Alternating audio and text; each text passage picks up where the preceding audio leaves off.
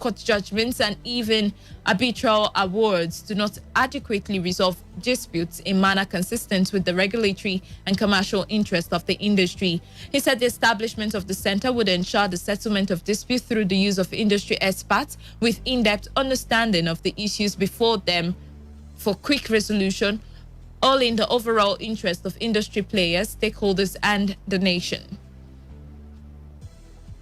According to him, the establishment of the ADRC is also expected to boost investors' confidence by easing the cost of doing business, reducing capital flights occasioned by expensive out-of-country court and arbitrary proceedings, and build competence and capacity in Nigerians by accrediting them to become ADR professionals.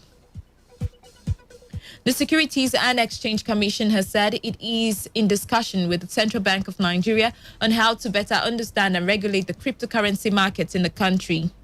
In a statement by its Director General, Lamido Yuguda, SEC said a reset circular was issued by the Commission in its desire to ensure that only fit and proper reasons continued to operate in the capital market. The Nigeria Extractive Industries Transparency Initiative has said the exact volume of crude oil produced in Nigeria, especially at the deep offshore fields, is not known by anyone. Executive Secretary Naiti Orji Ogbunaya Orji, who disclosed this in Abuja, said the exact amount of crude oil produced in Nigeria had remained unknown because of the absence of meters at wellheads and the lack of capacity to monitor deep offshore fields. The Naiti boss stated that his agency had in all its oil and gas audit reports recommended that meters be placed on oil wellheads to measure the volume of crude oil produced across the country. On his part, the Director General of the Federal Radio Corporation of Nigeria, Mansour Liman, said it was important for the media to support the reform of the sector so as to ensure that Nigerians benefit from the oil sector. On the foreign scene, China's economy has grown by 18.3% in the first quarter of 2021 compared to the same quarter last year. The figure is set to be the biggest jump in the gross domestic product since China started keeping quarterly records in 1992. However, today's figures are below expectations, with an economist predicting 19% growth. They are also heavily skewed and less indicative of strong growth as they're compared to last year's huge economic contraction. In the first quarter of 2020, China's economic shrank by 6.8% due to the nationwide lockdown at the peak of its COVID-19 outbreak. Other key figures released by China's Statistics Department also point to a continuing rebound, but are also unusually strong because they are compared against extremely weak numbers from last year. And that was the business news update on Today 95.1 FM. Do not forget to take responsibility. Wash your hands frequently with soap and running water. Avoid touching your face in high contact surfaces to prevent the spread of COVID-19. Once again, good afternoon. I am Will Wilson and thank you for listening. Do stay tuned as Greenland comes up shortly. Today's news, today's entertainment, today's sports, today's issues. Today on Today 95.1 FM, Port Harcourt.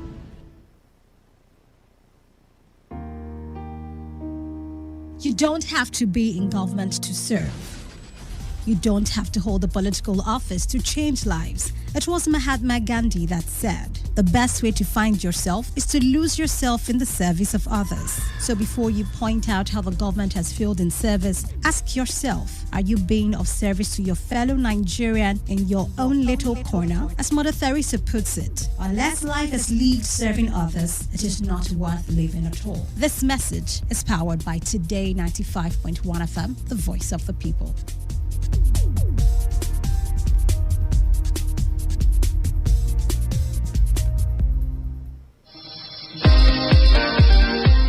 Get ready as we take you through a journey of discovery, exploitation, and essence of natural resources on your premium talk and news and sports station.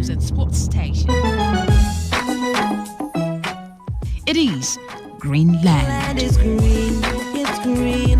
Oh, oh. a program that brings to center stage issues on agriculture with analysts, technocrats, and farmers. To discuss the challenges, opportunities, and role of agriculture in Nigeria and how it affects our economy. Every Friday, 1 p.m. only on Today95.1 FM, Port Harcourt.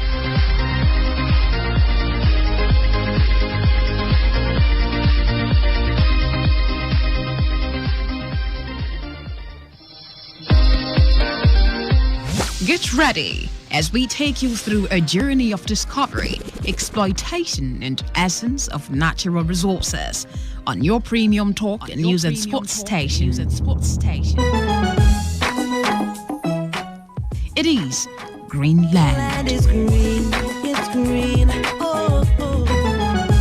A program that brings to center stage issues on agriculture with analysts, technocrats, and farmers. To discuss the challenges, opportunities, and role of agriculture in Nigeria and how it affects our economy. Every Friday, 1 p.m. only on Today95.1 FM, Port Harcourt.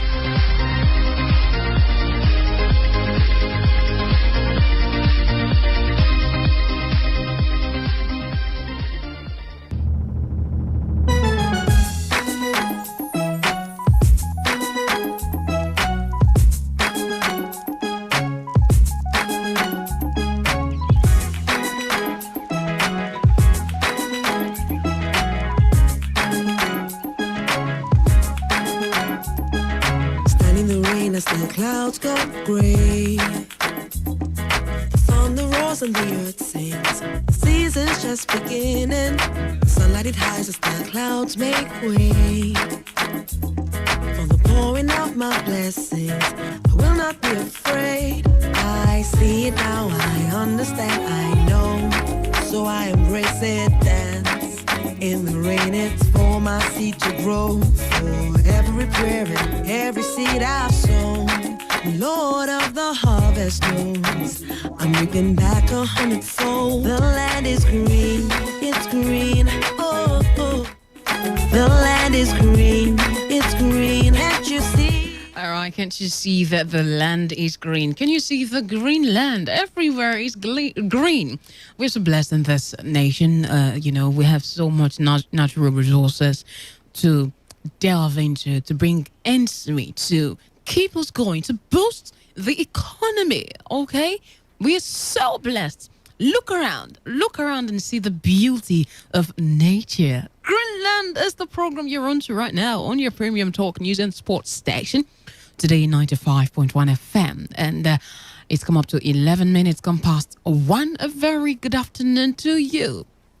It's another beautiful Friday afternoon that makes the 16th day in April 2021. How are you doing out there? Thank God it's Friday. What are you thanking God for?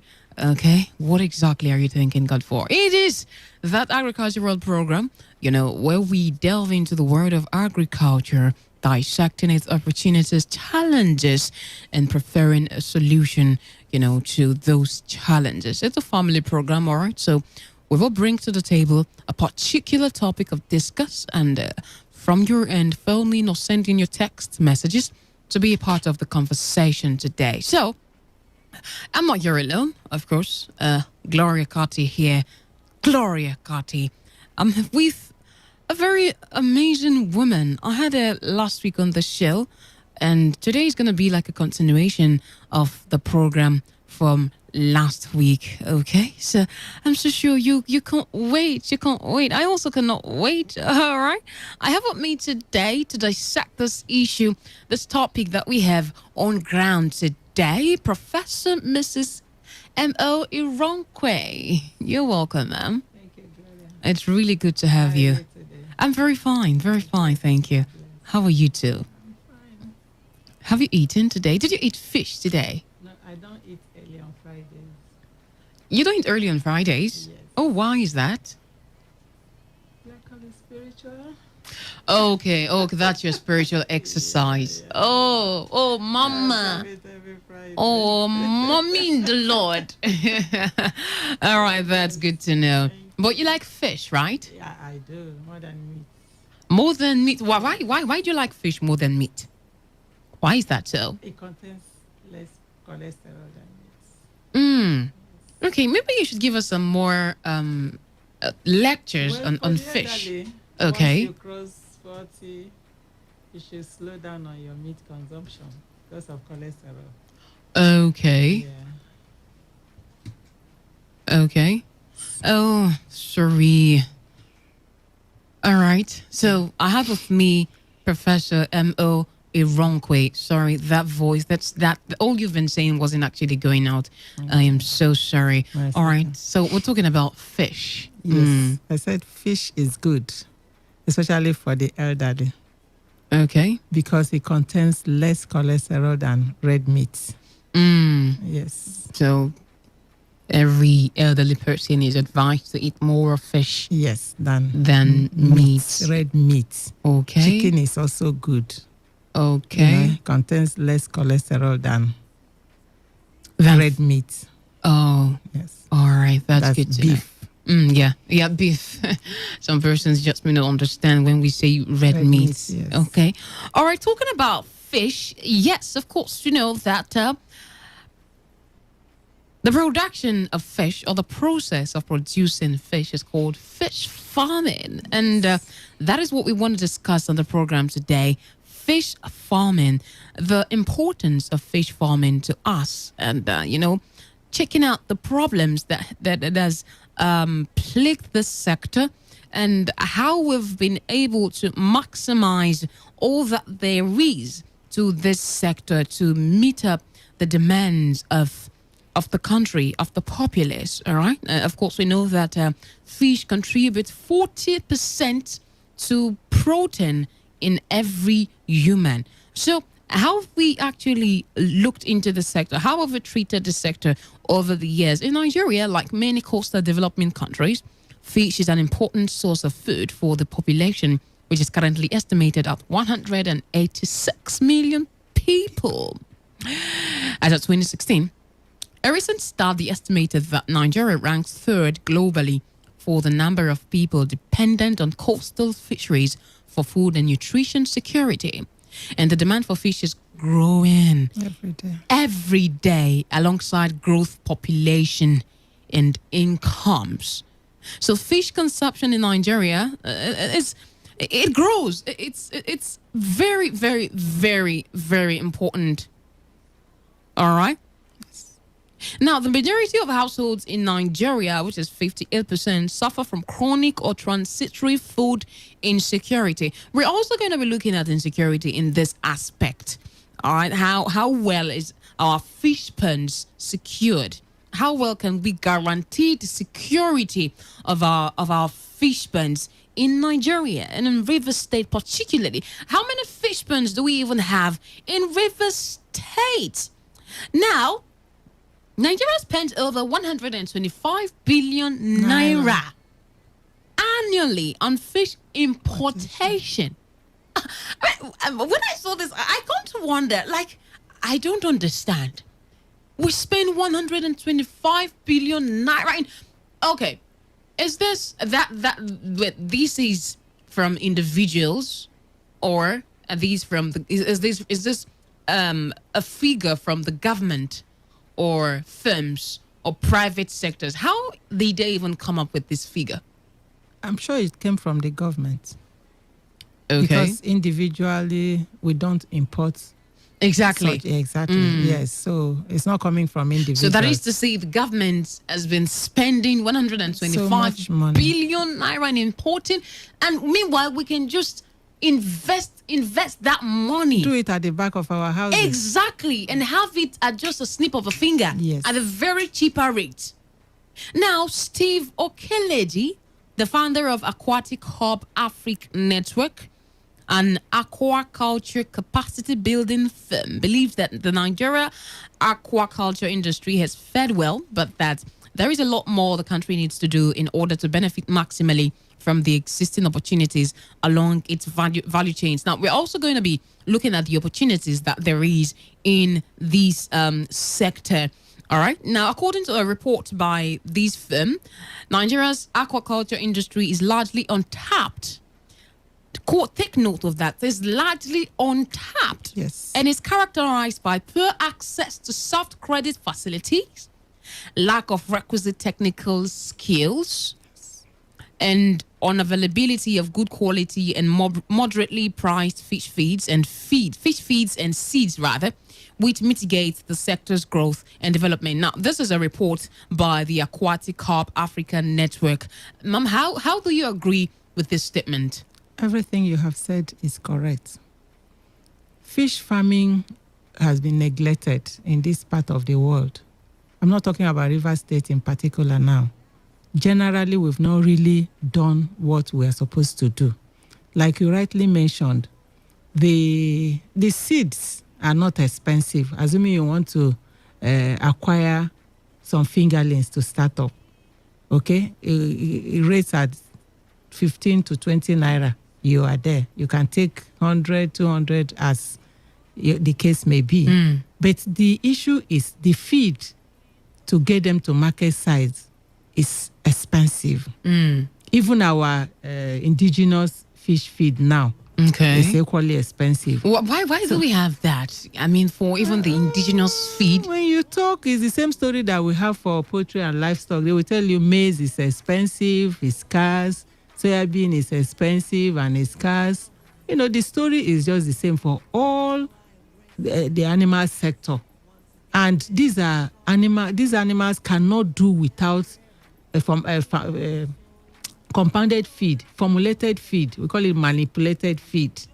Okay, you must give them. You compound it in such a way that the nutrients that's supposed to be in that feed is complete. What is a manipulated feed? You do it yourself. Okay, controlling the protein, the energy, the vitamins and minerals that are supposed to be in that feed. Okay. So for you to gather these ingredients is expensive. You want to depend on feed millers, they will do something that wouldn't have enough quality and they're selling them at very high prices.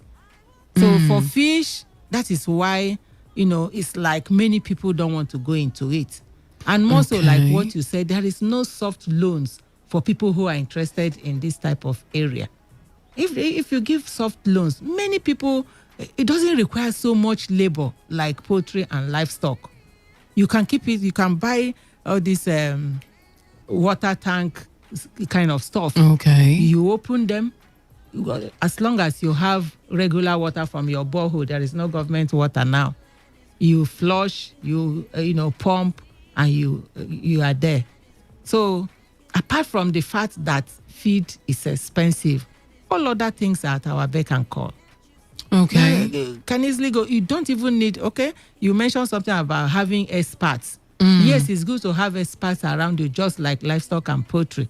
But you can start off something and now involve the experts. Like I mentioned last time, Department of Animal Science in Uniport. We have fisheries department. We have students who are studying fisheries now. So if you come to this department, you have experts. Right now I have about 9,000 fingerlings that I stocked over a month ago. I sold off the 6,000 I had. And right now my 9,000, they are coming up. And it's a kind of animal that doesn't die easily. The mortality rate is very low. Before you can get your fingerlings dying, know that the water may have been polluted at one point or the other. So if you come around the experts, we organize short programs for people who are interested in going into this area. Fisheries, they are taught on how to go about the kind of species they will, start with. Because it's not every fingerling out there that will give you the expected results. You need to go for species that will grow within a recorded time. From 3-4 months, you sell off what the women in the market will call a roasted size. You want to keep up to table size, you are free. At 5-6 months, it's even too much. You sell off. No matter what the little profit you have made, you restock. And like that, within a year, you can stock up to 2 or 3 times. And you don't have to go about complaining, I don't have a job. When you know that, and the market is there. That's interesting thing. Oh, the market is there? The market is there. Okay. The market is there. So, are you saying that the major challenge or the only challenge of fish farming is the feed. Is the feed. When I started Okay. my farm, a bag of feed was like 3,500. Now the foreign ones are about 15,000, especially the one you start with. You know, the protein content of the starter is more than the grower and the finisher. So when you are starting, you are spending about 15,000 for 5 kg of feed. From that stage, you progress to about 9,500. So when people cannot meet up with the When feed, you don't have this, you don't even go into it at all. You don't go into it at all okay, because they won't grow. They won't do well. Some may start, dying of starvation. So how can we now, these fish farmers, start producing their own feeds for That's themselves? the issue. They all, everything is not there with them. For you to start, you equally need money because you have to get the ingredients together, get a good grinder and a pelleter. But when you come to accumulate all the cost, these will be more cheaper, right? If you compound your own feed, Yes. yes. Even for poultry and livestock, if you compound, it's far cheaper. But you must know what you want to compound, and that is where you need the experts. Okay. Yes. All right. So if a person wants to go into fish farming like now, what does he need to do? You have to get some good, number of Naira papers. Assuming you have in mind to raise maybe 500 fingerlings to market size, Okay. you should have nothing less than 200,000. Oh. Yes. Wow. If you want them to grow within a recorded period. Okay. Yes. If you don't feed them well, they will all have stunted growth and they won't come up on time. Talking about stunted growth and feeding, you realize that there's some fish that are bigger than some. Yes. Like using catfish as an example, you see different times, Disparity different in their- sizes. Yes, exactly. Some are way bigger, and some are just there. What makes this difference? Something else is also responsible. Some people go for booster. You have catfish Okay, like you booster. mentioned last week, still in poultry. Yes. Okay. Some people, because they know that people want those ones that are really big like human beings, they go for booster, and within 3 months, you are getting over 1 kg of your fishes. And it reduces the nutrients of that fish, right? Yes, not only that, it contains some, like we now are researching it. It's a new area in animal science. We want to know the effect of these hormonal growth promoters. Hormonal growth promoters, that's what we call the boosters. We want to see what effect does it have on the end user, the consumer now. Yes, and we have come up to see that for antibiotics, we use antibiotics for catfish. Most people pour and pour and pour. You don't know what the poisonous things you are pouring into the fish. And people have now come to know that it has residual effects on those fishes. When the woman buys, she cooks, she eats, those residual substances may get into the system of the human being, and it could be, cancerous. So that's why even in egg, it exists. I'm an expert in that area, and I want to tell you that it is true. When you raise your normal catfish, before it can get to 500 grams, they're about 3 months, 4 months. But when you use these growth promoters, within 3 months, the fish is, even when you cook it, it's soft, very soft, softer than a catfish is supposed to be. Okay. People just buy, eat, and if you are a regular eater, you know what that can result to. Okay. Yes. All right. Just like the case I explained last week, how that a former colleague of mine. Exactly. Okay. All right. So with your experience and deep knowledge of Nigeria's fishery and livestock farming, okay, which is the fishery sector, which is one of the 4 sub-activities that makes up the country's agricultural sector, and looking at all the challenges and the activities that has been happening in that sector. Okay, how will you see that the sector has fared so far? How has it fared, and what exactly are your perceptions about it? Because I kept thinking about this thing over and over last night, how that the government spends over 125. like to import fish, and you want to grow the economy of your country. So how has this sector really fared over the years? My contribution here is that the government should come into. We have been crying. We have been saying it over and over. Some of us have attended even international conferences. When you come home, you display what the knowledge you gained, and nobody is paying attention to it. Okay. A lot has to be done for us to wake up from our sleep and slumber. We have been sleeping all this, Now that, look at the exchange rate of today. How much is it? So if you are importing, the figure you gave, the 125 billion, I'm sure it was when Naira was... Yes. This was in... $1 to 160 Naira. Yeah, it was in like 2016 or so. That is the issue. So now, how much is dollar to Naira? It has tripled. That figure has tripled. So do we want to continue like this? The government are not paying attention to the human beings they say they are governing. Do we have any government-owned fish ponds or fish farms in the state? We don't have. My university is a federal university. The fish pond that we have, they are skeletal of what a fish pond is supposed to be. Because the university will tell you there is no money, which I want to agree with, especially since this TA account stuff. You make whatever, you pay in, getting it out is like a cow passing through the eye of a needle. So oh my gosh. We are not, we don't have this autonomy as to control what comes in. So we can do little or nothing to help the environment. Assuming we have good fisheries department and the thing is flourishing, everybody around Choba, Rumosi, Rumekini and all, we'll be feeding them with our fishes. But something like that doesn't exist. So this brings me to the plan of the federal government, which was announced in 2020. That was in November 2020. That the plans to establish 6 new fish farming estates. They produce at the television stations.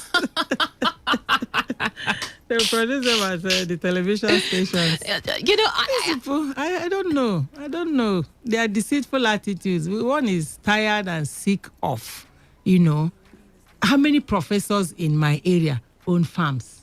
You see, with the peanut that we are paid, before you can be a professor and you now want to practice what you teach children, you should be able to have your own small change. Otherwise, you are not there.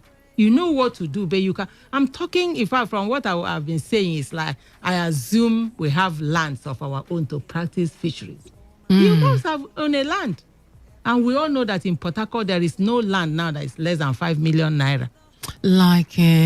So where will you get the money government from? really needs to come in. They need to come up. They need to grow. Like, I don't know whether it's your stage or they say, have you people grown up? Okay. We need to grow up. Whoever they are, we need to grow up. We are down. You made mention of water, the kind of water you use. What type of water would normal water. If you can sink a borehole. Is there any water, any kind of water that could be hazardous to this fish? Exactly. Some salty water. Like there was one thing we did for Ajip. Okay, I think it was in the Oba area. Yes, they empowered people with fisheries, established fish ponds and gave to people. Okay. At a time, their fishes were dying. And they came to the university.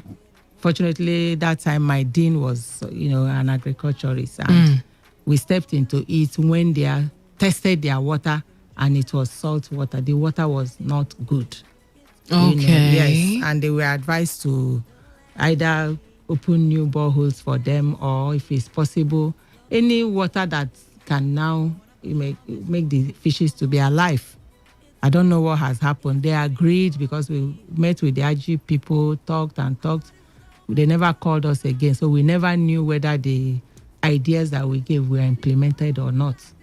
Okay. So yes, there are some water that is not okay for fish pond. But generally, I want to say that every water in River State is But Okay. yes, it's not a common thing to find a place where salt water or something is against the fishes. Okay. Yes. All right. So in this fish farming now, what kind of fish do we really farm? What kind of Catfish. catfish? Yes, tilapia fish is also there, but getting the seeds is difficult. Like I wanted. I booked with somebody in Bayelsa until today. Till today, I didn't get. Because that one they reproduce. You know, catfish, if you stock 1,000, you are getting back 1,000, assuming no one dies. But for tilapia fish, they multiply. They reproduce. You know, I used to wonder why it is that in virtually all our fish ponds, the only species of fish you find is catfish. Yes. And I'm like, and this is the only fish that we have. Why don't we farm produce other species of fish? Why exactly? That's the major one that has been domesticated. Other ones are still in the wild. Okay. Yes. But anybody can decide to. Yes, you can. At least start at experimental level. If he survives, you can now come up and tell people this is possible. Just like tilapia fish. You know, it doesn't grow to a big size, but it multiplies. That is the issue. Okay. So talking about catfish, which is the most predominant fish farm in Nigeria, and of course the most profitable now. We have a catfish association, Catfish Farmers Association of Nigeria, which is definitely a non-profit organization. And it's duly registered with the Corporate Affairs Commission in Nigeria. The association has its registered presence in all of the 6 geopolitical zones in the country, with the National Secretariat domiciled in Abuja, and, I don't want to go on with that. My concern now is, do we have this CAFAN in River State? We have, but we are not doing what we are supposed to do. Why do we have bodies that are dormant in this? There is no profession that doesn't have a body. They are interested in pay your dues. They, collect these dues. They don't care about what happens to the farmer the next day. For instance, for catfish, there is an association that is supposed to, put the prices that the fish farmers should sell their products. In fact, we are being controlled by those women in the market. When they come, they look at your fish. Is this one not 600? Is this one not 500? If you refuse to sell, your neighbor will sell. And like that is how they are controlling us. Whereas if this body comes up and say a kilo of catfish should be sold for 1,000, and the people are aware, they're enlightened even on social media, they can't come and price you 600 naira. They just have to buy it at that price that the body has placed it on. And every other person must comply. But where we are not serious, we are controlled by buyers and consumers. Okay. And it's not cheap to feed these fishes to market size or table size. So ma'am, what would you advise right now concerning this issue, this dormancy of the association? Because obviously it is not leading to any good for the catfish farmers in the state. I advise them to come up alive. What exactly is making them dormant? It's the system we find ourselves. I think it's the system. Because the same thing happens with animals. Fish is part of animals. Yeah. They should. What about the feed we are talking about? There's supposed to be an association of feed millers. Okay. I don't know whether there's any state government that has a feed mill. I don't know. All our feed millers are individuals that have established businesses to make profit. You don't know what they spend in producing the feed, so you cannot even fix their prices. So you go ahead, produce whatever, whether it's low quality or high quality, sell it at any price that you want. The same thing is happening in catfish production. Otherwise, we would have gone beyond where we are today. Assuming the government has a fish feed mill, they produce and they sell at subsidized rates to serious farmers that are registered. My farm is registered. I go with make photocopy of my certificate and tender it. They sell for me at reduced price. Or do they have feed stuff, maize, and all that we need to compound our fish feed? And if yes, give me at governmental rates. So this is a wake-up call to the association. Yes. The association the individuals who are into fish production, so that we can move alongside with other people. We are still at the periphery. We have not even started. And they say bigger fishes are found in the deep. I know, right? Okay, the program you're on to is Greenland, and we are dissecting the sector of fish farming in Nigeria and then narrowing it down to River State. My guest in the studio today is Professor Mrs. M.L. Ironkwe, a professor in agriculture and a practical farmer. She's been doing very great right here, having a great time in the studio. So I hope you're having a swell time also out there. It's time to open the phone lines for you to be a part of the conversation. If you have any question for my guest, just here, open to answer every and any of your questions. And perhaps you have a contribution, you want to add your view on something, you have issues, challenges that are plaguing you in fish farming, or perhaps you want to go into fish farming, you don't know how, all right, or you don't know how to get the necessary things that you want. We are here for you. This is that program that allows you the opportunity to dive into the world of agriculture. 0817 000 0951 or 0810 951 0951 are the numbers that you can call to be a part of the conversation, or you can send in your text messages to 0701 933 9962. The number again, 0817 000 0951 or 0810 951 0951 are the numbers that you can call.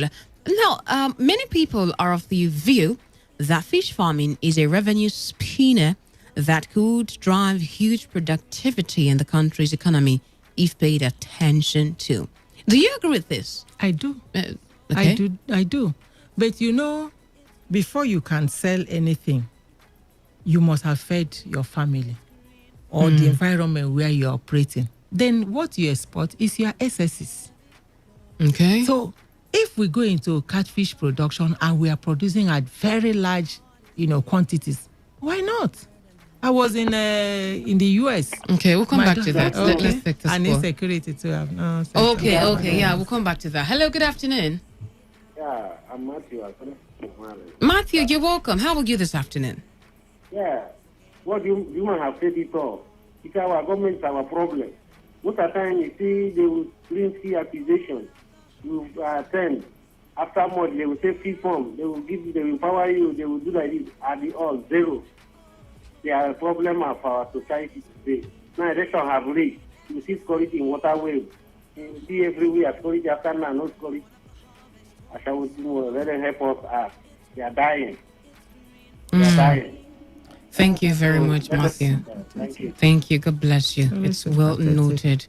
Simon, you were saying, you're talking about agriculture being... Yes, from what he said, there was a time I was invited as a resource person by LNG Bonnie. Okay. And I spent a whole week and I was paid. You were paid? I did what I was supposed to do. In fact, I went with some of my books. Okay. That any layman can read. All right. Hello, good afternoon. Good afternoon. What's your name and location, please? Okay, my name is Praise. I'm calling you from Normal. Praise, you're welcome. How are you this afternoon? I'm fine. All right, let's hear you. Please, I have a question. So there's no time that I was into this. No, I invested more than close to 500,000 naira, but at the end of... Oh, Praise, so sorry. Please call back. I'd like to hear that question that you have to ask. Call back if you can. All right, man. Yeah. I was talking about security. Insecurity. Yeah. There was a lawyer that was kidnapped in Alu. Okay. One early fateful Saturday morning that he went to see his fish pond. And I think they killed him. So if there is insecurity, none of these practices can go on. Okay. If you are afraid that, and most times these things are cited in the rural areas, Igurita, Eneka, Alu, part of our Choba here. So there's a need to have security on ground. Even if the human being is not assaulted, they can go and bail all the fishes you say you have exactly invested in. And you are not seeing one fish. Like my father used to own a fish pond in our compound, but every night people come to steal. That is the issue. A very big fish pond. That's the issue.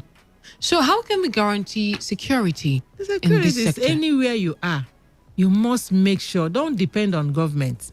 Provide your own security. That's the only thing I can say. Provide your own security. You provide your own security. Pay some people, some boys to watch over the place. Now that's another money coming in again. Of course, yes. Money. So if you don't have such, I have people who are under my employment whom I pay for manning the place and securing the place day That and is night. to say, you have to have money Yes. to go into fish farming. Yes. And no salaried person has that kind of money. You must be into, some other sources. Can we say the government giving out loans to fish farmers to have an industrial sector? If, like what we do when in those days Shell was functional, at the time I was in Shell before I, came out to join the lecturing job. Okay. They empowered so many people. By then, mostly it was poultry and other livestock. Catfish was not yet, as popular as it is now. You enter into a community, you empower 3-4 people. And they are there. The other people that have big, big pipes at the back of their houses are just watchers, watching those other ones. And I was telling my boss in community department in Shell, I said, very, very soon, these other people who are just, watching, they will rise up. And that was exactly what happened. We finished, as we are going, our boots are filled up with palm oil, plantain, and all that. Whereas if you had empowered most people that show interest in those communities, give them soft loan, refundable or non-refundable, okay? They will go ahead. If you give me something like that, I will guard it very jealously because I know that is something that is going to help my family. So I wouldn't play with it. But we don't do that. We don't even consider it. All these oil companies, Egypt tried. They had some agricultural outfits in most of the communities where they operated. But those things, I think they have all died. Shell too and all that. Okay. They are no longer functional. So we are back to square one, which is not supposed to be because agriculture has sustainability. If you sustain it over years, you make a living out of it. Okay, so I want you to still throw more light on how that fish farming is a revenue spinner that could drive huge productivity in the country's economy if paid attention to. Yes, starting with individuals. Okay. If you can go into fish farming, you will maintain your family, you will pay your school fees, pay your house rent and everything from that. The skeletal one I was having at the back of my house on tanks. Tanks are... Concrete ponds are better than tanks because that concrete gives them more of natural environment. Unlike the tank, when the temperature is very high, it's heated up. Does it affect then their nutrients and growth? Their weight, yes. Okay. It affects their weight because they have to combat with the heat that is coming before they can now use the feed they have taken to add on weight. So if you are in a place where you can just construct a concrete pond, it gives you a better leverage to do your catfish farming. Okay. Yes. If you keep assuming you keep for just 3 months, like I said, and they get to drying size, you make your money. Clean up the tank, take a break, restock. And you are there. Throughout the year, you find yourself busy and at the same time making some money that you can use and make a living. So very true.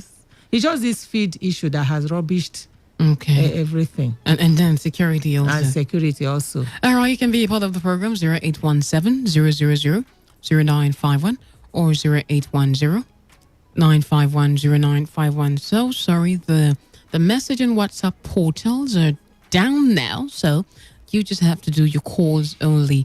What challenges could you be facing in poultry, fish farming rather? All right, what questions would you like to ask my guest in the studio today?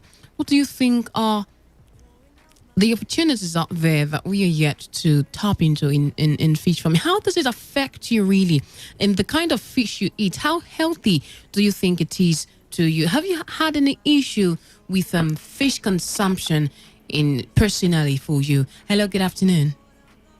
Good afternoon. Oh, my first lady caller. You're welcome. What's your name and location? I'm Rose. I'm calling from NTA. Oh, Rose from NTA. You're welcome. How are you this afternoon? I'm fine. All right, that's good to know. Address in the studio. How much will it cost someone to start the fish farming? All right. Okay, Rose, thank you. Just keep listening. If you put in about 500 fingerlings, we have fry. We have the set we call fry, those tiny ones. If you are a novice and you are just starting, it's not good for you to go into that one. Okay? Then we have the normal one that you can keep is fingerlings. It sells for like between 15 and 20 naira for one. If you can put in 500 and you have extra 200,000 because the feed is expensive, you are there. After 4 months, you sell off and you make profits. Okay. Yes. I also want to ask another question. What are the unhealthy practices in fish farming? There is no unhealthiness about it. No, unhealthy practices. If you have, some people leave their water. They don't change their water regularly. They leave it for 2 weeks, 1 month. When you ask, they say it doesn't matter. No, it matters. Okay. For good practices, you change your water weekly. Some people change after 2 or 3 days. You put in new water so that you wouldn't have bad odor, goozing out from that place and offending your neighbors that will start complaining. Does it also affect the fish? Perhaps their skin, or does it affect may the not fish affect in any way? the fish. Okay. It may not affect the fish. All right, But you're it is welcome. good to change your water regularly. All right, So all that right. you don't have- Hello, you're welcome. What's your name and location? Good afternoon. I am Chief Khan, calling you from Rokmako. Chief Crown, you're welcome. Let's hear you. Yes, I want to ask the guest in the studio. Good afternoon, Professor. Good day, my dear. God bless you. I want to ask, what about if somebody is taking care of the fish in a natural pond, like a stream, Perfect. that you dug very deep and then you now stock it with a fingerling? Will they do very well, even if when there is scarcity of food, can they survive? Yes, that's the best. It's better That's the best. than tank. It's better than concrete tank. Okay, that Because, puts them. We received hello, Prof. I'm We here. received, training from NDDC. Yes. And they said that they are going to empower us with some amount of money to take care of our fish farm. Yes. But up to date, they have not done that. So I'm thinking of going to my community and then digging the fish, the stream Exactly. into a pond, and so that the natural water will flow into the pond, and then I stock it with a fingerling. Yes. In fact, if you go to Wari area, Sapele, and along Bini Road when you are traveling, that's what they have. You just buy this wire gauze, fence it off, fence it round, so that none of them will escape. Okay? You keep them there. Once in a while, you pour their feed. They will do better than other ones because they are like in natural environment, getting all the alga, all those, they grow better. But you still give the artificial feed, the compounded feed. But that one gives them a very natural environment, unlike tank or concrete. Okay. So if you have a place, but the thing is that you must be around that place. Exactly. You must I was coming always be there. around I was there. coming there. Otherwise, bad people will go there and be belling your fish, and you wouldn't know until the thing, finishes. So you don't just do it in the village and come to live in Port Harcourt. No, it's not advisable because it's something that doesn't cry, doesn't bite. Somebody can easily bail and go home comfortable, and be eating and feeding fat while you are wasting both your time and your money. Okay. Yes. All right. Is there any way you hatch a fish that affects its growth? Now, Species now. I'm talking about catfish right now. Yes. Is there any way you hatch? Then I'm asking because then my father used to have a fish pond, and he learned how to hatch these eggs by himself. But then I don't know. I don't know if I missed it or something. But it was as though some of these fish weren't growing as they ought. Is there an explanation to this? You are not an expert. Okay. So you cannot. There are people who are specialized in fish breeding. Yes. And it's better to buy your fingerlings from such people because the brooding stock they use matters.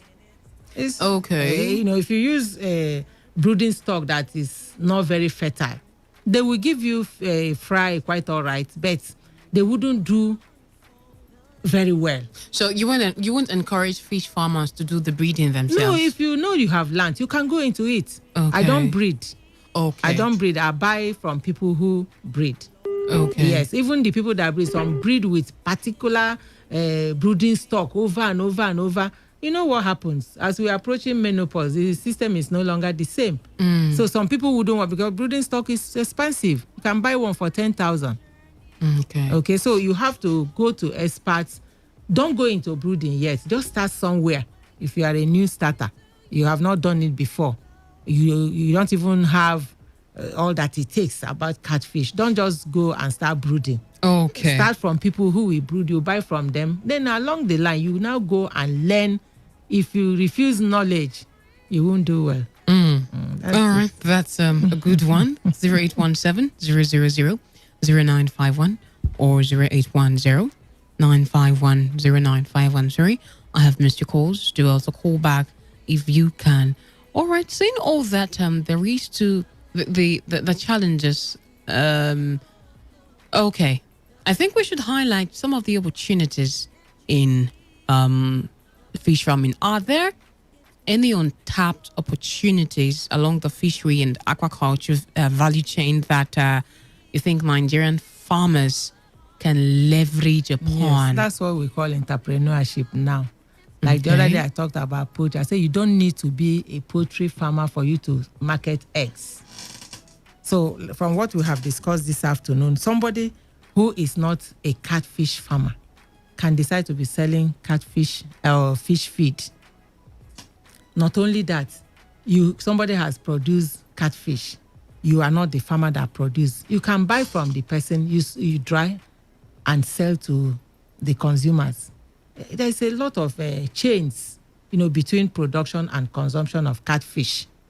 So you can get in touch with anyone that you admire. All of them are lucrative. All of them are lucrative. Somebody has a land and the person doesn't want to build on that land immediately. You can lease it out. Okay. Since you don't have 5 or 6 million to buy land. Oh, sorry, I missed that call. Okay. Or you don't even need land. You buy this white tank that Slumberger people remove their chemicals. For example, it used to be about 13,000. I don't know. One can take like 200 fingerlings. But the issue is that as they start growing, getting to grower stage, you look for another tank and now sort. Let the smaller ones be separate from the ones that are fast growing. Definitely some must be fast growing. They grow faster than the others, just like you have in human beings. Okay. Yeah, so that value chain is there. Okay. And it's good. All right, we are coming to a closure of the program today, Greenland, with my guests today, Professor M.O. Ironkwe. She was here last week also, so it's the second time on the program. All right, Ma, I think this will be the last question I'll ask you, Professor. What proactive measures would you suggest that needs to be done currently and subsequently to promote sustainable food security in Nigeria through fish farming? And how has okay, let me leave the other part of this question. I think this, but before I finally leave you to answer the question, let's take this one call. Hello, good afternoon. Good afternoon. You're welcome. My name is Peter. All right, Peter. Actually, I want to greet my able professor in the house. Thank you, sir. Okay. Actually, I'm a breeder. I just want to make a comment. What is the comment? Like today, I heard that the River State government have just put cassava processing plant somewhere. Now, we should advise the government to go into catfish farming in commercial way. Like the Songhai farming has been there. It has been done. So please, if there is anybody that will advise the government to be going into catfish farming, because it's a very lucrative one. But the truth is that people are not getting facilities like the archery, and some other things that they get to do. Catfish farming is very wide. The production of the feed, the production of the breeding of the fingerlings from all right. to Thank you, Mr. Peter. I'll have to let you go now. It's a very good Thank you very much because of our time. Because now the elections are there. The chairman will soon be elected tomorrow. Okay, so quickly, ma'am, Professor, what are the measures that should be done subsequently? Like this chairman now, they can gather 50 women, empower them. Okay. In those days, we were training farmers from Bayelsa. They send them to my department in Uniport, and we train them within 3 months. And after that, they give them soft loan to go and start up. So if something like that is done, many people will be empowered, to go ahead and do this thing. At the end of the day, fishes from here, the last person that came to buy about 6,000 fishes from my farm came from the north. Another one came from Owerri. I said, don't be angry. He said, man, with the dry them, we go carry and go sell. So if we can get to that level where people will come from other states, we're not even talking about getting outside Nigeria, neighboring countries, we can produce and sell. All right. Thank you so much, Professor. It's been a wonderful time with you. And to you out there who listened through, thank you for staying tuned to Mike Wallace Praise, Matthew Rose, Chief Crown, Peter, and to you all who couldn't get through to me, thank you for listening to this program. Let's do this again from 1 p.m. to 2 p.m. every Friday. Next week, we're going to look at cassava farming next week. So, all right, tell somebody to tell somebody that Greenland, your agricultural program happens on this dial, your premium talk news and sports station, Today 95.1 FM. I am Gloria Karibi Tombury. That is Gloria Kati. Many thanks to my guest again, Professor M.O. Irankwe. Don't go anywhere. Stay tuned. Today's hospital comes up next. Thank you very much, Gloria. Sunlight it hides as the clouds make way for the pouring of my blessings. I will not be afraid. I see it now. I understand. I know. So I embrace it. Dance in the rain. It's for my seed to grow. For every prayer and every seed I've sown. Lord of the harvest knows I'm reaping back 100-fold. The land is green. Every hour, when the big stories break, depend on our 24-hour news team to bring you the latest. Today, 95.1 FM. Today, 95.1 FM. Port Harcourt. News update.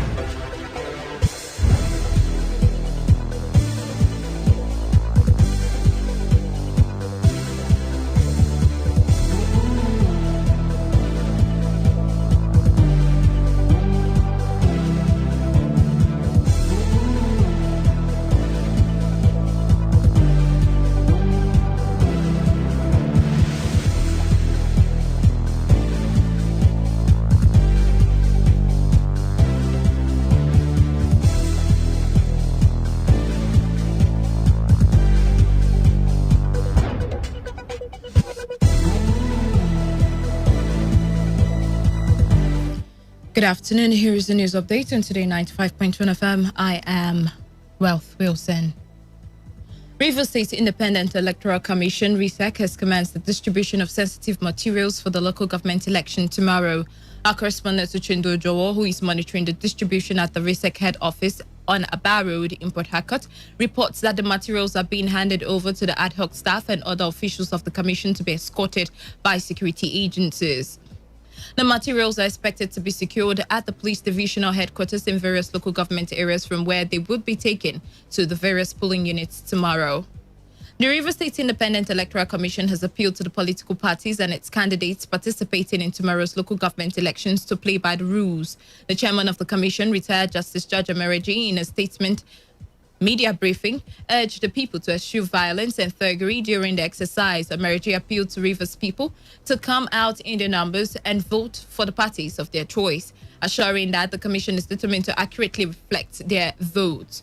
The RISEC boss noted that the voters register to be used for the exercise is one given to it by the Independent National Electoral Commission, which has also been displayed by RISEC at the 4,444 polling units across the state. I plead with the good people of Rivers State to come out in their numbers to vote for the parties of their choice and to be orderly and law-abiding, as the commission is determined to accurately reflect their votes. The register of voters to be used for this exercise is the one given to RISEC by the Independent National Electoral Commission, which has the sole responsibility for producing the register. As you will remember, this register was recently displayed by my commission in all the 4,442 polling units in the state to enable voters identify their voting locations.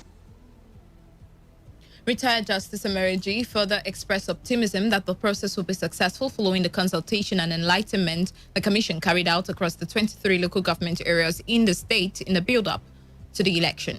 The Commission held a series of meetings with critical stakeholders, during which the Commission announced 17th April 2021 as the date for the election and rolled out a timetable of activities for the election. The Commission thereafter visited all the 23 local government areas of the state and interacted with members of the various communities, enlightening and sensitizing them to conduct themselves in a peaceful and orderly manner as they participate in the democratic process. I seized the opportunity to once again appeal to the 17 political parties contesting the election and their teaming supporters to play by the rules of the game and to eschew violence and thuggery at all levels, from the polling units to the ward collation centers and to the local government headquarters. Following the widespread consultation, enlightenment and sensitizations carried out by this commission all across the 23 local government areas, I am strongly convinced that this election will turn out to be very successful.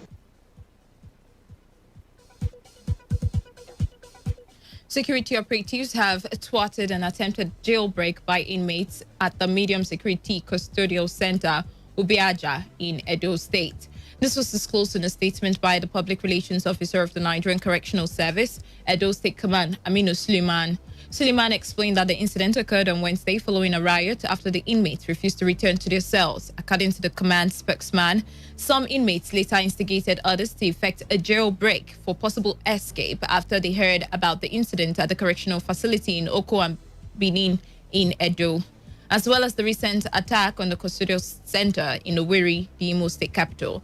He noted that the riot by the inmates led to violence, during which cells, admin blocks, and medical office were damaged, while the inmates bore holes on the perimeter fence in a bid to escape from custody. Suleiman, however, said the jailbreak was foiled by armed personnel of the Correctional Service, Police, and Nigerian Army, Nigeria Security and Civil Defense Corps, and Department of State Services, who overpowered the inmates and took full control of the situation, after which the inmates returned to their cells.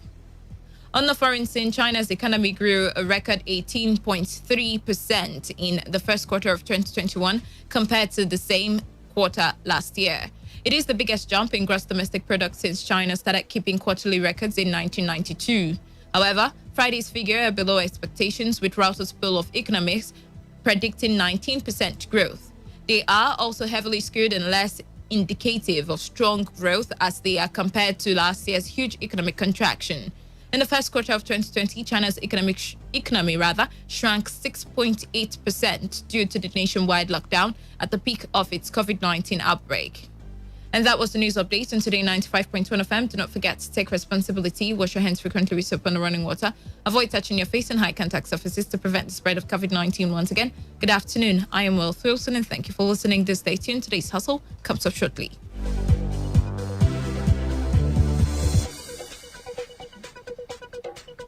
Today's news, today's entertainment, today's sports, today's issues. Today on Today 95.1 FM, Port Harcourt.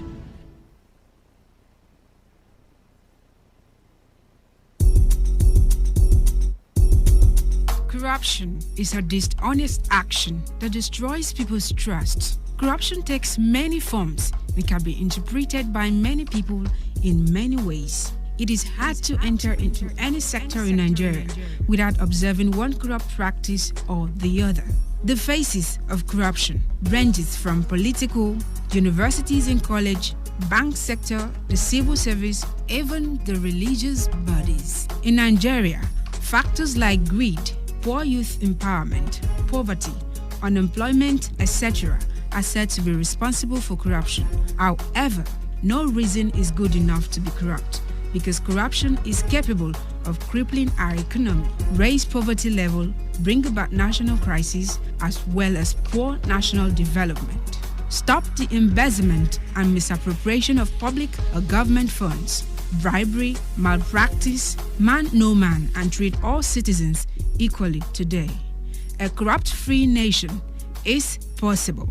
This message is powered by your premium talk radio Today 95.1 FM. The voice of the people.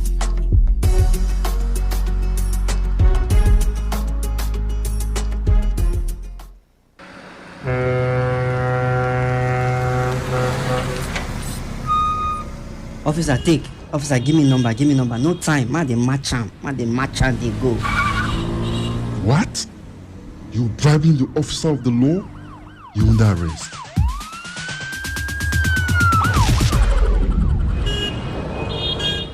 Let me see your papers. You can go. They're in order. Drive safe, okay? I don't understand though. No be the same country again. Officer reject bribe. They arrest me yesterday.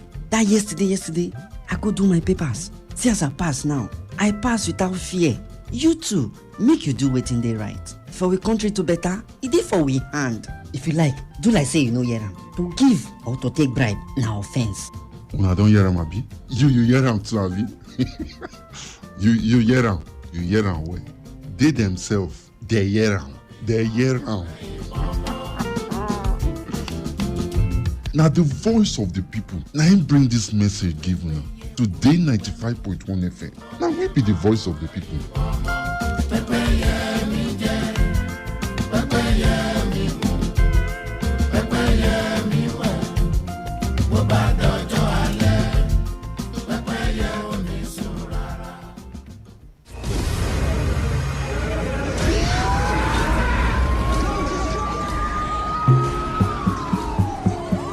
Peace is a situation where there is no war or violence in a society. Peace allows wealth to accumulate and the society to advance. Through peace, generations of wealth, education, technology can build up, thereby making people very prosperous and happy. Without peace, there will be violence, war, and underdevelopment in our society. The most disadvantageous peace is far better than the most just war. Let us embrace peace for a better society. This message is brought to you by your premium talk radio, Today 95.1 FM. It's what I pray for all around the world. It's what I pray for my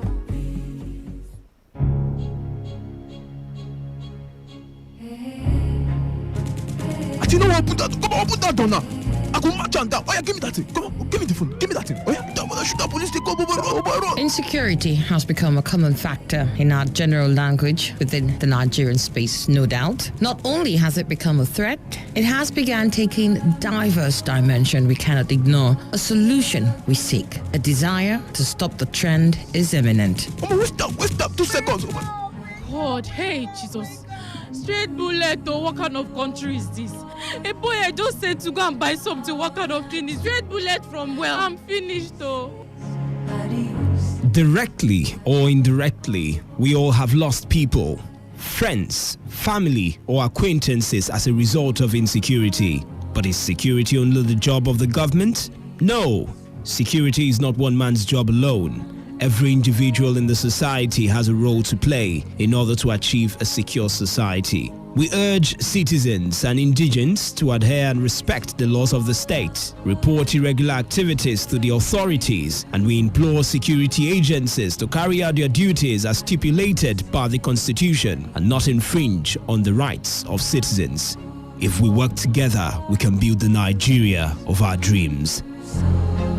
This message is brought to you by Today 95.1 FM.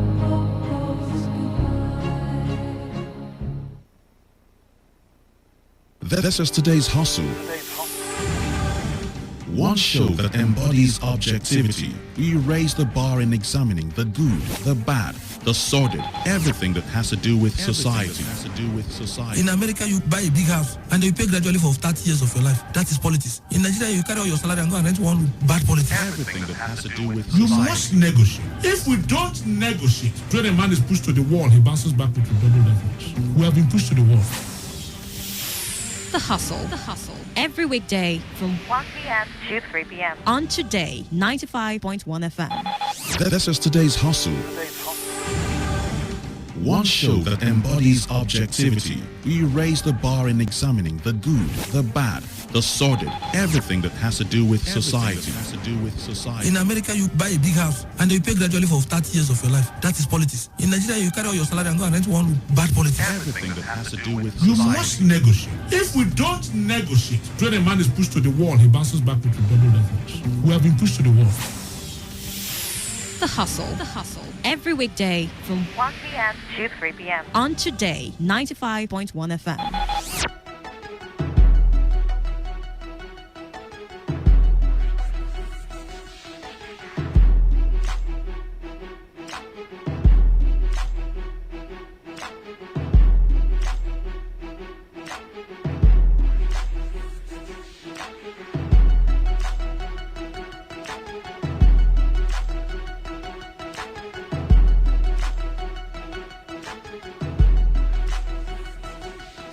A beautiful Friday afternoon to everybody listening. You are welcome to your Premium Talk radio station, Today 95.1 FM, and 14 minutes gone past 2 o'clock, and it is time for us to talk once again for development. This part of the show is called Today's Hustle, and on the Hustle, I won't be doing the show alone. I am Wealth Wilson, and as I mentioned, I won't be doing the show alone. I have with me the amazing Wisdom Obina. You didn't want to call your name. I heard the amazing. I was waiting for you to land. The amazing Wisdom Obina. I knew you were not going to add the amazing. I know you're trying to get me to sound like you when I normally see the truth about you. You know, when we're trying to introduce the show, but I'm not going to be like you. I am going to comfortably just act like it's true. Who is this Wisdom like this? Great to be here, Will. Saying we have. River State in a state we're not really new to. We're used to actually seeing this happen. Even if it's one election, even if it's just one community that is having the election, we would usually have warnings. Mm-hmm. Oh, you have to be careful. No movement. Oh, the governor will come out. If there's this knife, this picture where he holds a cutlass. That picture is always in my head when I want to talk about it. It's a meme, right? All right. He tried to disrupt the election. He get into trouble. The local government elections coming up tomorrow. Lots of preparations going on behind the scene. Some negative parts to it also. The opposition parties also are asking questions. How can they actually get in with the fact that the sitting governor is from a particular political party? But if you remember the build up to the election, we had the governor come out to say that he wouldn't be backing anybody because of political affiliation. You have to show work. It's the people who would now decide whether or not you are fit to come back again as a council or local government chairman. And definitely some people think that that's what played out, while others beg to differ. And we also saw the play out between the APC, RESEC, and of course the PDP, the APC, saying that they would not participate in the elections, and some factions going ahead to also do certain things or put certain things in place until the federal mic came in and stated that the APC Rivers chapter is not going to be a part of the local government elections. That's the national body of the APC. Yeah. And then definitely we had, lots of questions springing up. I mean, how would this affect the APC come the gubernatorial elections, and how would it affect them with their, interference or their activities within the grassroots? We're still considering or weighing out that option for the APC. But then moving on to, some other political parties, including the PDP in the states that have duly registered and are already taking materials on ground, right, to ensure that the elections go on smoothly. We also have security as well. We did see the Commissioner of Police and some sister security agencies trying to ensure and put trust in the minds of people that even though you come out to vote, there are promises that there probably wouldn't be any skirmishes, especially coming from people who are built to destroy and are used as tools in the hands of this political might that might want to, show themselves during the election. So a whole lot of things will happen and will continue to happen as a result of this particular elections and combinations going on, really. And it's always easy to stay one way and say one thing and do another thing at the end of the day. I was in a particular conference in Abuja some time ago, journalism conference, and they brought in one or two politicians to make some statements. They were guests, and there was something one of them stated. I would just take his name off so it wouldn't even lead to another controversy, because they tried to expose some of their secrets within, and they say most times they come to do the paparazzi, that we should always focus on the actions and not the talk. The talk is always stage managed. So it's easy to come out and say, okay, I'm not going to support anybody during these elections. Everybody go to the primaries, everybody go to the polls. I'm not going to be behind anybody. But at the end of the day, it's your actions we're looking at, because that actually determines what they had discussed behind the scene. They can come out and tell you, I'm in my ward though, I'm not going to anywhere, I'm still in my ward. I'm not, that's for those who are contesting. I'm in my ward. Do like the governorship elections where they will tell you, I've been in my ward, I've not gone to anywhere. How can you say I'm fighting somewhere? Something like that. But at the end of the day, the elections are won before we even go to the polls. According to the politicians, definitely. They stay behind the scene and make. It's like going to war. They look at it that way. You look at everything that could go wrong, and you picture it and try to factor it. So they're putting everything in place. It's a game of chess. The chess master already has. You're delivering this place. Moves. You're delivering that. Right. Backup plans put in place just in case what they've put in front goes wrong. But it's a highly mathematical game, if you ask me. All right, then. And it comes up tomorrow. Really. We definitely will not be having this discussion alone. We have with us our correspondent Uchendu Joel. Good afternoon to you. Good afternoon, Wet. I was almost tempted to call him boss man.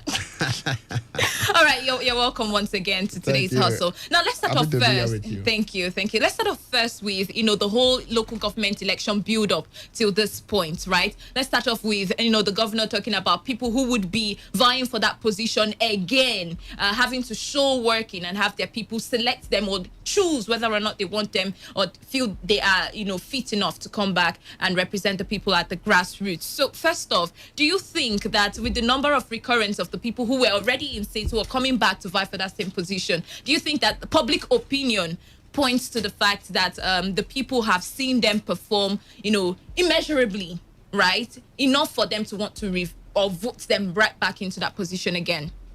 Remember, most of the people that are returning, they are all from the People's Democratic Party. Yes. And then before they came back this time, we understand, we have been in the field, we understand that PDP actually did not do their normal primaries. I think they did by nominations and then by, they didn't do what they call normal primaries. So, and we also hear, we also observe some persons that criticized that move.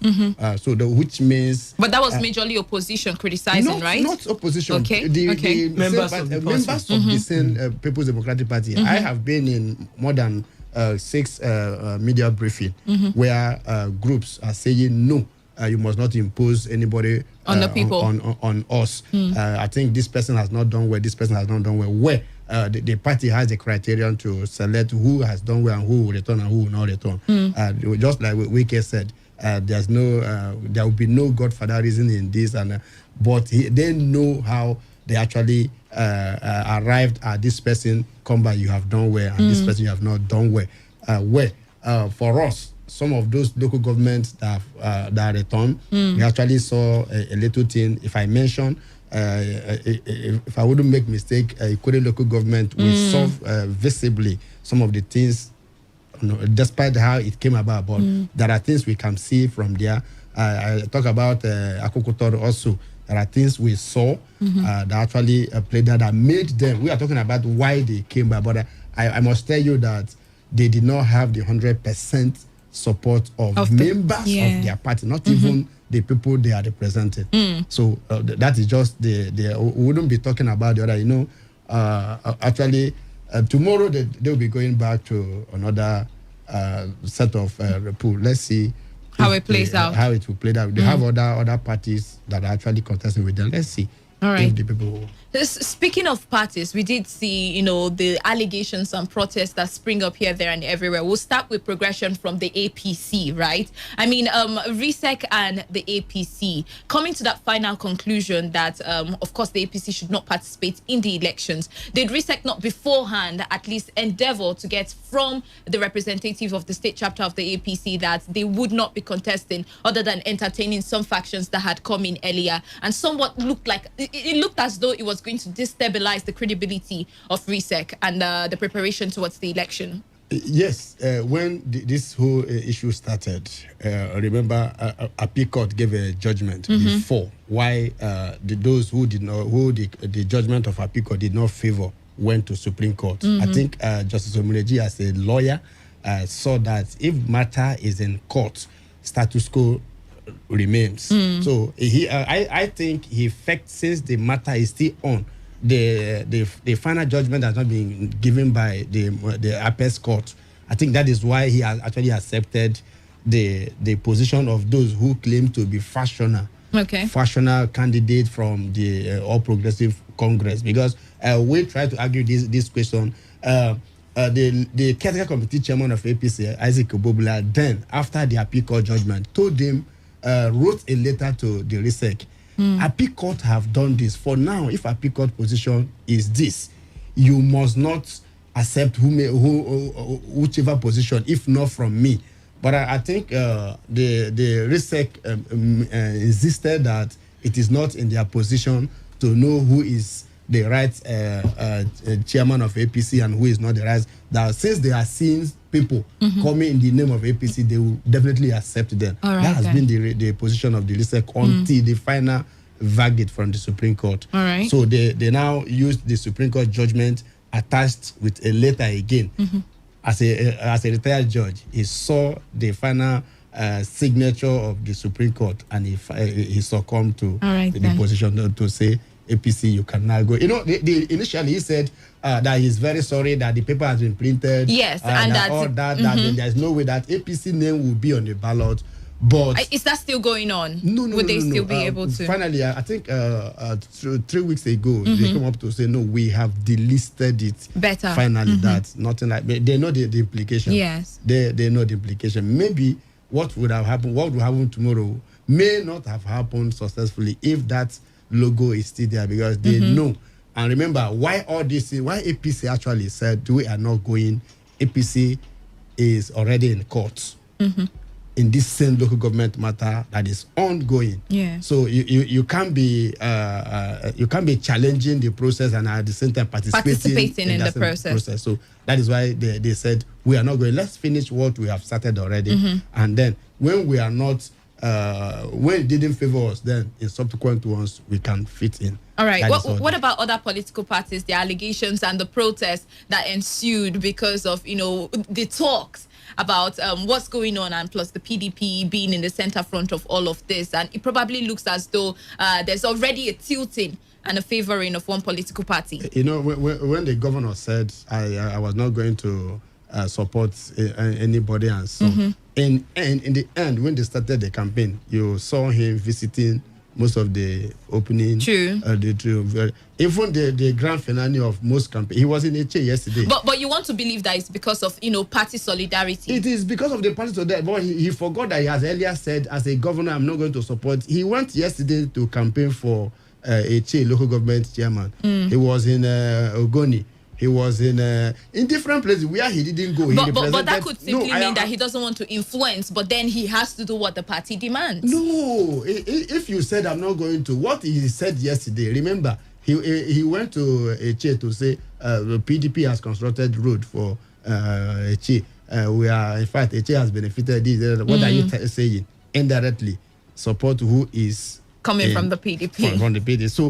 So people saw this. People are, as in other political candidates, are seeing this and saying, oh, if the governor who appointed the RISEC chairman is doing this, it may, these are the fears. These are the fears in the mind of and they are valid, actually. No, you can see. We wouldn't want to be raising some of the allegations that are already coming in through phone calls from different. Yes. They distributed non-sensitive material on Wednesday, RISEC, and we already gotten calls already that about people who smell foul. Some foul play is beginning to happen. And sensitive material distribution commenced today. Anyway, I saw a lot of security agency.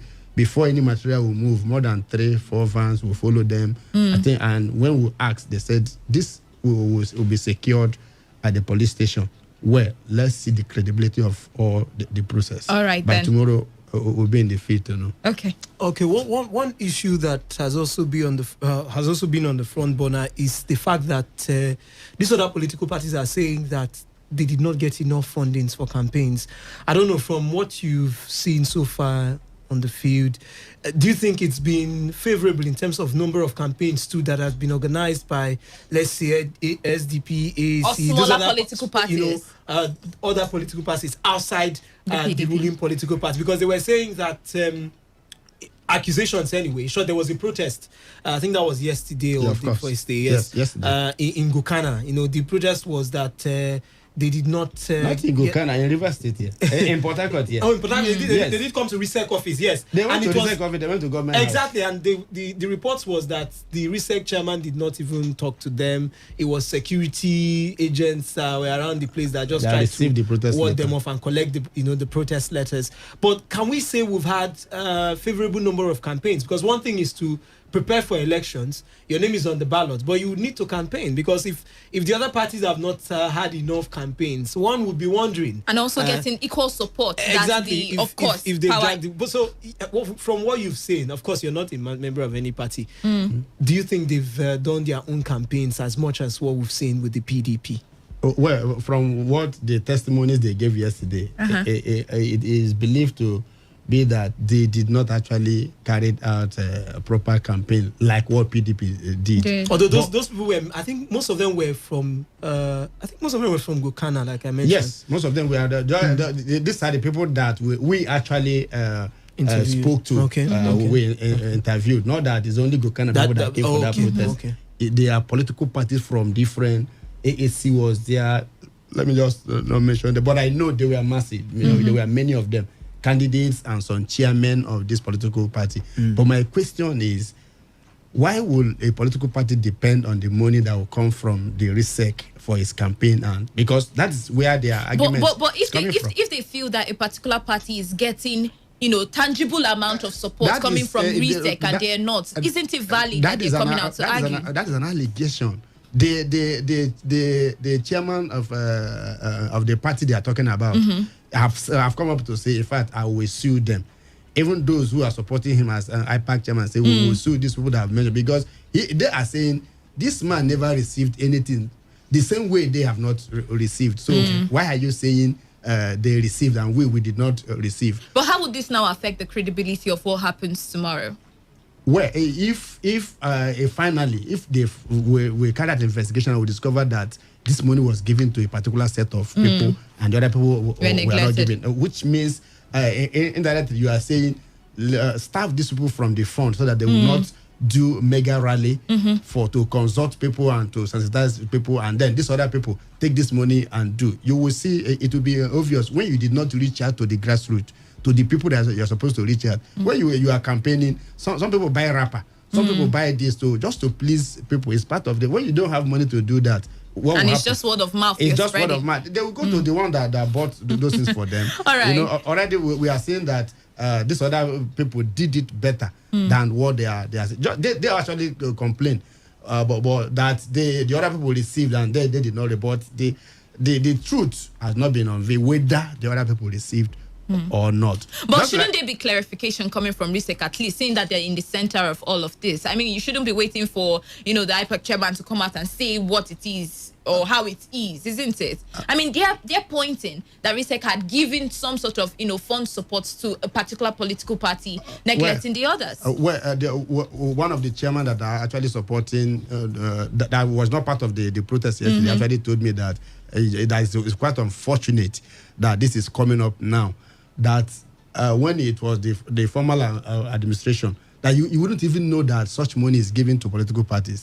That as soon as you fill your form and submit, your account number of the particular party, it's not the individual, is already there. Before the primaries, they pay inside a certain amount of money to the parties. As support. They use it for the primaries, for candidates. You understand?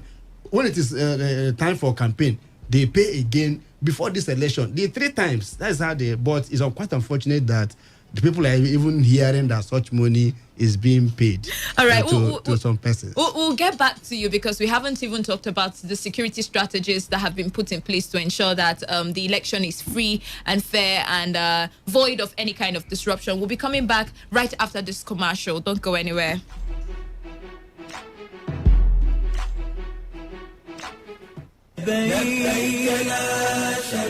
Oh yes, this year's Hajj experience will remain unforgettable in the minds of those who make the trip with You Fit Fly and Baka Travels. Alhaji Sheikh Taufik Akel Bagod to be led by the notable Islamic cleric Alhaji Muhyiddin Ajani Bello.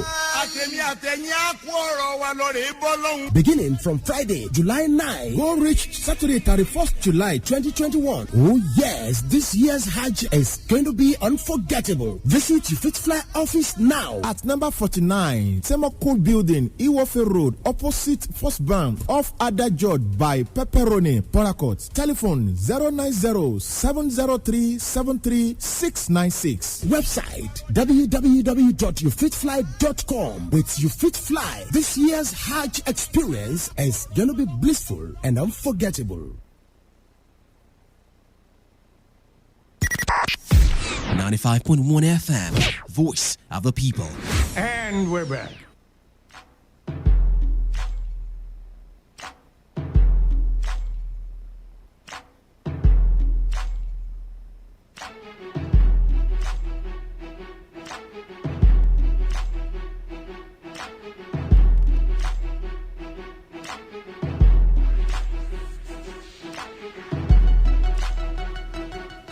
All right, welcome back. You're still listening to Today 95.1 FM, and it's still time for today's hustle. We're still talking about the soon-to-come local government elections here in the state, and we have with us our correspondent Uchendu Ojowo, who is, helping us out with, the step-to-step analysis of what has happened, what will happen, and what may happen for the elections. Remember when we went for the commercial, we said that we're going to talk about one last thing before we open the phone lines, right? Which has to do with security. Wisdom. Yes, Ms. Uchendu, you have to also consider the fact that this is not exactly that kind of election, like what we have with the governorship election, the presidential election, where all hands are on, you want to say on the table, APC, PDP, the two biggest political parties in Nigeria. It looks like it's a bit watered down, but despite that, citizens and even the governor, we are still skeptical of maybe we having, or scared, or even sensitive that we might have an issue where we get to hear gunshots, ballot boxes stolen, and all those things. First, I want to ask you, before I ask you if you have an idea what has been put in place, do you think we should be really that worried, knowing for sure that it's just the PDP and others, SDP and the other political parties, even though we know for sure we can have a surprise from one center or the other, maybe get a surprise from one local government, but for sure, without this other political party that, without mincing words, the only very solid competitor in the country now, not in Rivers State, in the country as a whole. Don't you think we shouldn't be maybe too serious about maybe sending troops like we are having a governorship election or something like that? Should we still be careful that we might have insecurity concerns or issues around the different local government areas? Election is election, whether it is one party system or so. Your opposition can come from your family. Yeah. Yes. So talk more of where you have more than 3 political parties. This one we have 17, even if they are not active. Some persons might decide to say, oh, in my local government, something must happen. In fact, we must have one councillor in my local government. That kind of a thing. So before you know, violence will erupt. That is why police also are saying we are not taking chances. Even if it's only 2 political parties. 2 political parties. Remember, last governorship election, the main opposition in Rivers State here did not contest that election. Exactly. But they actually supported somewhere or somebody. Who knows whether the same thing will play out now. They are not participating in this one. If they are going to support some other person. Okay. So, but wouldn't that have already kick-started with them already working on campaigns for anybody within the other political party? If you do that, it may be on the detriment of their own fact in the court. Okay. It may be. But this one, you wouldn't know who is coming out to queue in tomorrow to vote for anybody. Even while they are going, you wouldn't prevent anybody to vote. Despite the party you belong to. Even some members of the ruling party, you may even see them voting for their brother or their best friend. You understand? Who is not their party member. You may be thinking that, this person is my party member, is going to vote for me. So all this is, police has considered it, RISEC has considered all this. That's why they had a security stakeholders meeting with political leaders just a few days ago within this week. That was on Tuesday. Yes. They had that meeting and then sounded it as a standard warning. Let me tell you, investigation revealed that we have about 18,000 policemen in Rivers State, but they deployed 17,500. Yes. How many is remaining? That means they are not relenting. All right. So what they have at the station and some areas are just like 500 or so. Okay. 500 police, making it the 18,000. All right. So with this number of policemen, security agencies from sister agencies as well, and plus they're saying that they want to also work with vigilante groups to help out with useful or actionable information as well. Do you think that they would be able to stem whatever surprises might spring up during the election day? Well, even in presidential and governorship election, that they even invited some persons from outside. Something still happened, but I think they will do their best. Now that they have actually added the constable that they were just recruited newly, and then the local vigilante. But they are not saying local vigilante should go close to polling unit also. No, they do not have right. They only said give us the actionable information that could lead to arrest or arrest of any violator of any of this. So with that 17,500 plus the local vigilantes in various communities, I think they will be able to stable the situation by tomorrow. Considering the fact that they are not actually just like you have noticed, even if we have brought some points that will make it look like we have to, they have to be serious. The security agency have to be serious in whatever they, because this thing can come from anywhere, even if there are 2 political parties. But I think it will not be like when the 2 elephants are fighting. And then I just remembered one thing now when you asked me of why that incentive, that grant we are not giving to. Yes. I remember that Justice Omoreji yesterday, while on an interview, actually said there was no provision in Electoral Act where grants should be provided to political party.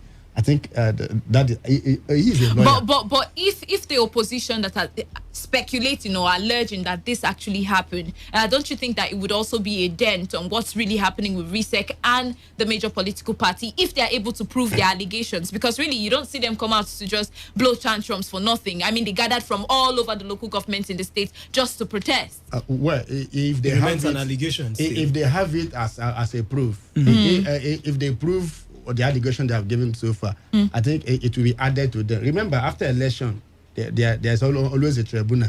You know, so this could be added evidence for them to go to court and then win their matter. Because where you are able to give these people, it means if they are accusing them of being biased, that proof should be a soft landing for them in their own agenda. So we'll wait while we'll see how it plays out. While the investigation remains. Well, I just wanted to add, I know for now there is no statement to that effect, but the three security systems we have in place here now in Rivers State, C4I, Neighborhood Watch, and the local vigilante. He only talked about the local vigilantes and the policemen deployed, I think so. Yes. 17,500 of them. So I want to sit down like every other person and observe if the Neighborhood Watch, C4I, and the local vigilante groups will just be watching. But and there will be no need for them to come out, because once they pursue a particular incident, I would then be asking myself, what is if they've developed that synergy that could see an understanding between 3 or 4 of them, especially when we have pockets of issues here and there. But I think the C4I as well as the Neighborhood Watch would be working as extended arms under the police, right? Because they're working as intelligence-driven agencies. The C4I you're talking about, are they not police? Yeah, so they're extended units. They're all police. So with the 17,500 local vigilante, the military are there, civil defense are there, the navy are there.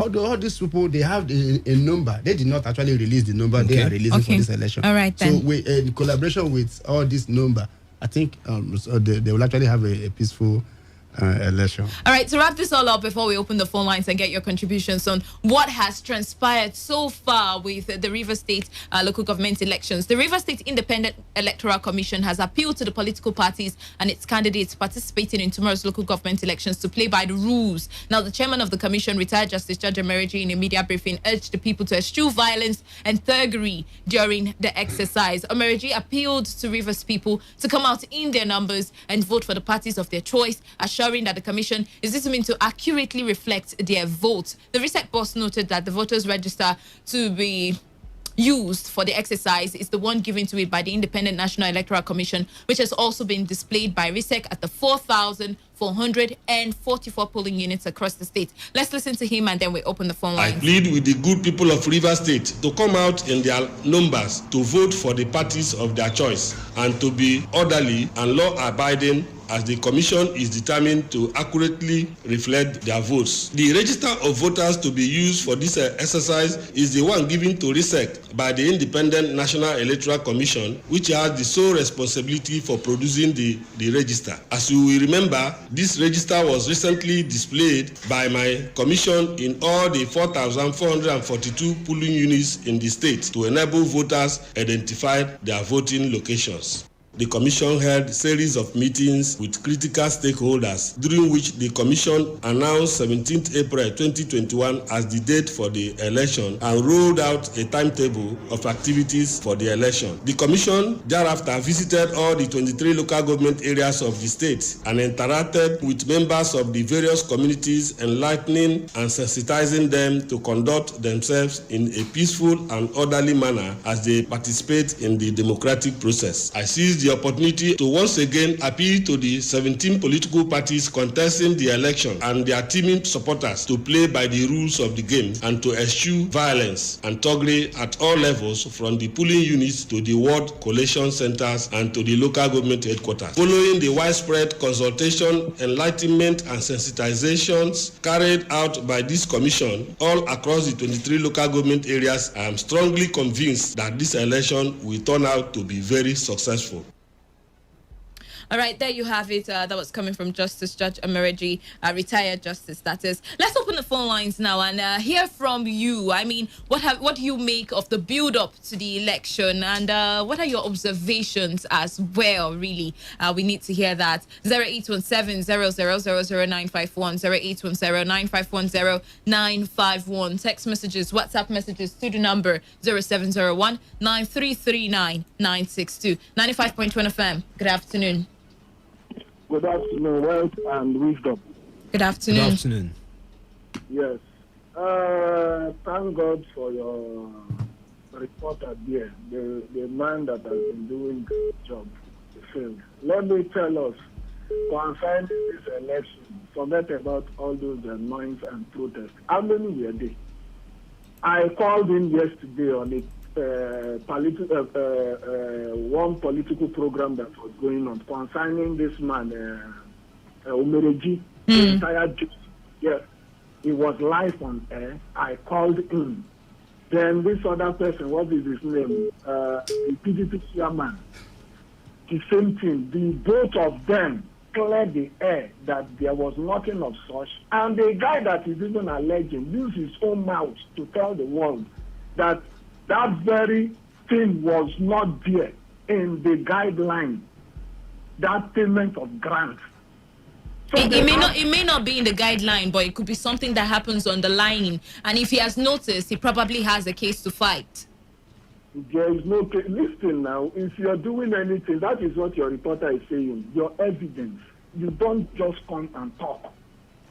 There is money for this, there's money for that. That provision has been there, even with INEC. It was because of these things that INEC decided to deregister all these political parties that are noise makers. They are there for grants. They are not there for anything election. Give me my own, let me go. If it is 4 million, 5 million, once they take, they keep quiet and they will endorse. Will endorse APC, will endorse PDP. That has been their game. And the man that is raising this, let me tell you, it was this same person that set the confusion between PDP and APC, because APC voted for that person. That I love what your man is saying. All right, quickly, Gift. To me, what is playing out right now in this election, all those noise, are even from the APC that you're thinking is not part of it. That is the truth. So police need to put their eyes on ground. And 2019, plus all these persons, APC presidential election, no way to even see the back of Wiki. All right, Gift. Thank you for your contribution. Remember, there's no time. Each person gets 1 minute. 95.1 FM. Good afternoon. You're welcome. Good afternoon. My name is Abi. I'm calling from Chelva. All right, please go on, Abi. The little I know about journalism, even though I'm not a journalist, is that you people adhere so seriously to ethics. You don't let allegations fly. You don't even support it. Rather, even when we call it to make certain allegations, you people will caution us. Now, the truth of the matter is, like the first caller said, I listened to that show yesterday. And then later again, I listened to the man who alleged that they were asked to submit their account numbers so that they will pay grants. And who also alleged that when he called Justice Omereji, that he told him that he has given the grant or everything to the PDP chairman, who is the IPAC chairman, to distribute to them. And then the same man yesterday said that they actually included their account number on the form they submitted to RISEC. The story changed. So before we come to support people on baseless allegations, let's read in between them. Nobody's supporting anybody, but thank you for your contribution there. 95.1 FM. Yeah, good afternoon. This is Honorable Chris. I'm calling from Port Harcourt. You're welcome, Chris. Please go on. Yeah, you see this, I call them mushroom parties.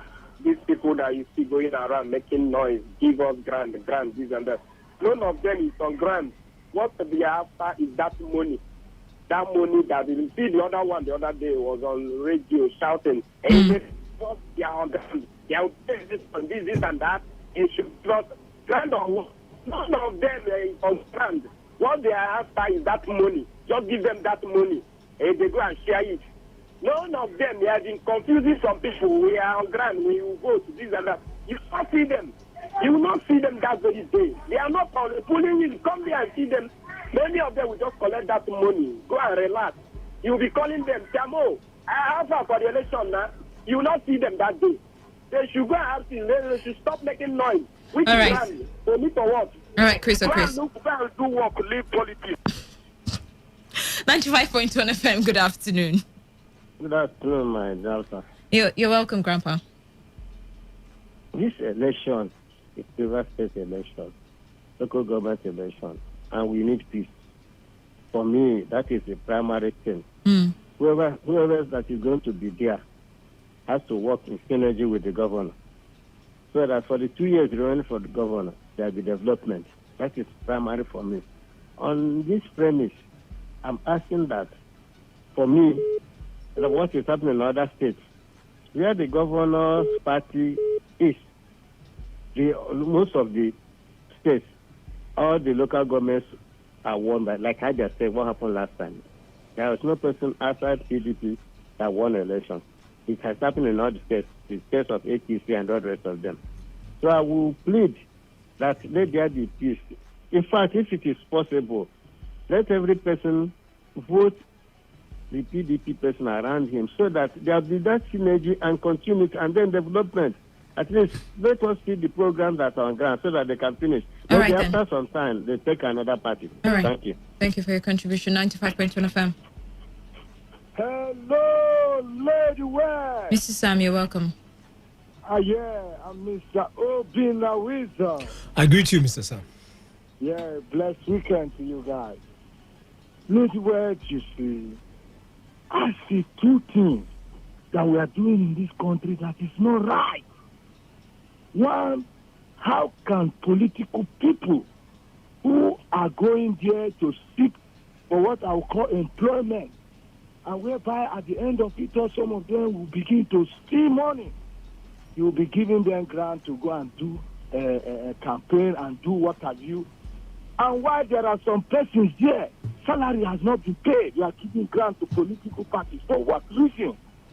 What are we doing in this country? They will say there is no money, but they are carrying money to give political parties to go and do grant or whatsoever election or campaign.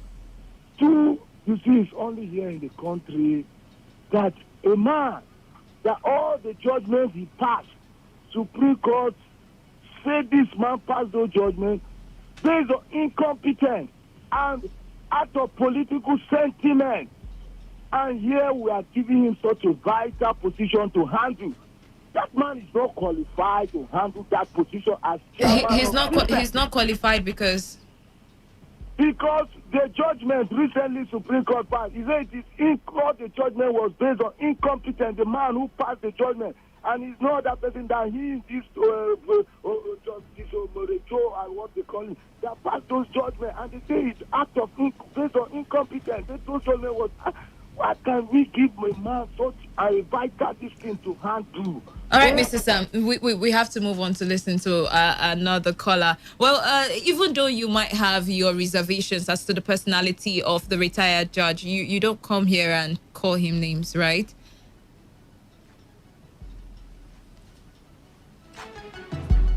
.1 FM. Good afternoon, Wilson. My name is Olo Lucky, calling you from Binete. You're welcome. We are Governor SF so we can make a mistake is appointing a man who can single-handedly make somebody a chairman of a political party. Why not use this opportunity, declare this election, don't allow people to go in a war, in a gun battle. The information we got is that money has been released. Give them this money. Let them go. Continue to write name as you continue. Now, we say... There are different information that have been released with regards to that money. Wait, let me tell you. Tell me. If you check the verdict of Supreme Court says this judge is not qualified. There's a particular name they use. Justice George Omereji cannot handle that position as recent chairman. How can APC be a part of that? A man that put shame to a particular political party, and you're making him a recent chairman. How can you? Is it that apart from Justice George Omreji or retired, nobody is fit in that position? All right. So this particular thing. And now this money has been given to him. He has squandered the money. People then we are. Well, he says no money, is given to him. I mean, if you're saying that monies have been given to him and he's saying otherwise, you might want to prove your case there. Let's quickly move on to the next caller. 95.1 FM. Hello, good afternoon. Good afternoon. Lucky calling from Anomaly community. Hello? Yes, please go on, Lucky. Yeah. My humble opinion, these men are requesting for their payoff. You would have paid them the off, but they go back home and relax. The results have already been, the names have already been written. It's PDP all over. Win is PDP. Just give them their payoff. The demonstration they are crying, they are calling, all the shout they are shouting. It's pointing to one thing. Okay. All right then. All right then. Now here's the thing, Mr. Ochendu. Yeah. I mean, the too many allegations and all of this situation that surrounds the elections and political parties that are part of the election. Don't you think that this was somewhat already caused doubts in the mind of the people that voters vote do not even count in the first place? I mean, listen to what everybody is saying. But you've heard Omuneji say there is no electoral act. Mm-hmm. That even prove so that it could be the reason why he didn't request for such money from the governor. But when we heard the governor yesterday, he said everything that needs to be settled, he has done all. So which means if this money has been there before this time, the people expected it that is part of what the governor said. I have settled both security and the RISEC, and they have confirmed to me that they are ready to face the election. So whatever they are saying now, let's say is argument. If you say I did this and I'm coming out to say I didn't do, it's an allegation. You need to go further to prove your case. All right, one more caller and then we call it a day. 95.1 FM. Oh, there we lost that one, and that's call 2. Sincerest apologies. We may not be able to read your messages, whether SMS or WhatsApp. The portal is quite down now. But then final words, wisdom. What do you expect? Well, I'm sure I would not be on any political seat tomorrow that may be trying to observe from my own angle. But in reality, it's just another election. I'm not sure we are as tensed as we would be if it was the gubernatorial or even presidential elections. But be that as it may, like Uchendu mentioned, we also have to be careful as a state because there are those who are enemies of our democracy and those who, like I would always say, accept the politics of anything goes. So we really still have to be careful in all the local governments, especially Kana and Gukana. I'm really serious about it. Maybe with the Aniche also. All right, let's hear from you, Mr. Ochendu. I'll be there at the field tomorrow. Definitely. To see what will happen. So while we are doing, know that we'll be by the corner to monitor you. All right. For me, I do expect that even though there will be surprises. Is that a threat? Why they are stealing ballot boxes? You'll be there to monitor. While we're expecting surprises or preparing for surprises, I hope that we all understand that in this part of the world, nothing should surprise us. I mean, these things have happened repeatedly, and it wouldn't be of any surprise if it happens again. But hopefully it doesn't. Hopefully we're learning to change the narrative that used to be. Until Monday, when we come back, we'll be talking about what happened during the elections and right after it. Yeah, so don't go anywhere. Just stay tuned as today's Sports Live comes up next. Well, Wilson here. Wisdom Obina here.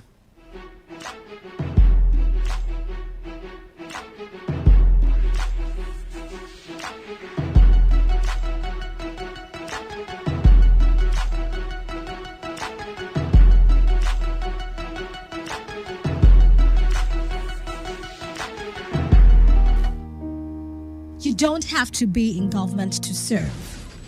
You don't have to hold a political office to change lives. It was Mahatma Gandhi that said, The best way to find yourself is to lose yourself in the service of others. So before you point out how the government has failed in service, ask yourself, are you being of service to your fellow Nigerian in your own little corner? As Mother Teresa puts it, unless life is lived serving others, it is not worth living at all. This message is powered by Today 95.1 FM, the voice of the people.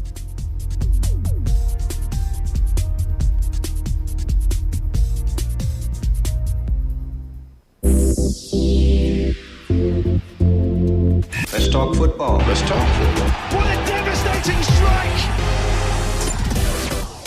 Football is a leisure game. Sports is actually my job. Football is boring. That's not true. It's way more important than that. What a wonderful goal! Fantastic strike! As far as I'm concerned, sports is all about passion. Sports Attack, weekdays 7:30 a.m. and Today Sports Live 3 p.m. Weekends 1 p.m. to 6 p.m. For all you need to know in the world of sports, leave the dial on Today 95.1 FM. Hello, my name is Kanwanko aka Papilo. For the latest and trending sports stories, always listen to Today Sports Live on Today 95.1 FM Port Harcourt. Feel the magic in the air.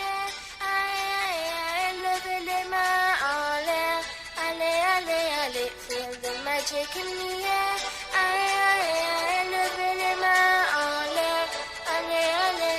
Feel the magic in the air. Magic system. Red one, Shawty.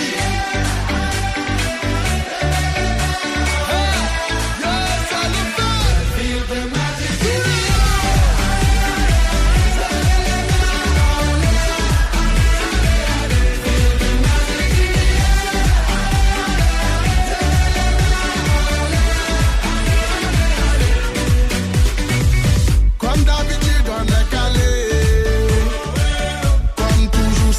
Well, good afternoon and welcome to another special edition of Today Sports Live, reaching you right here from the studios of your premium news, talk and sports radio station, Today 95.1 FM. My name remains Victor Oriahi, your favorite melanin sports presenter.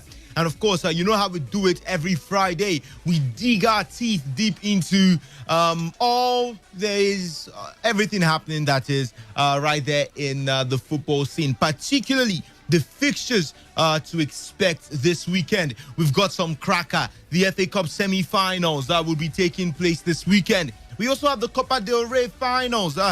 Could Barcelona get it done over Athletic Bilbao? Not to forget the English Premier League, Spanish La Liga, and of course all the other major leagues. Right there in Europe, we did have the UEFA Europa League, and we'll be asking you today who your pick is for the Champions League and the UEFA Europa League, who you believe would be winning both tournaments. Well, we'll start from the Europa League because we did have some games played yesterday, and well, I'm not alone in the building. I've got the guys right here with me, starting with the Superman in the world of sports, Wisdom Obina.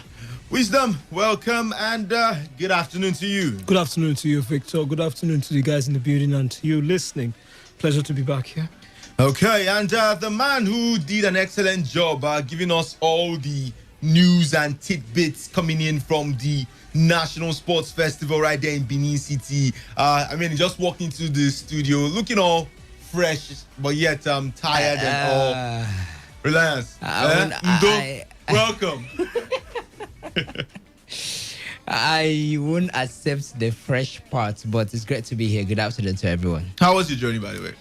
It was smooth. It was okay. It was fine, all good, while going and while coming back. So it's all good. We give glory to God for journey mercies, both when I went there and on my return. Okay.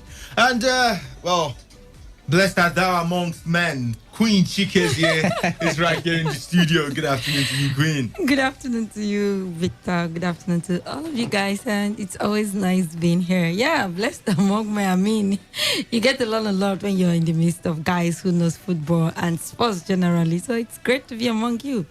Okay, well, we would not be doing the talking alone. We also want you to be a part of the conversation. You can do so by leaving us a message on our text or our WhatsApp line. The number is 0701 933 9962. That is the number to send in your text or your WhatsApp messages to 0701 933 9962. We will be throwing the phone lines open later on, so you could call in and of course air your views live on the show. Well, in the meantime, we start from tennis just to bring you updates from the Monte Carlo Masters. Well, Stefano Tsitsipas did progress through the next stage of the competition after, would you say defeating? No, it was more of Alejandro Davidovich Fokina did retire after the first set. Tsitsipas took the first set 7-5 and the man couldn't go on. While Daniel Evans, the guy seems to be having the tournament of his life. Yeah. Yesterday, he defeated Novak Djokovic, and today he did that over David Goffin in 3 sets, 7-6, 5-7 rather, 6-3, 6-4. I take it again, 5-7, 6-3, 6-4. After going down in the very first set, Daniel Evans, the British #1 table tennis player that is, was able to bounce back and claim that victory. Casper Ruud is currently doing battle with Fabio Fognini, and then by 4:20 p.m. we would have Andrei Rublev up against Rafael Nadal. Wisdom, quickly, let me just get your take on this one. Daniel Evans, do you think this would be the tournament for the man? Now, we did have, looking at what he did yesterday over Novak Djokovic, defeating Djokovic in straight sets, 6-4, 7-5. Do you think he'll be able to do that one, or maybe just go all the way to the finals? He's already in the semi-finals. Well, one thing about these guys is they could get to beat one very big name. At the end of the day, they get to crash out in the very next round, even though it's not as bad as we normally see with the ladies. But ordinarily, I don't expect just because you beat a Novak Djokovic, who he could have been on a bad day, then probably you would be winning it. But definitely that makes you a favorite, because defeating a favorite ultimately means that you become one of the favorites for the title. So yes, I do expect Daniel Evans to go all the way, but we still have some decent names in the mix that I feel could cause or give him a problem or a big run for his money. Stefano Tsitsipas is also there. Don't forget, if we want to go back in history, we can talk about days when Stefano Tsitsipas has gotten it right against some of the biggest names in the tournament. Rafael Nadal is also there. He did beat Grigor Dimitrov 6-1, 6-1, straight sets also. So you can't rule out Rafael Nadal as the numero uno in the absence of Novak Djokovic. So I think for me, for Daniel Evans, fantastic one, a good one for his record also. He gets a chance to progress and also consider the title as, like you mentioned, become one of the favorites also. But there's still a long rope to the title. If he wants to get it, he would have to overcome some of those names. Like I mentioned, the likes of the likes of Stefanos. I'm looking at what the next round might mean. Andrei Rublev should be up against Rafael Nadal later today. We'll look at that. Daniel Evans has already beaten David Goffin. I think 7-5, 5-7, 6-3, 6-4. Yeah, I just said that one. Okay, it ended between them. So I think he's going all the way. Stefano Tsitsipas has also did crack to, like you mentioned, against Alejandro Fokina. So let's see how it pans out. Saturday and Sunday will determine who gets this one. Up next for Daniel Evans is Stefano Tsitsipas. That one comes up by 9 a.m. tomorrow, Nigerian time. So I think we'll be looking at that one, and hopefully we'll see how it pans out. If he gets through Tsitsipas, then I think only one hurdle will be left, and that would be Rafael Nadal, and that's if Rafael Nadal crosses over to meet him right there. Okay, well, let's get straight to the Nigerian Professional Football League. Quite a number of transfers happening. It's no news anymore that Ahmed Musa, the Super Eagles captain, has already joined the NPFL side, Kano Pillars. And, apart from Ahmed Musa, Kano Pillars have also secured the signing of Kokoet Udo from Dakada FC.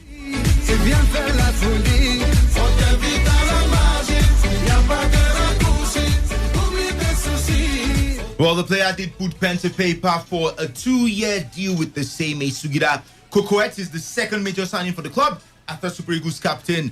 Pillars, who are leaving no stone unturned ahead of the second half of the campaign, have also successfully registered defensive midfielder Tamara Ezekiel. Ezekiel joined from Lobby Stars at the beginning of the season but was unable to feature in the first stanza after the club failed to beat LMC deadline date. The inclusion of Ahmed Musa, Tamara Ezekiel and Kokoet Udo in the squad will surely boost the same Misugida chances of challenging for the title. Well, Pillars are actually second on the log with 36 points from 19 matches played so far. They are trailing Kwara United on just goal difference. Speaking about Kwara United, well, the MPFL league leaders are not giving chase on striker Samuel Stones of Jigawa Golden Stars. The coach of the Harmony Boys, Abdullahi Bifo, wants to reduce the burden on Stephen Jude and Michael Ohanu. Also, Samuel Stone was identified as the right player to help them up front. The attacker signed for Jigawa Golden Stars on loan from Kano Pillars at the beginning of the season, and reports claim that Kwara United are ready to acquire his service on full-time basis. Stone caught the attention of the Harmony Boys management and coaching crew following his impressive performances in the first stanza of the league, where he scored 5 goals. Well, Jigawa Golden Stars believe that the young star is one of the players who can help them retain their Premier League status, their top of the table league status, and are ready to hold on to him for at least until the end of the season. While for Eyimba, they have completed the signing of Bila Yakubu from Jigawa Golden Stars. The defender signed a 2-year contract with the Aba Elephants after they reached an agreement with the management of the Changi Boys. Bila Yakubu, who is blessed with pace, precision and strength, is one of the players who live up to their billing for Katsina United this season. The talented fullback will provide cover for first choice Stanley Okorom, who has played every match this season. Aside from Bilal, Eyimba, who are also competing in the CAF Confederations Cup and the Domestic League, have also completed the signing of Christian Ekong from Dakada FC. And not just that, for the Rivers United team, well, quite a number of moves happening. We did hear of a certain winger joining from Wazito FC in Kenya. His name is Paul Akwa. I don't think he's a Nigerian, but he did join Rivers United. And they've also signed Sunday Adetunji from Plateau United, as well as Aqua United defensive midfielder Maurice Chooks. That man would now be playing for Rivers United at least until the end of this season. Trying to get some more reports of the other transfers, but Reliance, let me start with you. It seems like Aqua United and Dakara FC are the team just giving out. We're yet to get reports of them getting in players. Do you think this would be a good approach for the side, especially if they hope to finish maybe top 4 or probably qualify for the continent? That is either the CAF Champions League or the CAF Confederations Cup. Well, I don't know how Mfan Patrick does it because he is the media officer of Aqua United. Aqua United have a way of keeping it secret as much as they can, whatever they've done in the transfer market until unveiling. You know, they have a tradition of unveiling players. You know, so they will just keep it within themselves. You try as much as you could to scratch their mouth to get a couple of players they've signed for the season. It becomes difficult even for sport journalists who are based there in Akwa Ibom State. So I don't know exactly how he does it, but I think he's doing it quite well. But here's the thing, Maurice Chukwu left Akwa United. I don't think it's much of a problem, although at some point I asked why they would let the player go because he's been very instrumental. Olisanda is a defensive midfielder, but Olisanda plays as a centre-back these days for Aqua United. And I've been thinking of options for Aqua United at that defensive midfield position, which I'm sure they have before they decide to allow Maurice Chukwu leave for Rivers United. But I don't think it's much of a hit for Aqua United letting Maurice Chukwu go. Because, like I mentioned, they have a cover. At some point, Olisanda could step into that position if need be. And if you understand, if you follow the way approach matches, you know, more of what you could describe as high field kind of football. Most times you don't really have weak points within their defensive midfield position, but I mean it's very instrumental. Talking about the defensive midfield department. So that's basically what it is. It's not a big hit for Aqua United letting Maurice Chukwu go. There are players that could leave that team. Then I'll be worried If you want to talk about attackers, you talk of the Frank and then I'll be asking questions. Or even Olisanda, because Olisanda is the first choice centre back for Akwa United, then I will have concerns, But for Maurice Chuku, not really. But it's quite an instrumental player. It's an instrumental addition to Rivers United, being able to secure Maurice Chuku for the defensive midfield position, because I think it's one of those areas that they've been lacking in terms of putting out 11 players on the field to prosecute matches. Then for Dakada, what else do you expect? There are days when Dakada were playing the feeder team position to Akwa United. Back in the past, when we knew them as what is it called now? Is it Akwa Starlight? They were like this feeder team to Akwa United. I was still in New York then.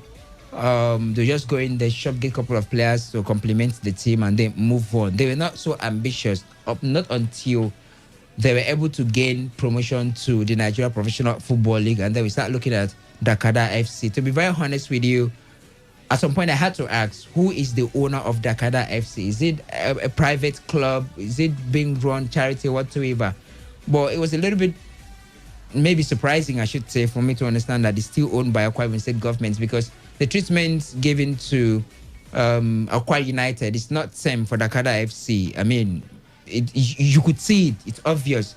Even the fan base, not comparable. So it's a club that is in development, although there have been promises from the Sport Commissioner of Akwa Ibom State that Dakada will also be given priority and ensure that the club is stable and they keep, they remain in the league and also chase a possible title or whatsoever. It's not, you can't equal both of them, at the moment, talking about Dakada FC. So it's a club that is growing, in my opinion. Last season, they were like an open market for teams to go shop for players. This season wasn't the same. Abia Warriors signed a couple of players from Akwa United, from Dakada FC. So it's a club in development. They are yet to have that ground. Even over there in Akwa Ibom, last season they had huge number of fans, because at some point Akwa United were doing better than Dakada FC were doing better than Akwa United, and so that attracted fans. I could recall the Akwa Ibom debut. I think I was in Akwa Ibom then. I could recall the fans that trooped out, rallying support for Dakada FC as against Akwa United, which is more like the traditional team for the state. So the development continues for Dakada FC. Okay. Any team can go in there at the moment and shop for players and keep getting them, but they are yet to get to that level where Akwa United are at the moment in Akwa Ibom State. So no surprises that any team can go there and get players. But here's the thing that has been unique and amazing about Dakada FC. Each season, they churn out those players. The following season, they step up performances, something close to what they step up in the past. You don't expect them to be contending for the title at this point. It will be surprising. It will be during the Leicester City 2016 if Dakada FC are contending for the title. You see them somewhere around the top 3. But each season they keep on recruiting more players into the setup, and they give you performance something close to what they give in the previous season, and they remain in the Nigeria Professional Football League. That's one thing unique about Dakada FC. Let me add by saying that every team philosophy cannot be the same, especially when they are managed by one group or one state or one person or one owner. Look at the Abu Dhabi group, the owners of Manchester City. Now they own some other clubs in France, in Germany. Okay, in Germany is indirect. In Switzerland and some other place, even in India, in the MLS, they own clubs. But the poster boy or the poster club, if I'm to use that, would be Manchester City. It's the same thing what we are seeing in states like Abia State, where they have 2 teams in the league, and of course Akwa Ibom. I don't expect them to get the same funding, even if they were owned by a private sponsor, and I don't see anything wrong with it. Reasons being that whether it's a private person or a state government, there must be a direction. You want to maintain these 2 teams in the league, but for you to give them an equal support, you need to make it means it's a total focus for you, for them, and you can't even do that. So if Dakada prides themselves in recruiting young players, being able to discover talents like Southampton, like Tottenham used to do in the past. Go to some of these strange places, get players, discover them on the streets. Because ordinarily, I think the MPFL is not that difficult to win. I know what I mean. I'm not talking about the politics that goes with the game. But in terms of names and players, you don't really need a player from Tunisia or Ghana to win the league. We've seen Ghanaian players that came to the NPFL and they were not up to standard. We've also seen the ones that came. I mean, we can go back and talk about Jotex Frimpong, the very fine ones, the goalkeeper in Nyimba, and some of the other names. But the truth is, when it comes to the NPFL, I've seen very strange things happen where every season we get to see different names at the stage and level of the NPFL. And so that's why you can see that Kada FC still thrive. If the Kada FC were in the EPL, in the English Premier League, and every season they lose players, and as they lose players, they still go to maintain their philosophy of getting players. One or two times they would struggle. But the reason why they are still able to maintain that service is that if you can pick the right players in the NPFL, most times, as much as experience is important, you can find your way to survive. But I think it would be really Herculean or difficult to ask the state government to decide to give an equal focus, or even the fans, like him who Reliance, who is here, is an Akwa United fan. Dakada is just doing it because he's from Akwa Ibom State and there's really nothing you can do about it. But ordinarily, your focus too as a fan would definitely be on one club. Same with the state government. Okay, Quinn, let me come to you about Rivers United. Well, they're not signing this transfer window. We did see them shipping some players when the season began, and it seems like they're doing the same thing. They're doing the same thing. They're doing the same thing. United have signed about 4 players, if I'm not mistaken. And these are not Sunday goalkeeper from Plateau United. Do you think with all these with this firepower that they are bringing into the team, Rivers United have no excuse to not winning the league or qualifying for the continent? They have never had any excuse since this season. We've seen the kind of support that has been given to them. They've brought in players, I would say international level players in the likes of Sunday Adetunji. No, I mean before now. Okay. Anemena and Theophilus. Theophilus Efelohi, yeah. So you see, they have always done that. I think it is just beyond getting these players. Now they've brought in Adetunji, they've brought in Ekong and others. It doesn't guarantee anything because it is also likable that when the season starts, one mistake from these guys and they will be suspended indefinitely. And then the team will go back to the scratch again. So for me, it is not about bringing these players. It's about ensuring. I think the management board had to sit down and tell themselves this is a club that has a philosophy, that has a direction, and then we should allow it to run. Let personal interest not meddle in the affairs of the team interest, the fans' interest, and football in general. I think they should allow these boys. Now you're bringing these boys. Let us be sincere here. Okay. These boys also have pressures heaped on them by these people who are signing them. Of course, when you want to sign a player, there are agreements that are terms and conditions attached to it. And you and I don't know the terms and conditions given to these guys. So it could also add as added pressure on them. I think it's beyond signing these players. It has to do with the management telling themselves this is what we want to achieve. Okay. I couldn't agree less, Victor. We've seen names in the team. Some players have been frozen out of the team. Course. Yeah, because big players. Either their performances are not meeting not up to standard. You even ask Zubike Gweke, Super Former Super Eagles man. There's no club now that he's attached to outside Rivers United, but he's not even part of the team basically. So I think for me, one thing is, I'm actually surprised. She said something. I'm actually surprised that Rivers United are still going to recruit players of that standard. Yes, it's the off season or it's the middle of the season where you can buy players, but you must not bring players in just because it's a window. You must bring players. It's not written. It's not mandatory that you must bring in players. And what usually happens in January or in the middle of the season in climbs that are sane, that is insane climbs, like the English Premier League, the Spanish La Liga, you bring in 1 or 2 players. It doesn't get more than 2 at times. It's rarely you see teams bring in 4, 5, 6, 7 players in the middle of the season, because you're looking at shoring up the places where you have holes, the loopholes in the team, not an overhauling of the team. So I'm not really surprised that they are getting players, because there are some theories behind the scene that they just like doing this business of just bringing players. But I don't know if this would be what would rescue Rivers United. I think their problem is just more than names. If you have the names Rivers United have, look at the players in the team. Aguda, look at Anemen, and look at these days does really well. Look at some of the. There was a time it was Godwin Aguda. There was a time it was Godwin Obaje FL today. Abia Warriors and Rivers United beyond getting names. It is not the number of players you pack that will solve your problem. I'm talking about from experience of what has happened in the past. Go to Real Madrid, go to Ikorodu United, go to Aqua United. Aqua United particularly, there was time they even brought in 2 coaches thinking 2 good heads are better than one.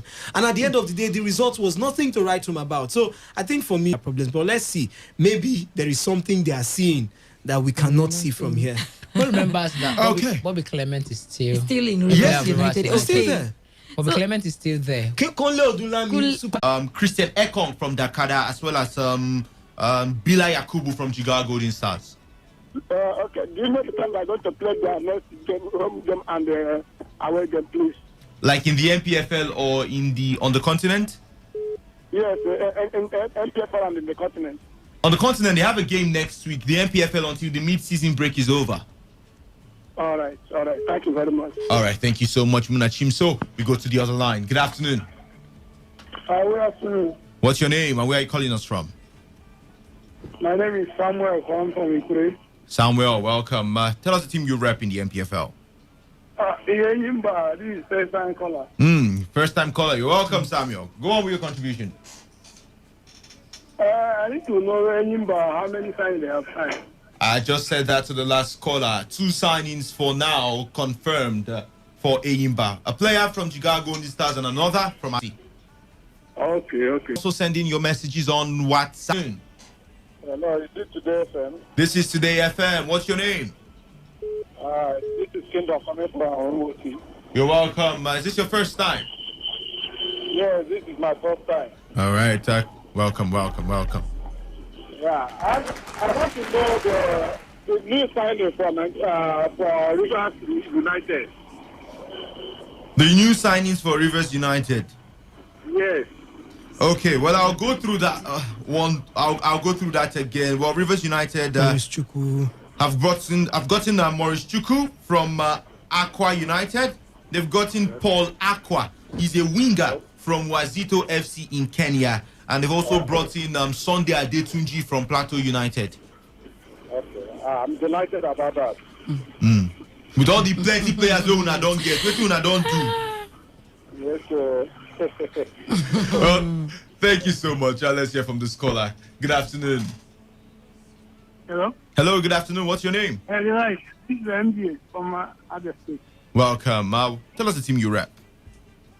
I live in Rivers United. Rivers United. All right. Are you impressed with the signings by your team this transfer window? Fine. Sorry, I don't understand. No big name, no result. Okay.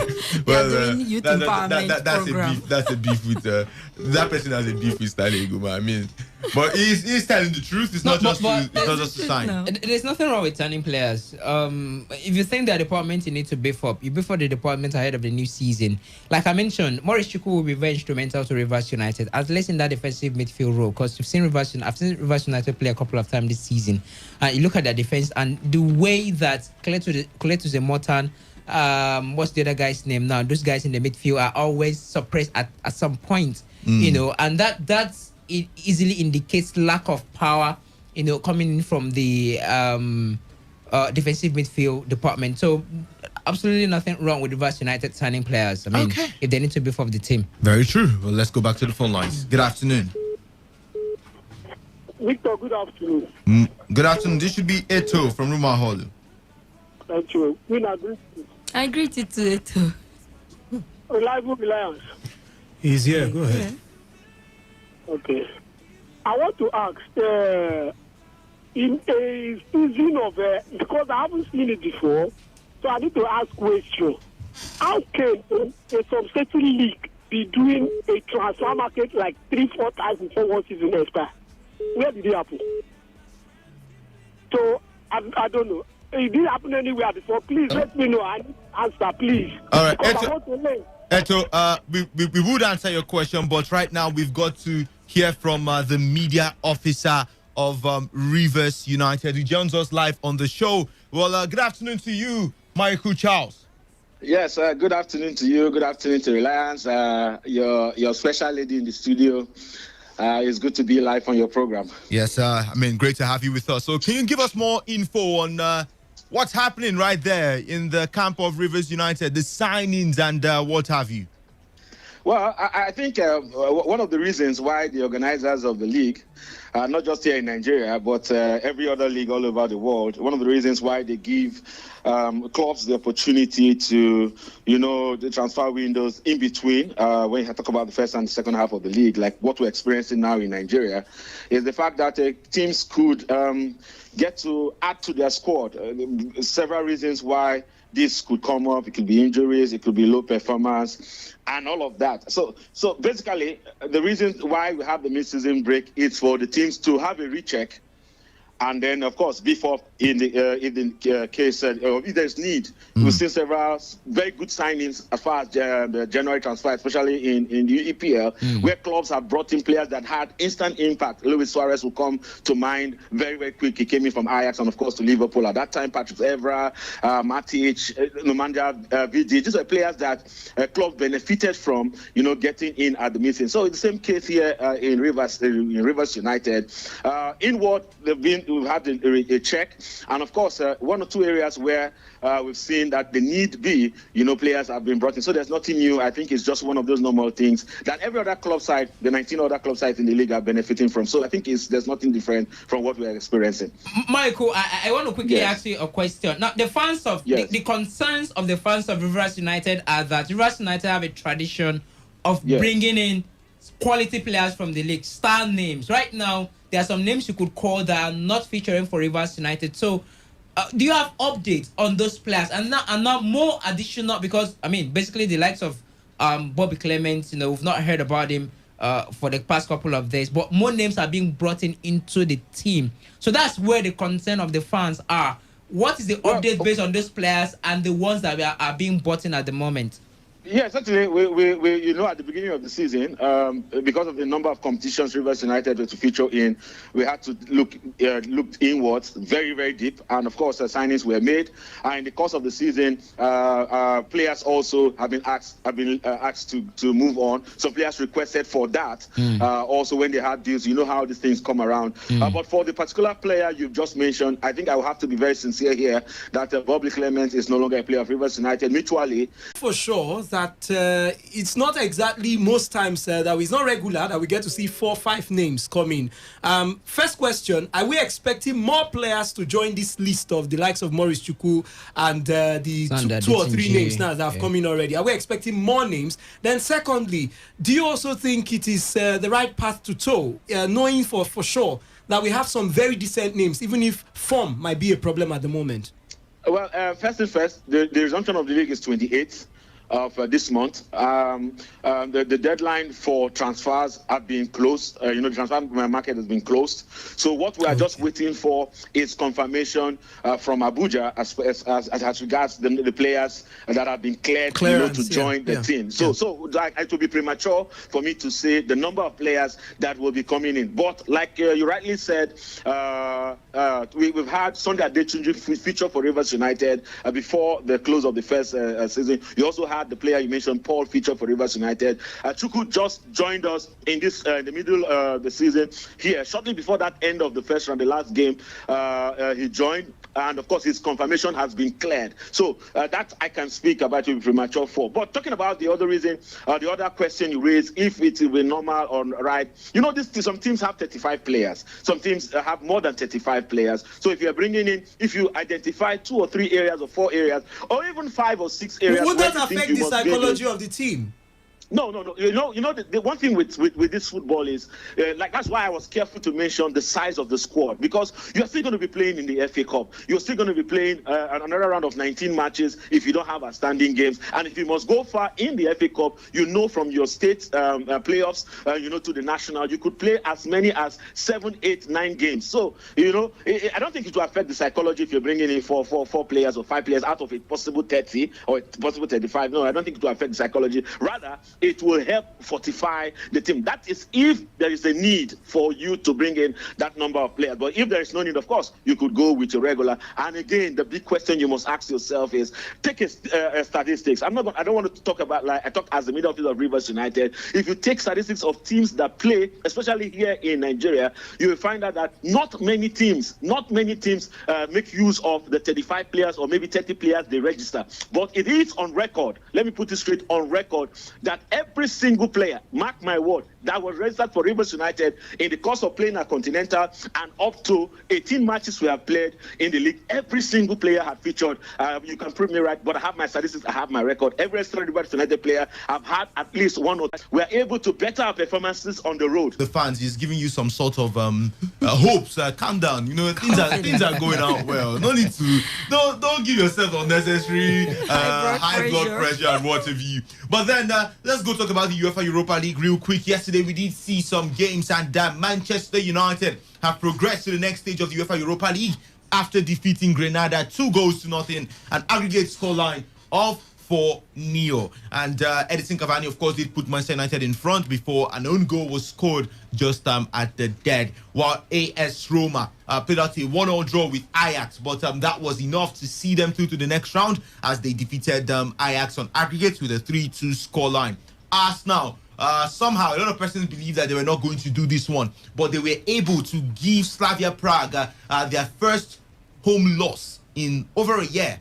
4-0. It ended in favor of the Gunners. Alexandre Lacazette with a brace, Nicolas Pepe got a goal, and Bukayo Saka also on the score sheet, while Unai Emery's Villarreal did defeat Dynamo Zagreb 2-1. So the semi-finals, we're going to be having Arsenal take on Villarreal with Unai Emery returning to his old team, and of course it would be AS Roma versus Manchester United. There is a particular AS Roma player, I think Chris Smalling, did play for Manchester United before. There's another player again.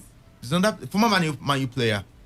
There's another player again in that AS Roma. Mkhitaryan. Yeah, Mkhitaryan and okay. They are just Diogo Dalot. Okay, Diogo Dalot is AC Milan. AC Milan. Okay. So yeah, Mkhitaryan and the man they will be returning to their previous team. Wisdom, looking at the games and the semi-final pairing, starting with that of Arsenal.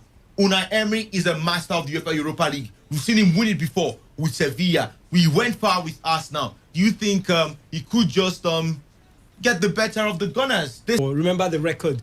The last time Man United faced this team in the Champions League, I think 2-1, 7-1. 7-1 United did beat them in the return leg. First leg ended 2-1 in Italy also. Very interesting fixture it was at the time. You also look at the other game now, Arsenal versus Villarreal. But I mean, we would have to wait. Time will tell. We're getting to that part of the season when injuries could just come up because of fixture congestion. Like we saw, Bukayo Saka did not make the first leg of that game between Arsenal and Slavia Prague. Here is coupled with another name too in the team, and are getting the results. So we'll see. But for now, I think it's a fair draw. We'll have maybe enough time to break down the percentages and everything tomorrow. But for now, I think for me, Man United, Roma, Villarreal versus Arsenal, the Europa League semi-final really looks interesting. Do you think they'll make it 5 this time against right here in the UEFA Europa League? Yes, they've bottled up semi-finals, but then this time around, I think they have a different mentality. They have the mindset to win. We've seen Manchester United this season. They have been above what we saw last season. Have gone ahead to win, coming from behind to win a game 9 times in our competition this season. And I think it's something that make out. And you saw we saw the last games again went into that game. I think it's European. Are you seeing the same thing for the Europa Champions finals? League? For the Champions So League, yes. Chelsea, Man City can meet in the Champions League. It can happen, but I'm not actually giving it all through to Man City against PSG. Oh, well, you're giving it to Arsenal against Villarreal. Of course. Nice. Okay, relax. You were laughing when Queen was talking. I don't know why you're laughing. I know. Tell us why you're laughing. I know. But make it quick. So we'll go back to the phone lines. The reason why I'm laughing is personal. I wouldn't want to say it on air. But I was start at saying interesting fixtures we have. Villarreal have a record. Not necessarily Villarreal now. And Emery has a record in the Europa League. Could be with Sevilla in the past, but this time Villarreal, of course, still a couple of decent players operate. Arsenal against Villarreal. Interesting matchup to see. Manchester United, another semi-final, still with Ole Gunnar Solskjaer. Wisdom made reference to a record in the past against AS Roma. Ole Gunnar Solskjaer, was nowhere close to coaching Manchester United as at the time. So it's Manchester United with Ole Gunnar Solskjaer, and they are playing AS Roma. Interesting fixture. Okay, well, let's see.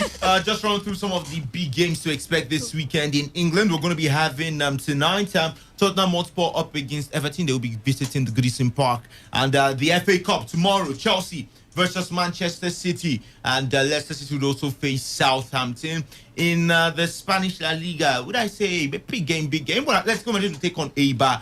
Real Madrid will be up against Getafe, and Sevilla will do battle with Real Sociedad. While in the Copa del Rey, it will be Athletic Bilbao versus Barcelona. In the Italian Serie A, AC Milan versus Genoa, Atalanta versus Juventus, Napoli up against Inter Milan. That is perhaps the biggest game in Europe's major leagues. Okay, Chelsea, Man City. All right. In the German Bundesliga, we do have Borussia Dortmund taking on Werder Bremen and Bayern Munich versus VfL Wolfsburg. So let's go one more time to the phone lines to get to hear from you. Please keep it short, keep it simple. 0817-0000-951 and 0810-951-0951. Oh, so sorry, we lost that call. And keep the calls coming in. Let's get to hear from you. Hello, good afternoon. Victor, I have to call back. Okay, Eto. Thank you. I'm not seeing but never forget that you did not give me the answer of what I asked you. That apart, sir. Apologies on that.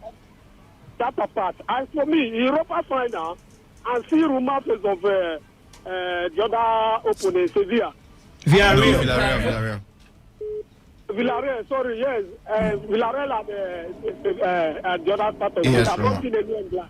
I'm not seeing any England team in here. Okay. For Champions League, Chelsea is not going there to participate in semi-final. We are going there to win Champions League final. No problem. No problem. The pride of the whole Thank you so much, Eto. Not be only Africa. How Chelsea they be pride of Africa, Eto. Well, keep the calls coming in. 0817-0000-951 and 0810-951-0951. Hello, good afternoon. Yeah, good afternoon. What's your name? Yeah, this is Ndibo calling for almost. Welcome, go on. Please, I want to talk about Nigeria. Go on. See, what happened to Nigeria, we say, Nigeria, they just want to imitate everything that Oyibo is doing. Like this transfer now, you are talking about this Rivers United. Look at the quality that is in Rivers United. They are still going for players to go and do what? Even the one that are they doing well? Did you listen to the media officer on the show? Sorry? Did you listen to the media officer of Rivers United on the show? Yes, I heard him very well. So he stated why they decided to go shop for more players. My brother, those things, I don't see anything here. All right, well, thank you so much, Jesse Indigo. To the other line we go. Hello, good afternoon. What's your name? Israel from Port Harcourt. Israel, go on with your contribution, please. Please, I think Stanley Guma should be sacked. Why? He's not doing anything. And why did you guys ask the media officer of Rivers United why Theophilus is not playing? Why did you ask? He's not the coach now. They've resumed training, but the coach has not taken them to. Okay. But they normally train with the team now. So. As for the Europa League, I don't know why Chelsea fans are saying Man U will not go anywhere, and then they will win Champions League. It's funny. But Man U will win the Europa League this season. All right. And Man City will win the Champions League. The European Cups are coming to Manchester. All right. Amen. Thank you so much. I tapped to that prayer. Hello, good afternoon. Good evening. My name is John, calling from Port Harcourt. John, you're welcome. It's Stanley Guma, or what did they call him? His name is Stanley Guma. Not what do they call him. You mentioned his name right in the first instance. Is he the owner of Rivers United? Rivers State government owns Rivers United. It's not the owner of Rivers State government owns it. Yes. Why is he still remaining there when he's not performing anything? Because the management, the owners of the club decide to allow him continue. I think they have something they are doing with him. Okay. The one that knows that. Now you know. Okay, let's hear from the scholar. Good afternoon. Hello. Good afternoon. How are you? I'm very well, thank you. What's your name? I'm Noble Dixon calling from Auda. Noble, you're welcome. Go on, please. The yellow marines of Spain. Yes, submarine. I see them question Arsenal. But I still know history may repeat itself. Man U versus Roma. Then I'm still saying it. Thank God you are meeting Chelsea. I read Chelsea. Chelsea is meeting Madrid at this stage. But sincerely speaking, we'll go through the hurdles. All right. Stamford Bridge will rejoice again. Okay. With that trophy. Thank you so much. Let's hear from the last caller on the show. Good afternoon. Good afternoon, my brother. What's your name? My name is Tony. I'm calling from Fuche Community. All right, go on, please. I want to say Chelsea will go carry the cup to Europa, Champions League, and I'm picking Arsenal. To carry Europa Cup. All right. To relax. They should relax. Leave Chelsea alone for No problem. Thank you so much. Well, this is where we have got to end the show. Do join us for the marathon edition of Today's Sports Live tomorrow from 1 p.m. through 6 p.m. Big thanks to Wisdom Obina, to Queen Chikezie, and of course to Reliable Reliance. And Michael Charles, the media officer of Rivers United, who also joined us live on the show. My name remains Victor Oriahi. I am your favorite Melanin sports presenter, urging you to stay safe and of course keep it locked on this dial. Today 95.1 FM, the voice of the people. In my dreams, that's my way. I never surrender, reaching much further, more than any other. Beyond the sky, there's no limit. I'm flying higher now, breaking boundaries in every ground. Never settle for less, always for the best. Love brightly like a star. Yo, listen, losing was never an option. I've always been destined to win. Yo, my speed and stability, all my ability came from within. As long as I see my potential, there's no limit to what I'll achieve. Yo, give it up for the master. See how I master my dreams. I am fast. Every day, every hour. When the big stories break, depend on our 24-hour news team to bring you the latest. Today, 95.1 FM. Today, 95.1 FM. Port Harcourt. News update. Good evening. Here is the news update at 4 on Today 95.1 FM. I am Kalada Kurubatubo. Former presidential aide Doyin Okupe says now is the time for Nigeria to have a national summit to prefer solutions to insecurity in the country. In a post on his Twitter handle, Okupe said productivity has declined in the country, which is visible in the agricultural sector affected by the activities of herdsmen and bandits. He said the Nigerian government must urgently find solutions to insecurity before it snuffs the life out of the people. Okupe noted that the over 18% inflation rate is a terrible bad news for the managers of the nation's economy. River State Waste Management Agency has explained the reasons for waste that are being seen in some areas of Port Harcourt and its environs. The sole administrator of Rewama, Felix Obwa, said the agency has some challenges with some of its dump sites. Obwa, who visited the affected dump site, said they broke down last night following a sudden downpour, which also affected some of the agency's equipment. He, however, assured that efforts are being made to put the dump sites back to use before the end of today. The Rewama, in a statement, explained that evacuation of waste will be delayed for today due to the breakdown of the dump sites and appealed to residents in Port Harcourt and its environs, especially from the affected areas, to bear with the agency. Rivers State Independent Electoral Commission RISEC has commenced the distribution of sensitive materials for the local government election tomorrow. Our correspondent Uchendu Ejawo, who is monitoring the distribution at the RISEC head office in Abba Road, Port Harcourt, reports that the materials are being handed over to the ad hoc staff and other officials of the commission to be escorted by security agencies. The materials are expected to be secured at a police divisional headquarters in various local government areas, from where they would be taken to the various polling units tomorrow. On the foreign scene, Chicago police have released graphic footage of an officer shooting dead a 13-year-old boy in a dark alley. Body cam video shows the policeman shouting, "Drop it," before shooting Adam Toledo once in the chest on 29th March 2021. The boy does not appear to be holding a weapon in the split second he was shot, but police video shows a handgun near the spot where he fell. Small protests were held yesterday evening around Chicago, hours after the city's mayor appealed for calm. And that was the news update at 4 on Today 95.1 FM. Do not forget, take responsibility. Wash your hands on a regular with soap on the running water.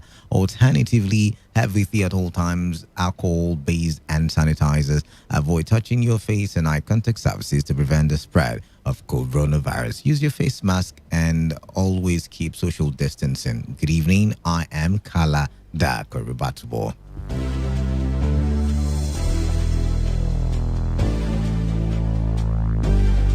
Today's news, today's entertainment, today's sports, today's issues. Today on Today 95.1 FM, Port Harcourt.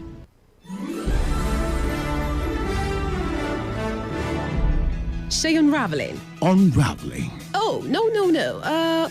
Give it some energy. Unraveling. Oh my gosh. So make it kind of sexy. Unraveling. Is that what your sexy sounds like? Okay, give me a hungry unraveling. Unraveling! Okay, your unraveling sounds so weird. The Unraveling. This is Unraveling, a program which is specially fashioned. We get to unravel the world, highlighting their lifestyle, challenges, background, experiences, and opportunities, and how their environment and daily happenings in society affects them positively and negatively. Join us every week, Monday to Thursday at 8 p.m. to 9 p.m. as we unravel together. The Unraveling, only on Today 95.1 FM. Port Harcourt. It all begins with breaking news. Now make no mistake, this is a difficult mission, and it will remain difficult for some time. Then it keeps trending. Events, issues, personalities, all struggling to gain attention.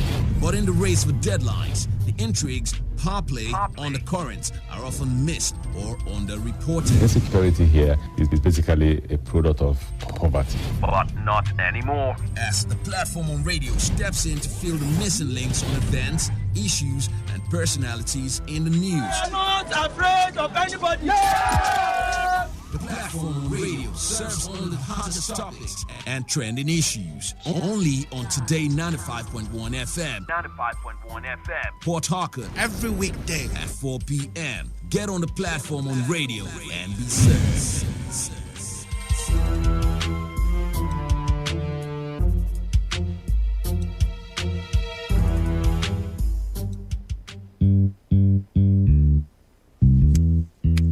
All stands, greet. Good morning, sir. Good morning. You're welcome to Jagbajantis High School. My name is Sound Sultan, your new mathematics teacher. By the way, do you understand Pidgin English? Yes, sir. Okay, now what we go use henceforth? Okay, carry your pen. Carry your paper. Them for my class. People of this world, them plenty. Sins of this people, many. So many. Many times plenty, multiplier. Many times plenty, multiplier. Multiply am the answer you get now waiting, they make poor man they cry. The answer you get now waiting, they make rich man they mess and leaders they lie. The answer you get now waiting, they make young boys and girls join party gang. Answer you get now waiting, they make innocent man rot inside the jail. Get it, and then agree to grant and bail. Get it, oh. Everybody, oh yeah, we join Jagbajantis, make we solve mathematics. We did our continent, so you both say about mass, we go use take solve mathematics. So follow Jagbajantis. So ya carry by be for brotherhood. Love your neighbor as yourself. Oh, for objectivity. Be objective, P for democracy. Now M for modification. of our behavior, let's stand to the same behalf. A, accountability. All right, thank you for staying tuned to Today 95.1 FM, the voice of the people, your premium talk radio station. I am Kalada, and I like to think of myself as the man of the people. And it is time for the platform on radio, your, one of your favorite show on radio, I guess, because the platform is where you and I come together and we look at the biggest stories, the trending stories for the day, and we discuss these stories extensively alongside corresponding reports, because our correspondents, they do the work by going to where these events are happening, these trending events, by the way, and they try to find out why it's happening, how it's happening, and they feel the pulse of the people living or doing business in the areas where the events are occurring. All right, 9 minutes gone past the hour. Before we delve into the platform proper, I would like to bring your way the Caught the Eye segment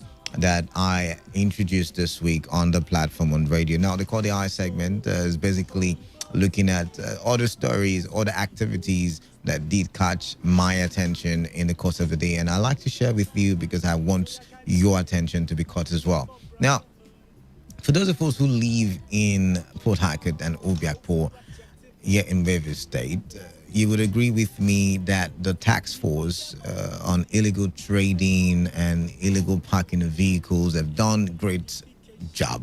They've done a great job, actually. You and I will agree on that one, because when you get to certain junctions, you would realize that the usual traffic that used to be there because of the way bus drivers park their cars, because of the way people who sell their wares on the road block the road, and so vehicular passage does not freely move. You would agree that they have done a good job. I mean, I want to clap for them. Amazing job. But you would also agree with me that it has come to the point where it is now confusing for a lot of people who are driving, which, by the way, it's not against them. Signboards, no signages to show that, hey, this is a no parking zone. And once you just park, you're not even out of your car. You're probably seated inside your car. And you see this boys just run, hey, cramp 'em. And then I'm wondering, is it that we shouldn't stop vehicles in any part of Port Harcourt or Obiakpor? Every vehicle should be moving. I don't think in other climes that's how things work. I mean, is either the government would make designated parking spots, and I know what comes to mind will be the various bus stops we have in Port Harcourt and Obiakpor. But you see, apart from a bad road, in places like Ada George, for instance, in places like what do you call that routine to carry your car once you fall prey for what is happening right about now. So I think this is a conversation we need to have. Like I said, they have done a noble job decongesting our roads. What they should do next is to give orientation to you and I, so that we know where we can stop and where we can't stop. Because whether you like it or not, sometimes the bus stops are very far apart. So what if there's an emergency? What if I can't drive to the next bus stop and I am in between bus stops? How do I go? Something I can say is glorious. All right, something else did catch my attention. It's a trend on Twitter currently, and it has to do with one of our ministers, Issa Pantami, and Nigerians. A section of Nigerians are aiming for his jugular as they try to bring him down. There is the trend. There's a trend there, something about him resigning and all of that. And it has to do with something that got kickstarted on Saturday when one of the newspapers wrote a column that the U.S. had put him on the terrorist list for some kind of link with Boko Haram some time ago, and he denied it, and he threatened to sue. And I think the newspaper has retracted the statement because they could not back it up with evidence and all. But other news agencies, I think the People's Gazette, to be specific, has gone deep into research, and somehow there is the video of Issa Pantami supporting certain terrorist groups like the Taliban, what's the one that Osama bin Laden was I think it's the Taliban, right? Correct me, I can't remember now. But there is ISIS, I think it was, I can't remember. But he made certain comments in support of these groups, according to the report that I've seen. And during Goodluck's administration, he referred to the army's killing of Boko Haram insurgents as killing his Muslim brothers, and he said even the blood of pigs are better than. I mean, something of that nature is on Twitter. You probably can go check it out and check me out as well. I am at D Kalada on Twitter, TheKalada. So this caught my attention, and I just wanted to share with you. If you want to jump in this conversation, this two conversations, you can call in to talk about it because it's not part of the proper stories for today on the platform, but you can send a text message, or you can join the small group of people who are beginning to get interactive with me on social media, and we can continue this talk for development there. So like I said, all my social media platforms are the same handle at D Canada, TheKalada. Right about now, we will go for a quick break, and when I come back, I will show you what is on the menu on the platform on radio.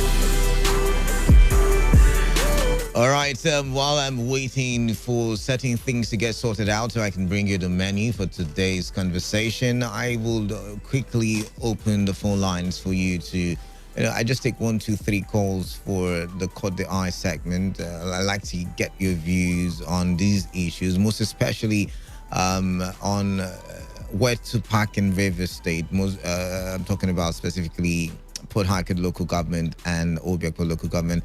Like I said, I love what the task force officials have done. They've done a noble job decongesting, clearing our junctions, and we can now drive freely. But really, where do we park? That's a question in my head. The numbers are 0817-000-095. Portal is down, so you can text me on my social media page at DKalada, TheKalada. And let's have a robust conversation now. 95.1 FM, what's your name? Where are you calling in from? Yeah, Kalanda, Kurubatiba. All right, you got my name. Welcome. Jude, welcome. Yes, you see, that statement, that very one you talk about now concerning Issa Phantom.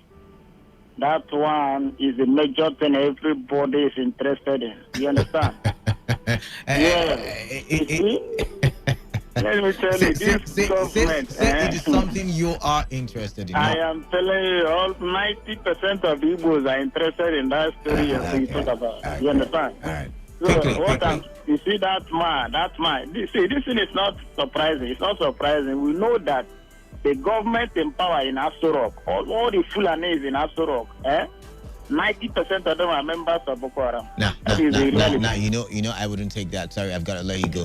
95.1 FM, what's your name? Where are you calling in from? Hello, Canada. Yes, good evening to you. Good evening. Yeah, my name is Collins. All right, Collins, welcome. Yeah, thank you. Like you said, the guys are doing lots of good job.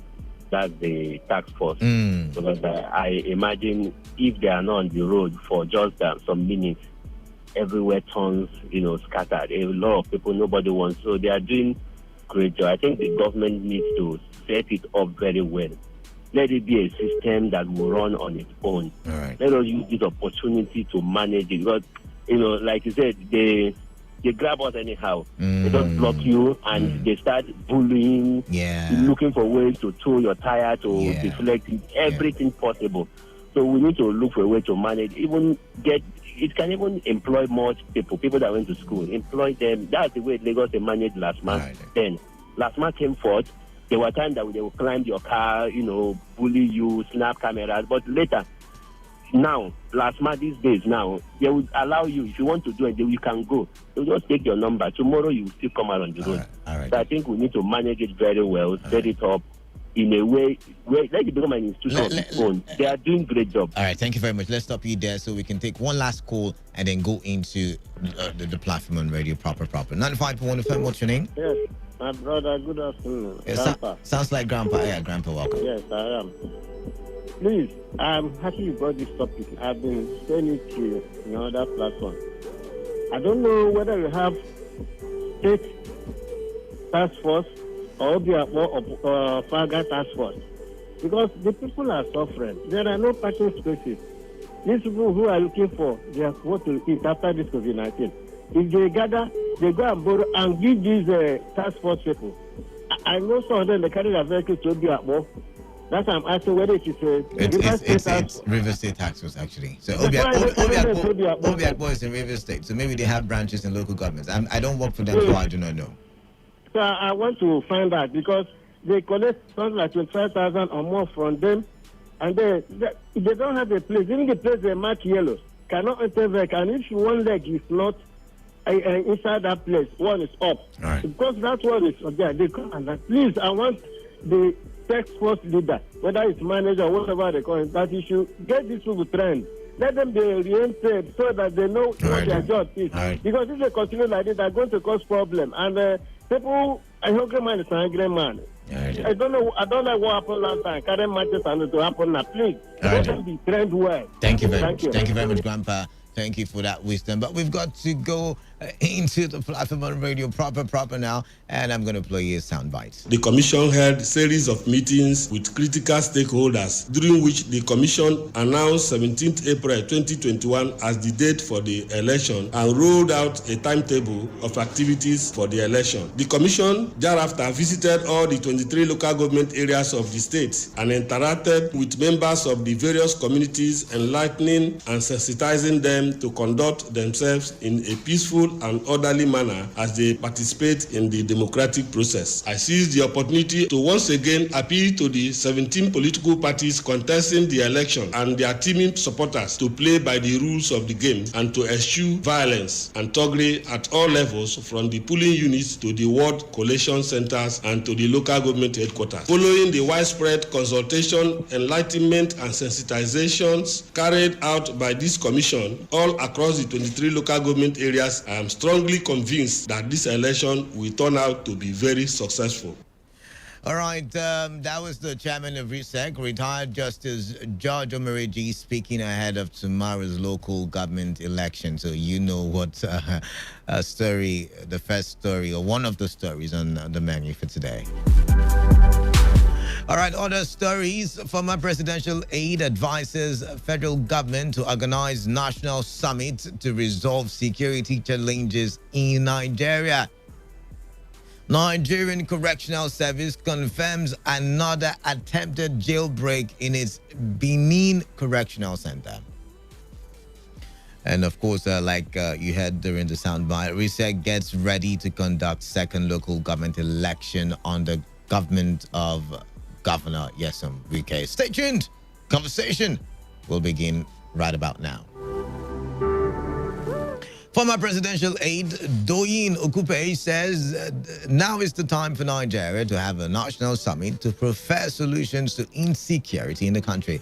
In a post on his Twitter handle, Okupe said productivity has declined in the country, which is visible in the agricultural sector, affected by the activities of herdsmen and bandits. He said the Nigerian government must urgently find solutions to insecurity before it snuffs the life out of the people.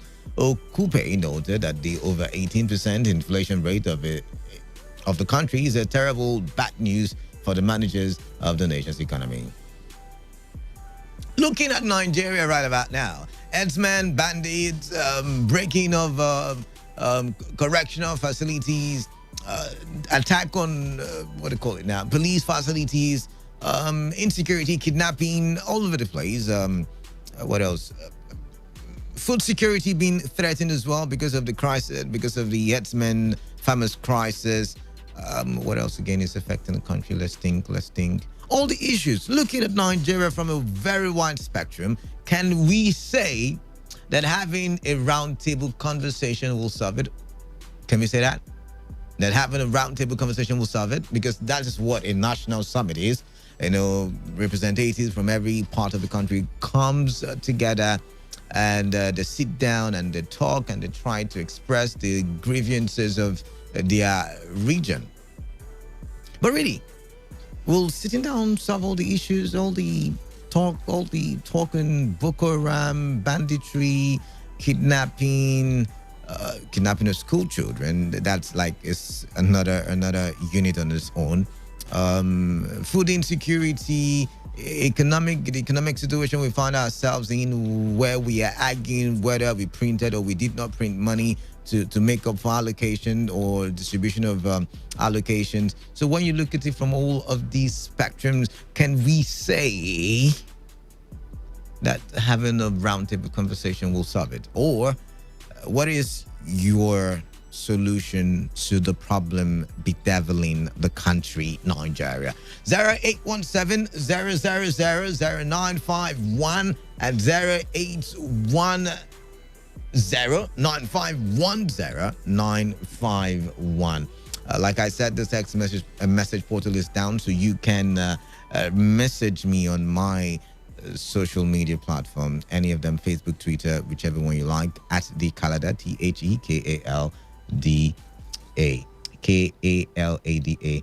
All right, let's take this one on 95.1 FM. What's your name? Where are you calling Kalada, from? I know you cut me off. Now, if you say the right thing, I wouldn't. If you say the wrong thing, you can't go around saying people are terrorists when you don't have a proof to substantiate it. Kalada, the truth must be said. Well, then talking about the summit you are talking about, see, that is the only solution to the problem of this country. Let us have a round-table discussion to know those that are ready to be one Nigeria and those that are no longer interested in one Nigeria. You understand? This one Nigeria that they are using force, they are using force to bring people together. You know, do you know how many people that one Nigeria has killed in this country? People that are saying we don't want to be part of Nigeria, conduct referendum or bring everybody together. Let us discuss whether we want to be part of Nigeria or not. As simple as that. It is not by killing people. It's not by bringing God. Let me ask you a question, Jude from Oibo. Imagine if we had the referendum and the people who want to stay are more than the people who want to leave. No. I want to ask you a personal question. What would you do if the people who want to stay are more than the people who want to go? What would be your reaction, please? Tell me. Let there be. You are dodging my question. You are dodging my question. You are dodging my question. If the referendum is conducted very well, we are not talking about very well. What is if the referendum is... Thank you very much there. You're dodging the question I'm asking. 95.1 FM. What's your name? Where are you calling in from? Canada. Yes. Please, your station should not be used for things that we don't like.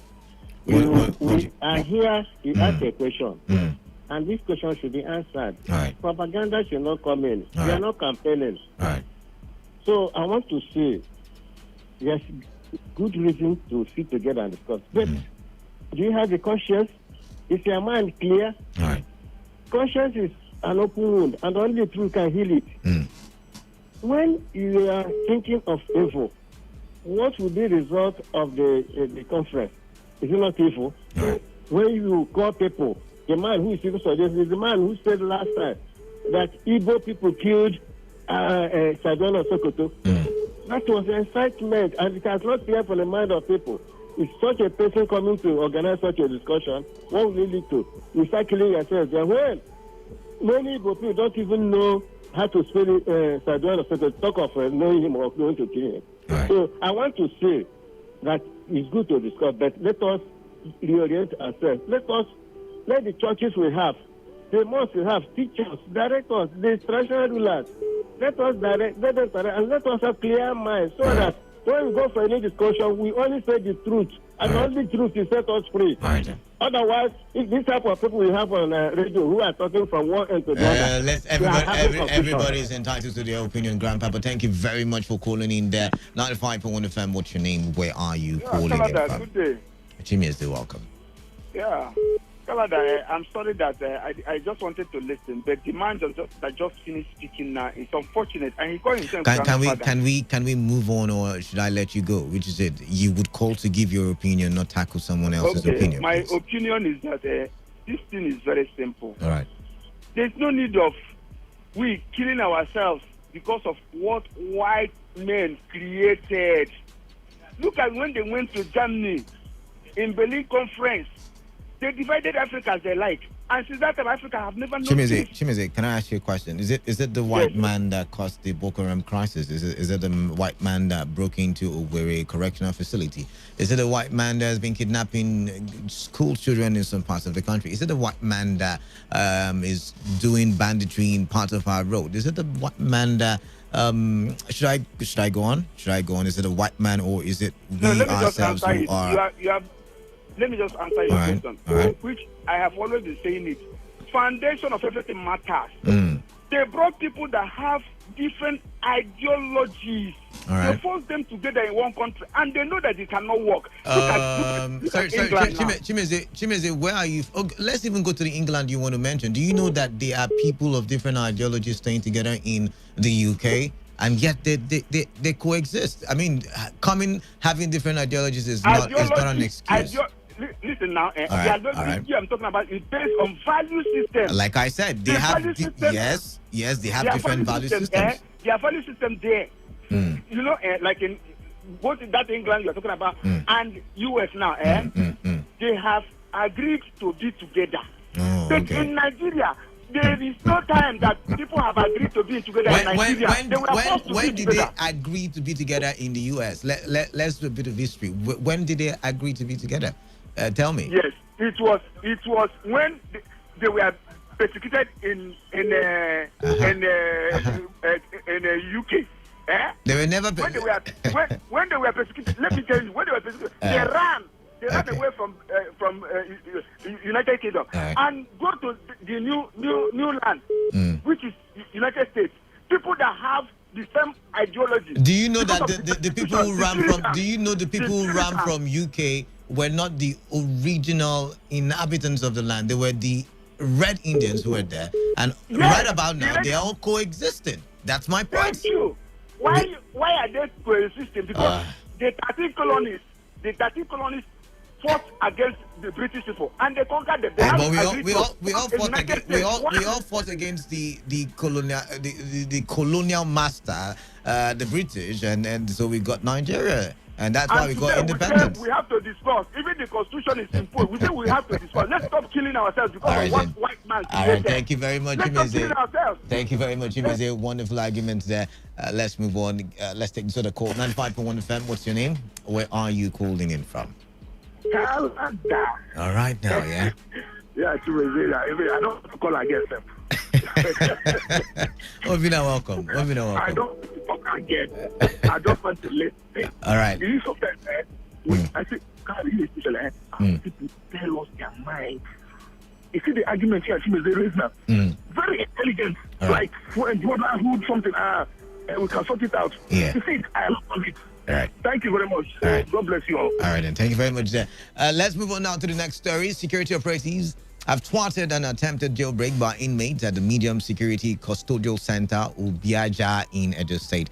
This was disclosed in a statement by Public Relations Officer of the Nigerian Correctional Service, Edo State Command, Aminu Suleiman. Suleiman explained that the incident occurred on Wednesday following a riot after the inmates refused to return to their cells. According to the command spokesman, some inmates later instigated others to effect a jailbreak for possible escape after they heard about the incidents at the correctional facilities in Oko and Benin in Edo, as well as the recent attack on the custodial center in Owerri, the Imo State capital. He noted that the riot by the inmates led to violence, during which cells, admin blocks, and medical office were damaged, while the inmates bored holes on the perimeter fence in a bid to escape from custody. Suleiman, however, said the jailbreak was followed by armed personnel of the Correctional Service, Police, Nigerian Army, Nigeria, Security and Civil Defense Corps, and the Department of State Services, who overpowered the inmates and took full control of the situation, after which the inmates returned to their cells. And it's a very simple question. What's happening in Nigeria now? I'm confused. If it's not the attack on security or uniformed men, it is the attack on correctional facilities or the attempt to flee correctional facilities. What's with this latest trend of jailbreaks or attempted jailbreaks? It started with Edo State. We saw them run, and we saw the state governor at the time give an ultimatum, say, hey, come back or else. I mean, I wonder how many people came back, by the way. But what is happening? Because if we have these people, let's say 40% of them might have committed a crime, the remaining people probably awaiting judgment, but then have been in cell for quite a number of years, and so might have maybe 5% of those awaiting trial might have turned from good to bad, so to say, because they have been associating with bad people, so to say. Could it be that we have an influx of bad people in our society, which will heighten the already bad situation of criminality that we're experiencing? And it's something to worry about. And I'm wondering, what can we do to forestall further occurrences? What can we do? What is the reason? Is it that we need to make our jails more comfortable? Are the correctional facility officers or officials suffering from the high-handedness disease that people in power usually suffer from in Nigeria? This is some of the questions in my head, but what's your reaction to the recent frequent attempts to flee correctional facilities? That's prisons, in case you don't know what correctional facilities are. 0817-000-0951 and 0810-951-0951. Let's go to the phone lines now. 95.1 FM, what's your name? Hello, good evening, Canada. Yeah, good evening. My to name you. is Innocent tomorrow, and I'm calling from Akwa Ibom State. All the way from Akwa Ibom. Innocent, welcome on the show. Oh my, I lost that one. But do call me back. 95.1 FM, what's your name? Good afternoon, sir. Yeah, good afternoon to you. What's your name? I'm God's time. God's time, welcome. You know, why I call is this problem of Nigeria is getting beyond measure. Yes, sir. Why is it that they cannot sit with the round table according to the last caller? We've moved on from that conversation right about now. We are looking at break the attempts to jump correctional facilities. 95.1 FM, what's your name? Where are you? Yeah, Canada. Yes, Jude is back. This is the major reason why we have all this jailbreak. People are no longer comfortable with the system in Nigeria. Even you cannot jump back 1 million people in one prison. Yeah. So I go to Port Harcourt prison. Port Harcourt prison is just like if you bring Oyibo market 5 times, just enter there and see the crowd. Some people are innocent. They did not do anything. That is why people are saying we are not interested in Nigeria. Nigeria the system of this country has failed completely. The first thing is to divide this country. You have a way of bringing division into the conversation, and I would always call you off, and you know my style. I wonder why you even bother. But if you say, I could take the first part of your conversation where you said the system, probably the system.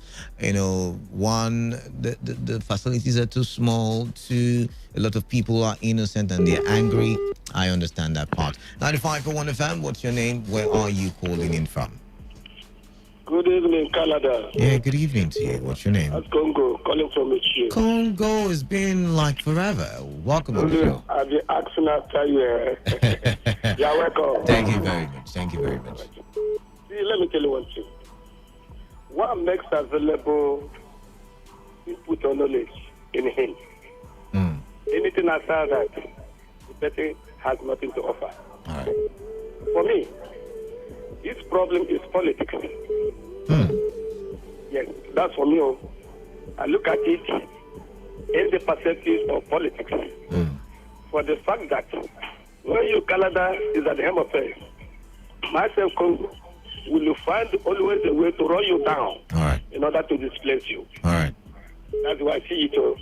So you're saying all of these jailbreaks that we are hearing in parts of the country are instigated by politics or politicians? Yes. They are responsible for that. Interesting. In order to make way for themselves. Interesting. Thank you very much. Thank you very much. Thank you very much. That's one way to look at it. I mean, one very good way to look at it. But let's take this call. 95.1 FM, what's your name? Where are you calling in from? This is Baba for the masses. I'm calling from Port Harcourt. It's been a while as well. Welcome on the show. Yeah, let me talk about the jailbreak. Quickly, please. For me, it's uncomfortable. What we are experiencing this time around in terms of insecurity, especially this issue of jailbreak. But I see that our leaders lack intelligence. Our leaders lack, the security agents lack intelligence, ordinary that they're supposed to work on, mostly than any other thing. And another thing is this. Some of us, or some of the leaders also, when they got intelligence like this, work on it, people misinterpret it. All right. Look at what happened in River State here. The governor didn't just came up to say he stopped a gathering anywhere. But with the intelligence report that he got, all right, he have to say, no, there is no reason this meeting will hold. All right. There are things people do. At times you see a group of people, they give their name, they give their set, any name to make sure that they gather. All right. You are aware that there are some certain set of people that the governor said, I don't need this activity. I know what you're talking about. Just go ahead. Yes, because court has pronounced. But they gather with different type of names to do things. And as a leader, they don't allow that to happen before you take action. Look at what happened in Imo State. Ordinarily, the first day that they attacked the prison yard, had it been that the governor took an action, at least to declare coffee. The second day, the second action, the second day wouldn't have taken place. So I don't know what they are doing. It's very bad. It is Baba for the masses. Baba for the masses, you probably have a point there. 95.1 FM, what's your name? Where are you calling in from? Yes, I'm good to go now. Obina is here. Obina, welcome. I'm Canada, my friend. Nigerian security agents, they always have intelligence reports. All right. Who want to take all right. Intelligence reports, who want to take over? Okay, let me use Imo State as an example. Immediately happened. The reports we got first from Abuja, the person who got Imo State. Sergeant of Police representing Nigerian government is IBOB that commits this atrocity. The next day, the governor went to Channel, the chief security in the state, went to Channel Television, was telling the whole world, it's not IBOB, it's some of the politicians we have here. All right. In Imo State, that committing that is propaganda. That is what Nigeria is built on. Who is doing all these things? Who is killing people in Nigeria? Somebody is protecting them. Some is protecting criminals in Nigeria. For example, one man they call Sunday in Southwest say, I want all the criminal herdsmen to leave this our state. Then, presidency, why will you say that? They will not leave. Me, I have been looking for people that is protecting criminals for a long time. Immediately, presidency said that. I was shocked. I really leave my food. I think somebody has to tell us. The people's choice. The people's choice. We are wise. We don't need wisdom to be wise. All right. Thank you very much. It's a very big shame. We know all this. So people coming from Niger to commit atrocities here, focus on this, protecting them. They want me to be happy. More of you make like, terrorists. We'll proscribe you. Shameless people. All right. Thank you very much, Dave. We've got to go. Let's quickly delve into the last story for today on the platform radio, by the way. And this one says the Rivers State Independent Electoral Commission has appealed to the political parties and its candidates participating in tomorrow's local government elections to play by the rules. To play by the rules. Interesting. I wonder what playing by the rules mean. I'll leave that for you to answer, by the way. But going further, the chairman of the commission, retired Justice George Omereji, in a media briefing, urged the people to eschew violence and thuggery during the exercise. Is that possible? You would answer that too. Omereji appealed to Rivers people to come out in their numbers and vote for the parties of their choice, assuring that the commission is determined to accurately reflect their votes.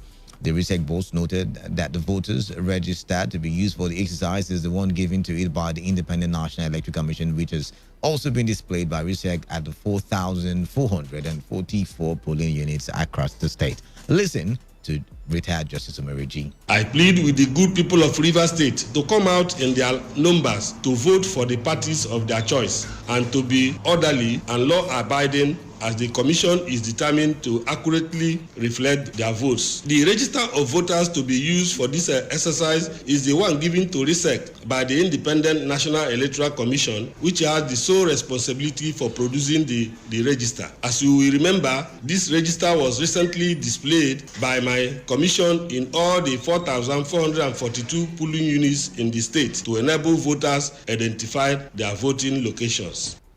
Retired Justice Omereji further expressed optimism that the process will be successful following the consultations and enlightenment the commission carried out across the 23 local government areas in the state in the build-up to the election. What are your expectations for tomorrow's local government election? Are you expecting the usual?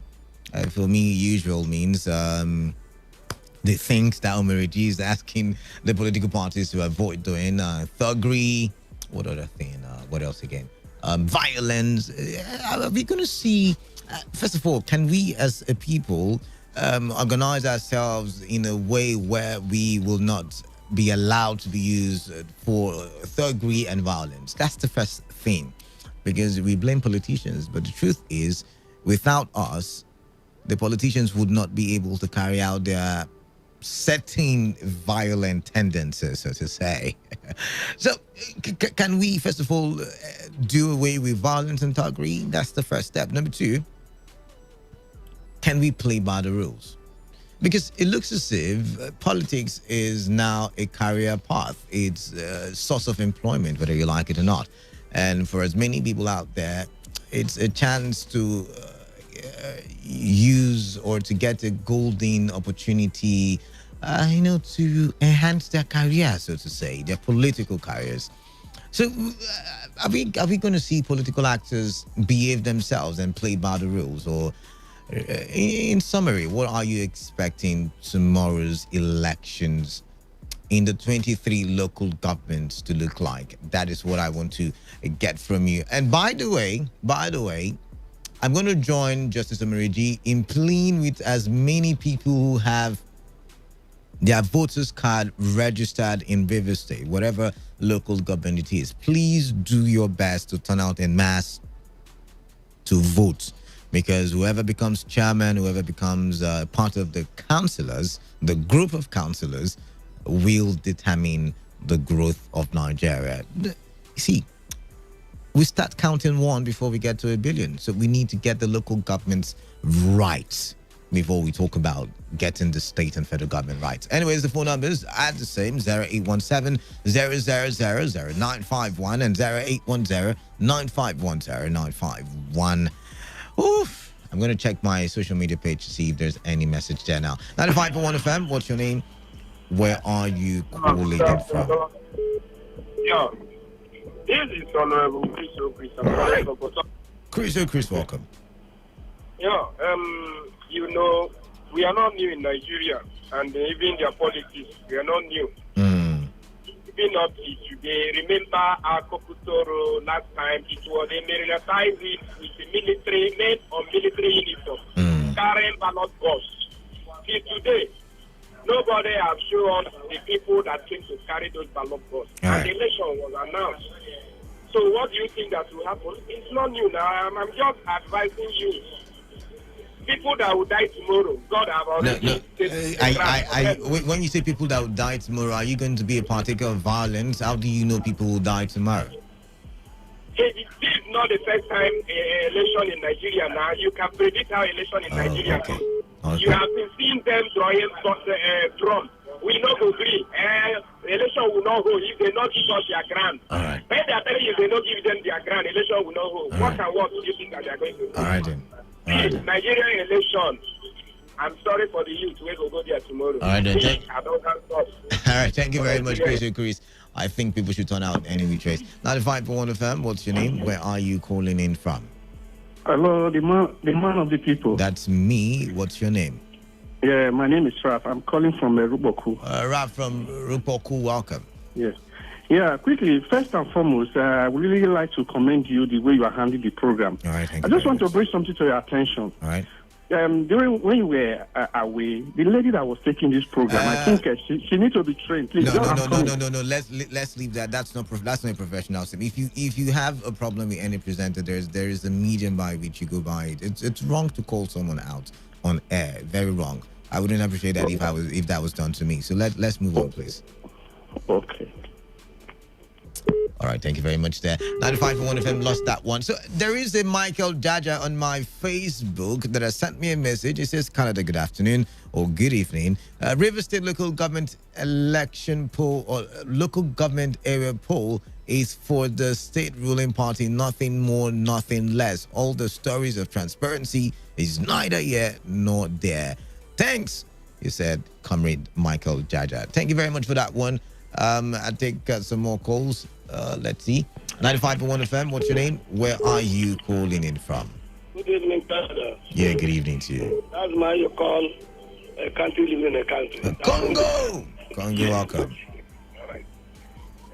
The local government election tomorrow is going to be free and fair. All right, then.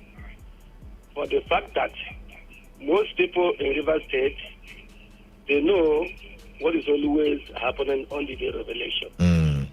So if you cannot take correction, that's left for you. All right. So everybody has to be very careful. And whatever I believe is going to be one-party system election. All right. So it's going to be one party system. Is that what you said?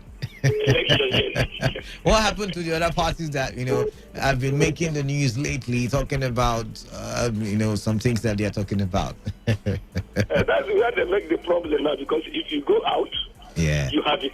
All right, then. So it's better you relax, because you will not pass. All right, that's then. For me. All right, then. Thank you very much. But we need competition. We need competition at the local government level. So we need to find a way to change the narrative. What do you think about that? 95.1 FM. What's your name? Where are you? I'm Grandpa. Grandpa, welcome. Let me conclude by saying that the election tomorrow should be peaceful. All right. With what has been happening in all the other states, the government in power with almost all the elections, not all. Abia State is an example. River State will not be a different state. So that there be continuity. The aim is so that the governor will work in synergy with the local government. So why can't the governor work in synergy with local government chairmen from other political parties? Is it not for the people? I thought government was for the people and not for political parties. But what is happening in Nigeria, the type of democracy we operate in Nigeria cannot be that. The governor has to work with people for the remaining 2 years. If it is the beginning, it's a different thing. There are projects that are planned, both in local government and everywhere.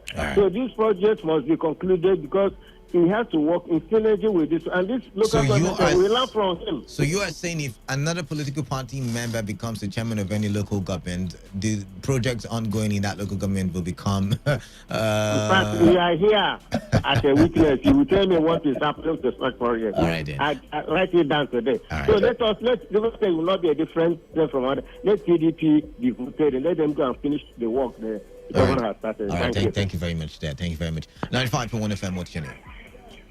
Yes, Anthony from Omaku. Anthony from Omaku, welcome. You see, when we have narratives like this, you ask yourself, what is the essence of me or you going to an election? Interesting. I think, yes, when you know that the outcome of an event is predetermined, there is no need going to that event to do anything. And that is why APC boycotting the election, for me, I think they have a point. All right. Because I know at the end of the day, it's going to be PDP all through. And having just a political party in any system does not go well, because there is no checks and balance. The other political parties are there to do checks and balance. All right.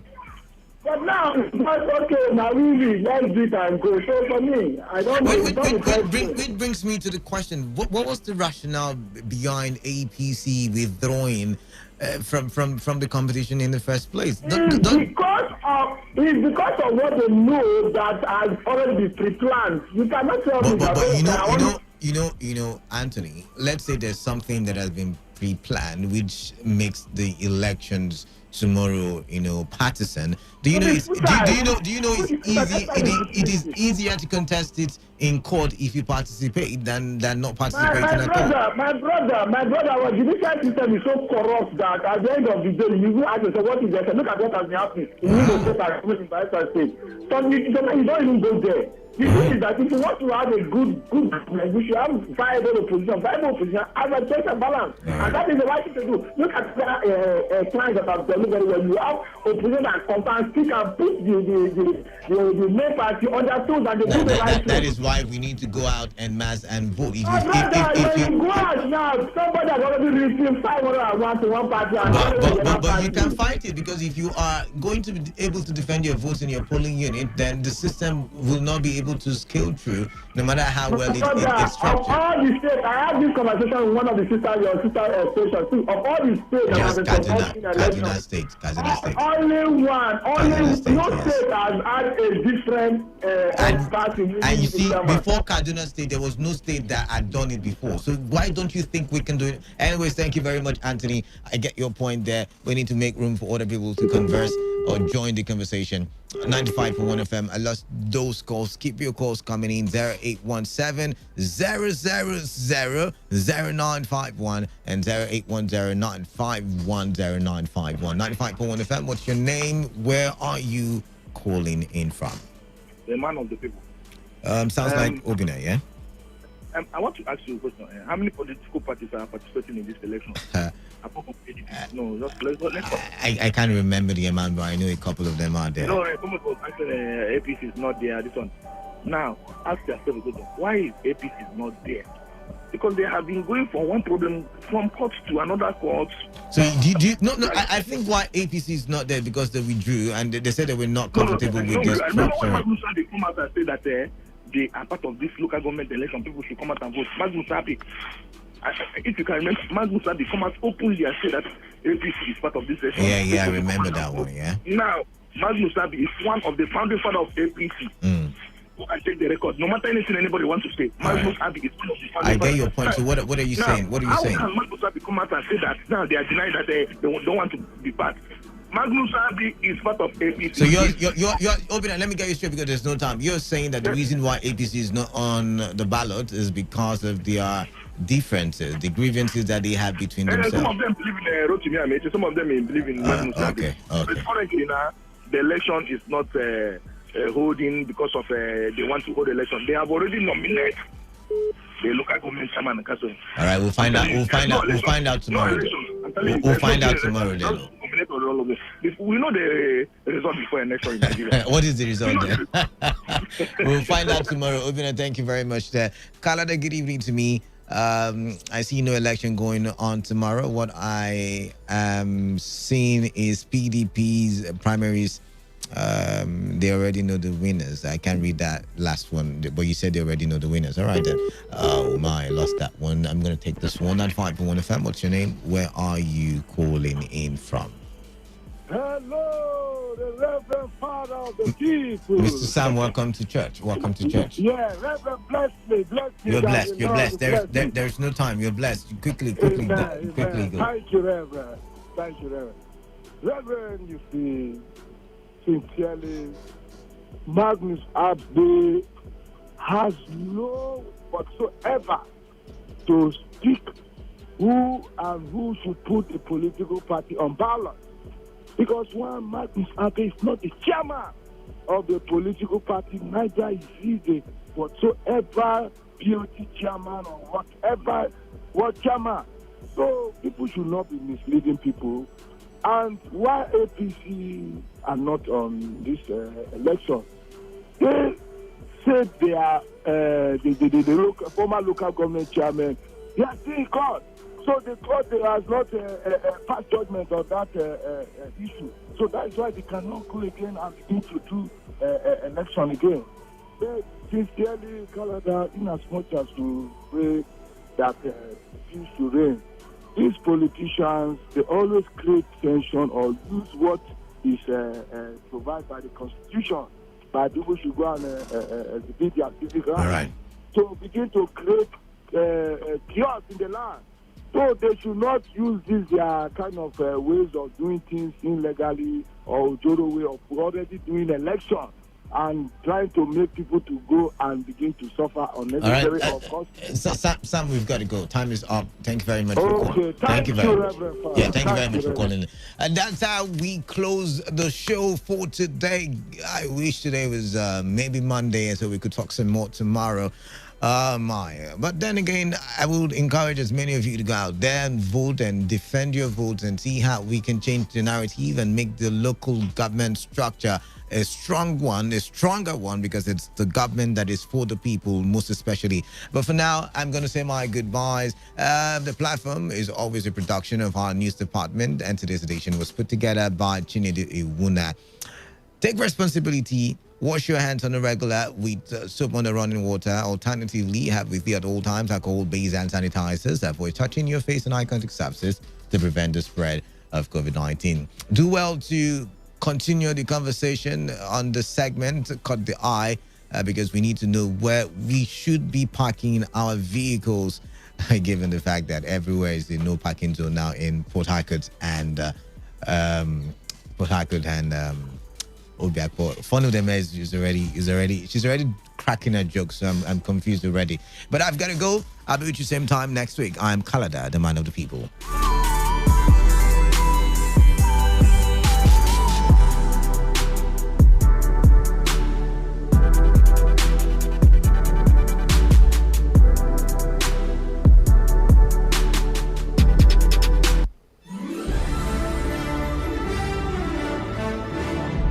Say unraveling. Unraveling. Oh, no.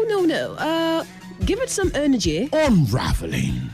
Oh my gosh. So make it kind of sexy. Unraveling. Is that what your sexy sounds like? Okay, give me a hungry unraveling. Unraveling! Okay, your unraveling sounds so weird. The Unraveling. This is Unraveling, a program which is specially fashioned. We get to unravel the world, highlighting their lifestyle, challenges, background, experiences, and opportunities, and how their environment and daily happenings in society affects them positively and negatively. Join us every week, Monday to Thursday at 8 p.m. to 9 p.m. as we unravel together. The Unraveling, only on Today 95.1 FM. Port Harcourt. Port Harcourt, are you ready? Today 95.1 FM, the voice of the people. Sai dawo eyene kammi oda oma awari irioko akawuke nang we jireko abeg do a diversion make we enter Today FM 95.1 and now wetin dey happen na dey happen for Port Harcourt mba cause no be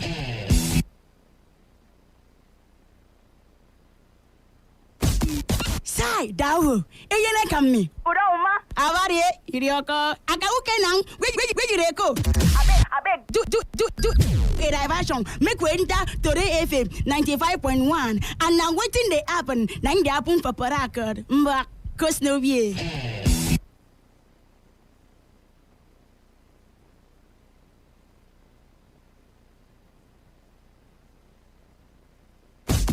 Sai dawo eyene kammi oda oma awari irioko akawuke okay now? Where you go? Abeg, do a diversion. Make we enter Today FM 95.1. And now waiting they happen. Now they happen for Parakard. Mbak, cause no be.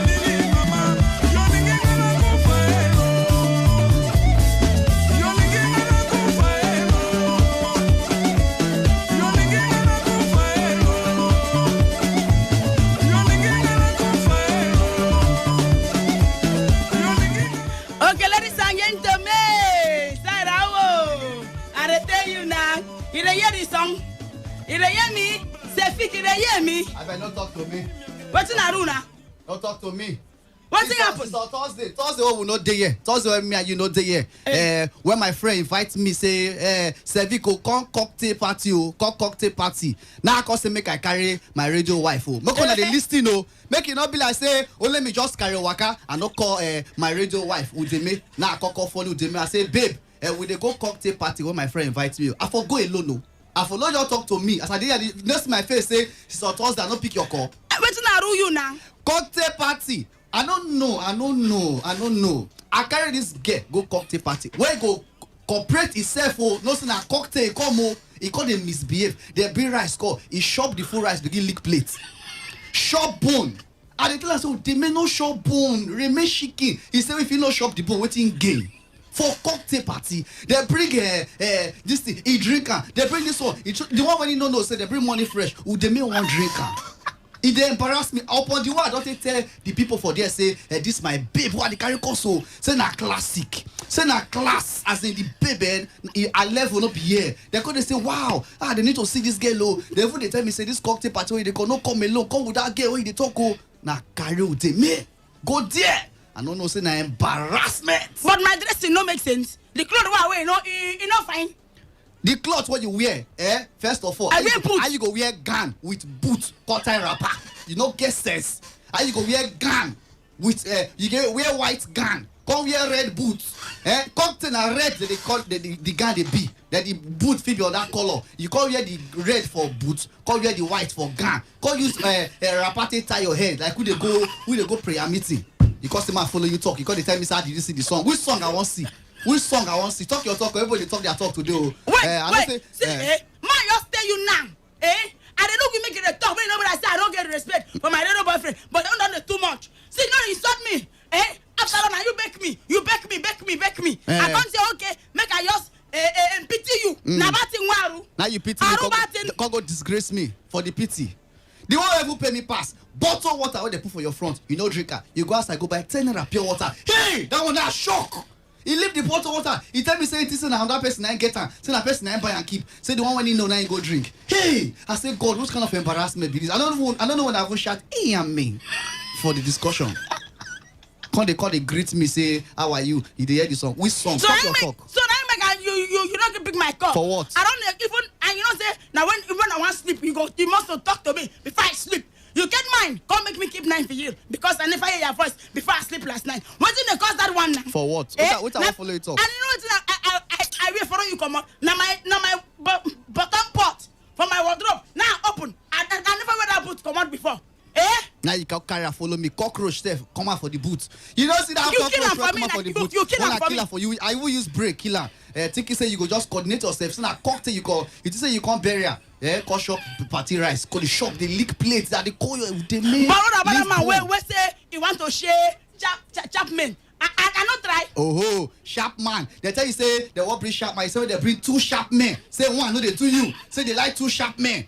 Don't ever shock me pass. Always shock me pass. He said the shawarma where they walk carry so make it be say the microwave well make it the hot. So say she like hot shawarma. Shawarma they bring smoke. I said which kind? What is this?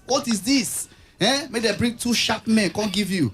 And they would like say, no, sharp man not be there. He say they make the men get muzzle, sharp men or men will get sharp so that in case any big risk if they feel fight for you, maybe one stand for right, one stand for left. You just embarrass me. So now that's they make you the face for me. I no go verse. So even this song where they play for you, say, not the studio. Jam now. Calm down now. That is sweet me small. You know say our love na mumuro. That is sweet. And anybody will put for the mattress to go face to am. Say, people of Aragon, isn't it my radio boyfriend? I too rough am. You know they disgrace me. No matter what I do am, they forgiving me. You could arrested no face now. Play that song. Play for me. But you know say honey. You know say get one where I've been trying. But them bring cutlery. They bring cutlery come. Say make I not try. No remind me that one. More forget them. More forget that one because if you do one now, it go come this song where you don't remix my mind, so mind will come lyrics again. No, leave on. But I think not the effect again. I know the verse, but you go think if I go take you come out to. I need to first day sure say for compound you don't arrange yourself. You don't see makeup on freak. Makeup on freak. No go there. Makeup will be almost 1 by or 30 wash your face. What's that? Now what's that one mean now? You carry red eye pencil, rub here. Carry eyelash, black. Come put powder on top of the eyelash. What do you want? Where you they go? Be like you can't come out like person with whom I get problem where they go find solution. God tell me say come carry blue lipstick to rub your mouth. Come put Indian dots for your forehead, boy, and a brown color. You can't tell me say you make up. Something when I see your shots, who they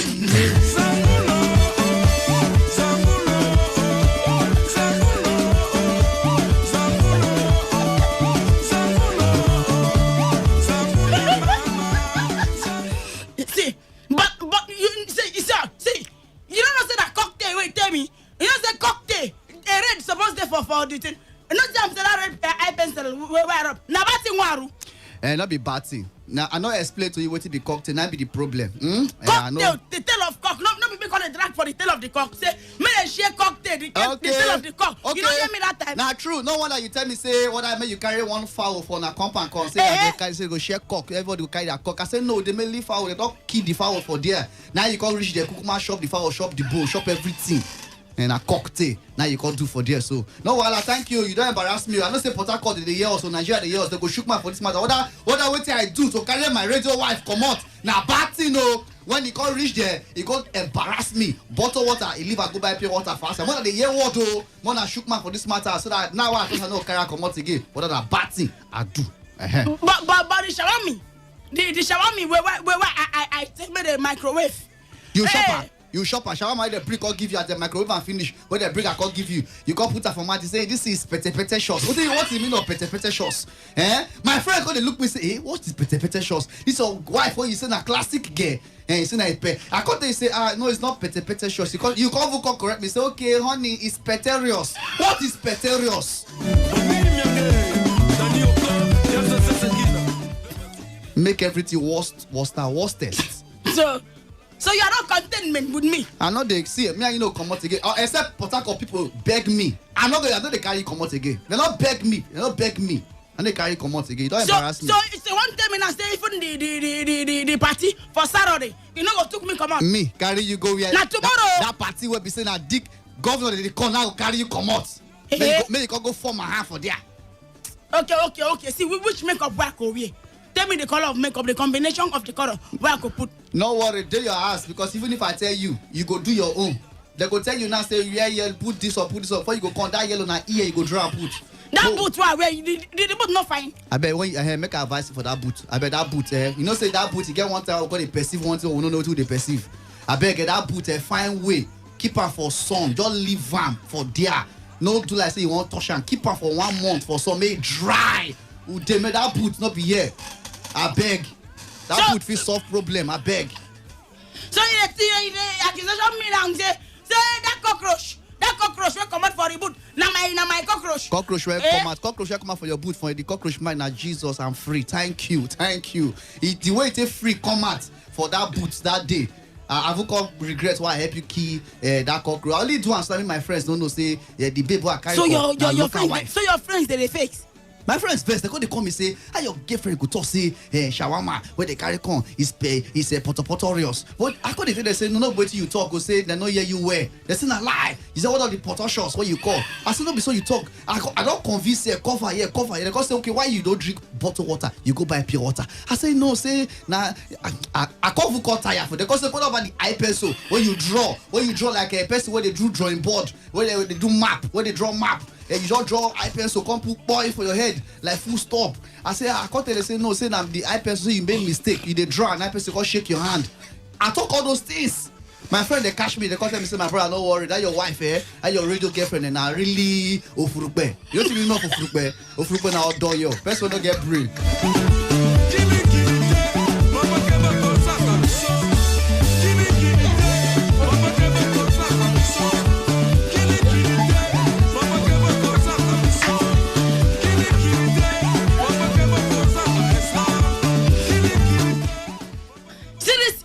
Make me cry.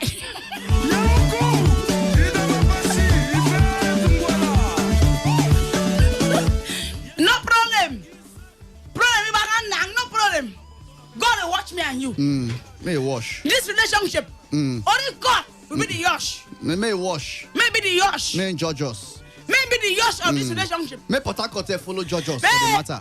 What are you bad? When about it for me to come out in my base to impression my man. Now that thing waru. Now so. That boot, you know the last time we wrong with that boot. Now since last January. Now where I'm last. Thank God.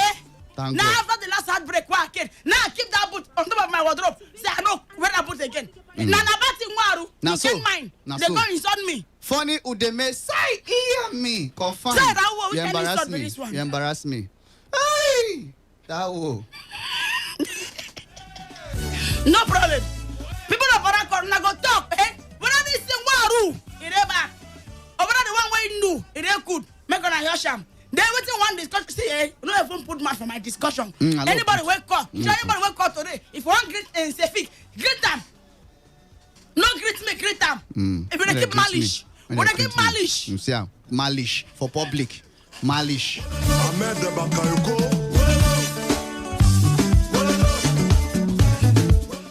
Yes, offer and out. When I get malish. Now so. Now my increase. Now I don't know some company go for can have fun. That be the problem. See, when you marry a wife, you know, hear the voice, they play very bad. The day when I see the man, I never hear the way she talk. I just see only the face. I hurry, go pay bride price. When I don't pay bride price, you ask, I say, will you take this man? When I hear yes, I do. Now I'm shocked. I don't say this problem. I don't enter, so I don't enter where. I don't enter where.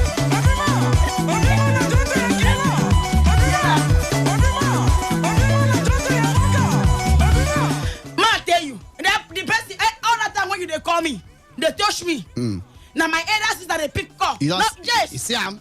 You see him? Yes. So they deceive me. They deceive me. They deceive me. Every time they touch me, they touch me. Now my elder sister they pick call. Not be touch. I they toast you. Talk to you. You they touch me. You know to say na touch. I they touch you for phone. You they touch me. You they touch. When you they touch a babe.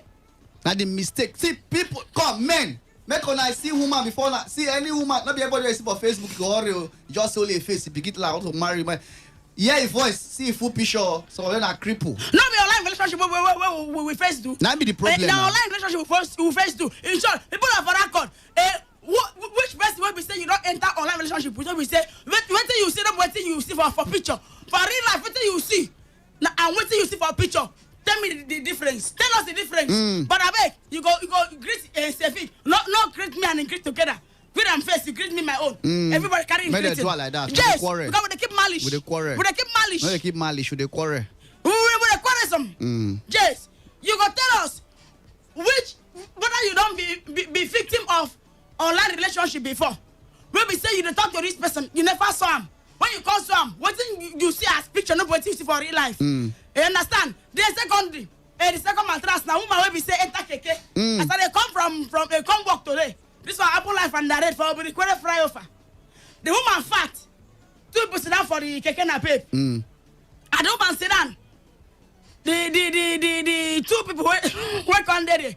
Come be like a 1 bedroom compared to landed property. She don't press them everywhere finish. Now they come to complain say the woman want kill them. Now driver come say make she come sit down for the front that side of the keke na pape. As she sit down, driver I don't know what I fall from the keke because the next thing I hear na madam I know they carry you again and I park where then they pay money. If woman say no they come down because now last chance now you don't sit down say in the rush they go where in the go. So now go tell us experience when I don't get to for keke na pape. And I don't enter with person way fat before. I don't think person way fat na problem. No. And I don't know person way fat before. And I go tell us. Then for this when me as a fix they talk now about say he don't touch me online. Before you saw me, they will come go church, come go do marriage. I not plan to deception them because I know say if you hear my voice with my English, I know say I spoke well. I don't tourism the word. Yes. Spoke it. Yes, and they spoke. Now in go talk say that my English too much, you don't go feel understood. So then I can give my dad say when my rough call, big call, not be passing one room. Now they love the way the nine see me. You know, it's a fine kill. A pastor say, does you carry your shame far? I say, yes, I does. Not be passing at talk. Now that's my eye clear. When I hear you, yes, I does. Now my eye clear. I know so I don't have problem. You want to concern me? You don't get to say wrong. You know they come out again. Now one chance. I won't come out too. You know they come out anyway. I won't come out too. You don't think go anywhere. I come out. You don't think came out. Over and out. Over and in. Over and out. Over and in. Over and out. Over and in. Your over cannot over my over. If you over your over into in. It cannot over my over. Over plus over is equals to over in. Okay. Nonsense. I don't tell you say this marriage now for till death do us part. Jace. Okay. This is me over and out. Over. Jace. Now drink water. May call the phone number so that I go put my bar back. Greet Sefik your own greeting. Greet my own greeting. No greet us togetherness. Because it don't insult me. It don't insult my aggrandizement. This one shock me. Now speak English while I'm not going to increase the rate. Forget about. This is me over and out. I know that they wrong for my English. I have tourism the word. Yes. 0817 0000951 0810-9510-951. WhatsApp and text me essays. Send it twice to 070-1933-9962. Tell us your experience with fat person for keke na pape. No even taxi. Keke na pape. No correct na see this if I want die for half. Then, which you don't enter online relationship before. The person I need to talk for video call. You dey see the person, but waiting you can't see for real life. Not be waiting you plan to see. Make we pick up people don't they call already since. Hello? Good evening from here. Hey, good evening. My name na Tombo. Tombo. You would like to say go like Tombo, where? I'm a drinker now. How are you? Are they fine?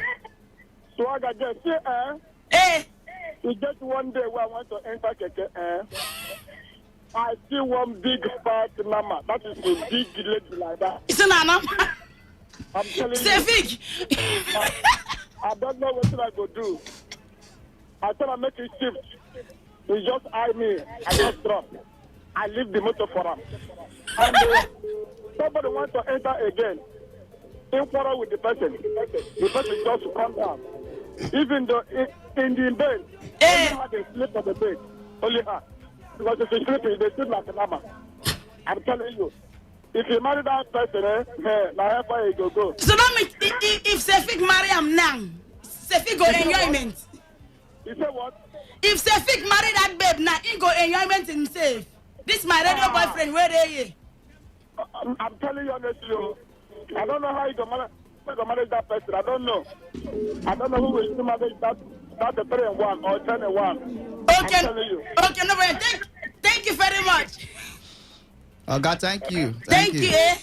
Sefik. Now management science I read now. So I no go manage him now. I go manage him. Yes. The why they manage you now? Yes. And I got not forget to put man for this mattress. Waiting Aru and as me and Sefik come out in Thursday. Waiting Aru he bad or you know good. He good or you know bad. Told us. Make I know that as a woman I be myself. I defend myself. For my man, na bad thing waru. Make gonna put man. Anyone want to come on and talk. This nonsense done too much. Hello? Good evening. Emily came from there. Good evening. You don't tell. I did. What is the name of your husband? I beg. Me, I in the quarrel. I beg. You tell him your name. No, talk to me. I beg. Don't they ask a person question. Leave that person. Ask me. My name is Sevik. In the talk to you now. In the talk to you. My name is Sevik, or you call me Radio Boy. Okay, Radio Boy. Good evening. So that good way where I come my occasion, where I go that man house. Oh. So the good way I come my occasion, where I do. Now in way they wear the other people's house. So now you want to disgrace me now in front of this my radio boyfriend, Okay. Would you You see, this is where we talk. Fat people now don't begin the shame. Fat people the shame. Not because today I was traveling from Juba to my train. Driver they shout anywhere they don't carry fat person. No carry fat person. Not true. As in not true. Now passenger could tell driver no carry fat. Sorry. Driver now they reject fat people. So when we reach for one junction near NDA, one fat woman there, driver can shout. So no carry fat people. No carry fat. When I see herself, now she make herself bad. Nothing problem. So those of us who fat, we don't know say I fat well. I know now. If I do it like this, which is we no go enter motor again. No, be say na bad thing or like me I get body. You understand? But now wetin I see today where I want die for life. See as my voice cracks small. Laugh won't kill me. Because of the way the woman as she enter the keke, the front keke, that's how the keke bend. The driver when her body push the man fall for ground. He say, madam, you know they go again. Okay, my contribution is say those of us we fat. When we enter keke, make we pay for the 2 seats. 2 seats. Some people they cover 3 seats. They get people they cover 3 seats. Make we pay. So this is embarrassing. They embarrass people.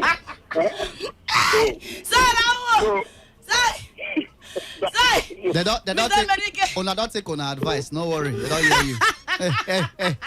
They don't hear you. Fatima there. All the Fatima. Don't take advice. See, the thing what they say, not be said to fat barrel. But when you can't carry that your fat, they find trouble. Coordinate yourself. Coordinate your fat. Udeme? Ma tell you the way happen for Shoba. Told me my love. Shoba, we dey go room Mola. We dey for inside Shoba. We don't enter motor. And you know, say some of all these fat women, when they're uncomfortable for motor, they'll come spread their hand. They'll come carry their hand and put for back of the other passenger head. And some of them, they don't know, say, what did they come out for this? They are under below. Sometimes they smell covered. Sometimes every day. So this woman, she called cross. She know say you get one guy where she crossed the hand, put on top of his head. The guy na Akwa Ibom man. Udeme your brother. So me are there for the other ending. Thank God say I there for where a window day at the basic small breeze. So this Akwa Ibom man I there for our middle. The woman there for this other extreme. Me are there for the other ending. As the motor move, small thing. When 5 minutes breeze blow, the woman armpit go smell beans water. What you go come out for the Akwa Ibom man now? The woman go say waiting. Say I mean nothing no.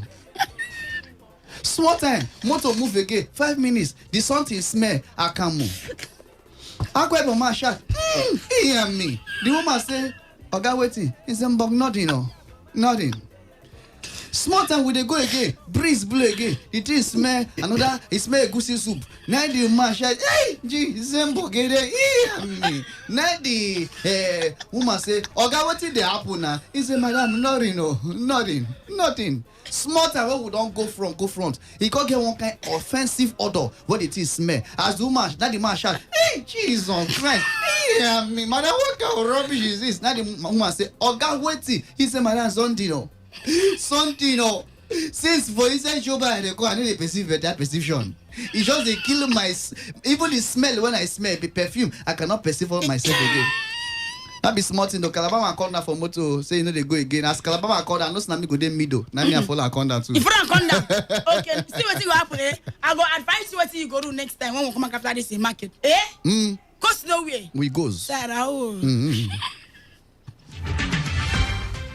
Today's news in 60. Tribal mark model Adetutu Alabi is of a strong opinion that sex work should be made legal in all parts of the world. A Nigerian model who came to limelight when she started challenging tribal mark and stereotypes said this while narrating how she joined the online sex work. The African Movie Academic organizers of the AMAA Awards have called on film practitioners across Africa to submit their films for possible nominations. In a statement from the academic secretariat, the call for submission was thrown open earlier in the week and will last till July 31st. The 2021 edition of the AMA Awards is scheduled to hold in November 2021. American rapper Jason Taylor, also known as The Game, has continued to speak on how women should be treated at home by their spouses. In his latest post shared via his Twitter page, the rapper, who said real men have always been known for taking care of their women, highlighted that even though people might be different, he personally would do anything for his partner. Today's news in 60.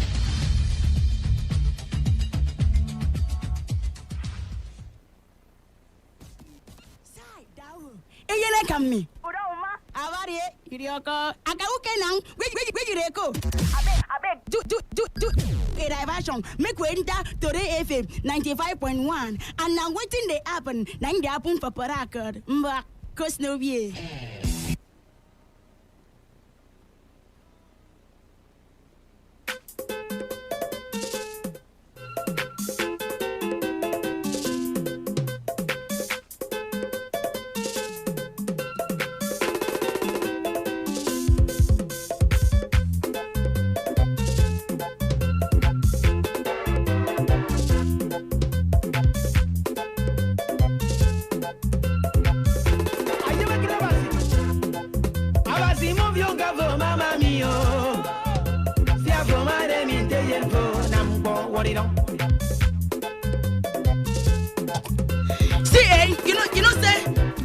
The process of armpit smell is what armpit yours, and it was equals to armpit spirits. And I tell you something. Some people have record and I go tell us on our experience with a keke driver and person way fat way.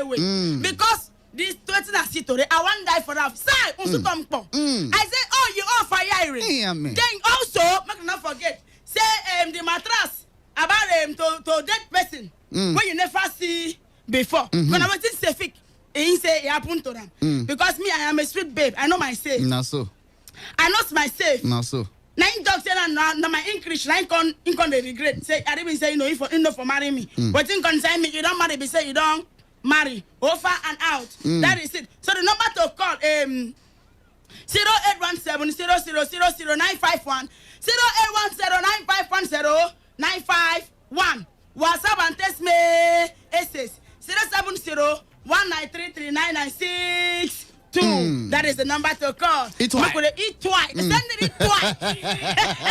Offer and out. Offer. I tell you, Edo. Oh, Jess. Swagger baby. I decree you. Victoria baby. This is me. Offer and out.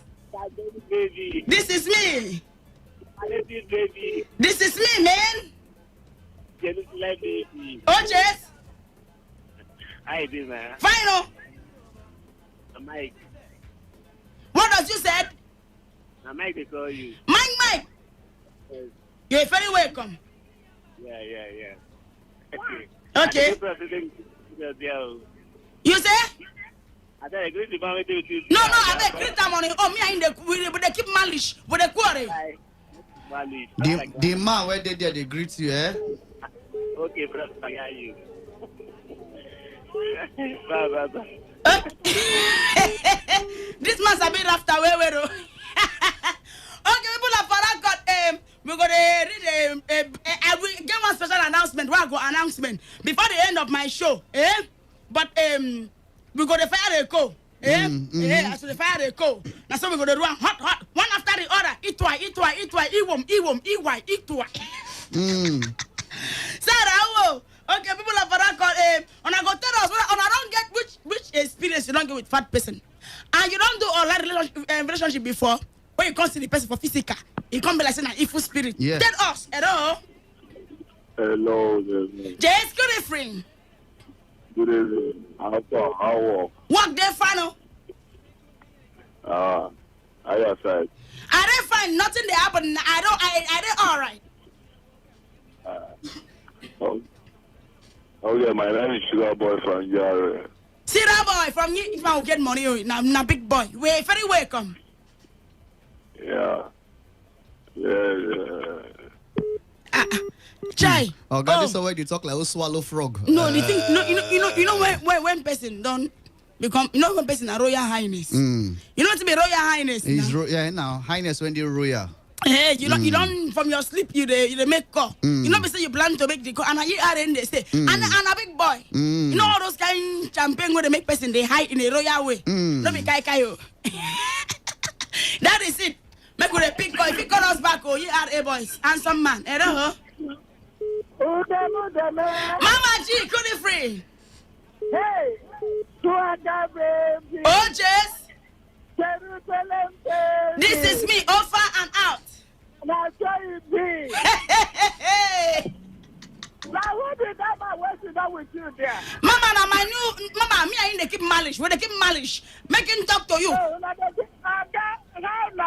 Oh, madam, I dey fine. No, Anna. What you be again? My name na Mama G. Okay, your name Mama G. My name na Sevik Toku one, or you call me Radio Boy, or you call me Star Boy. Anyone you call me, I go answer you. Radio Boy, Star Boy. I debut now. He debut. Now the B now make us there. Now you. I trust me, debut. He debut. Hey. Mama G. So Mama G. So you just call to ask who this person, this Akpai song. Now so back to sender. And I make you see your beret like face mask. When you carry this, if you see they make beret where she wear for her head, it be like face mask. You can use it and cover your face and enter in the occasion. I just look you You want bring your leg. I know say they pay you because that handsome man they eye me for that our cocktail. You come on man when they eye me, you cut their face. The man they sorry for me. Say what this fine boy carry come out. He sorry for me, they pity for me. He say this fine boy carry this with mama come outside. He call they sorry for me. He say that they eye you. I want of you. They eye you. Somebody say what you talk, Offer and out for you. Over and in. Until they add for there. In short, it is offer. Offer, it is offer. Oh, hallelujah. I don't think they can. I agree. Jace. Hello? Hello, Dave. Hey, good friend. Good evening. How you doing? I know they find this my yeye boyfriend. He just dey insult my papa wanga. For what? Nah, so. Boy, what happen now? My brother, you know the gist. I carry her come out on Thursday. She go embarrass me for there. So now they happen, no. Boy, you not supposed to bring her leg outside, you know. You're supposed to maintain, man. I maintain, no. I come office, I sit down, not talk to her. She begin ask me question. But they won't ask me a question when she knows that the verse for her. Just make your mind calm down. When I go out, I will set you, yeah? Okay. No, I don't go back out with my brother, the only thing where they always calm my mind, the thing where they calm my mind down, and when person ask me of my account number, they calm me well. It don't pop. Now you be thief. Not give up. Eh? You go tender apology to her, I beg. This song I pray for him. He never reach him. He just make his face. He just will keep malish. You don't see her now. You ever think of malish? You don't hear her. Even you want to beg on his behalf. I not say you did disappointed right now. No worry, you are a man. You are a man. Don't take care. Now, so you are a man. I make Igbo man there for north. They do business, so come back, madam. Don't worry, go better. Igbo man, if you come back again. Say. You're a man. Now you're a man. Make a lot of men they problem like this. So I won't come outside. I'm not a man. I'm a boy. Radio boy. I don't say radio man. See, man. See, forget about. Just talk to me. I am here for you. Forget it, safe. Talk to me, man. Okay. Oh, Jess. I'm look at the call. Handsome man. I don't say you in love with me. Talk to me, I beg. Of course.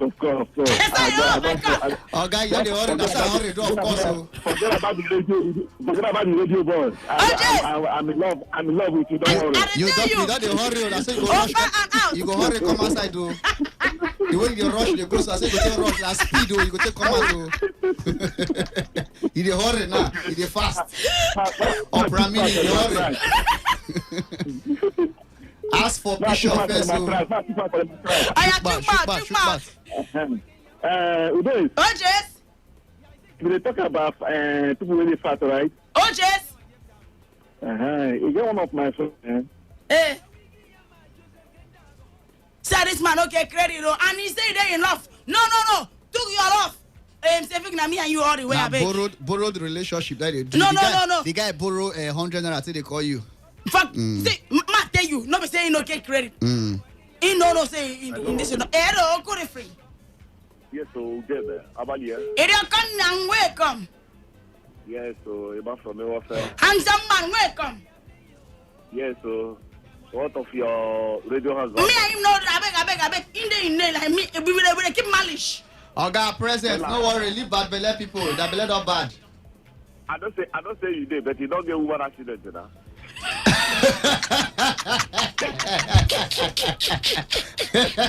And not be small. This one loud way. This one touch my liver. It touched my liver. I don't say you don't get one accident, so you go manage them anyhow. Yes. My brother, not be small. I don't say you go don't get this incident. To make you talk and so. Me and you na colleague. That's why they tell you that this is not full marriage.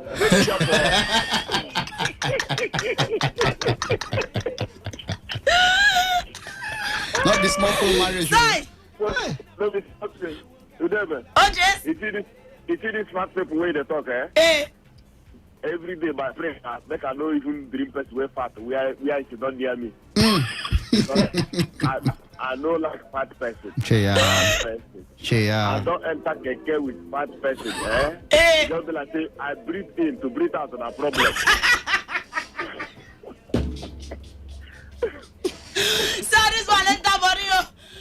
I they tell you, I breathe in to breathe out a problem. They keep making me custom when I never reach where they go. Hey! Oh, wow. Oh! What are they feeling now? Say! I tell you, you better make us know with person will be high than person will fat. I tell you. I tell you, fat people, some people know they control their own self. And if you don't like it, they will carry one hand and kick like say they be Christian mother. Now be that's what they talk so. Yes, so that hand will be like Christian mother with the king. Hey, how you say no? This man experience. Only you, Natisha. You too much. I tell you, I fear them when I see them. Sometimes when they want to enter, I go take a cab and go make a pay for 2. Maybe for 2 by force. Not be your mind though, but just want to do it for your based on maybe if you enjoy yourself. Hey, make I save my life. But wait, I want to ask you one question. Between a fat woman for inside the keke like that and to enter bike with a girl when her head is smell, you call it for her back. She called it for middle of the bike and her head is smell. Like all those Iba community when there are 2 people they enter bike. So which one you really prefer? You know what I go do? That one I think carry nose mask where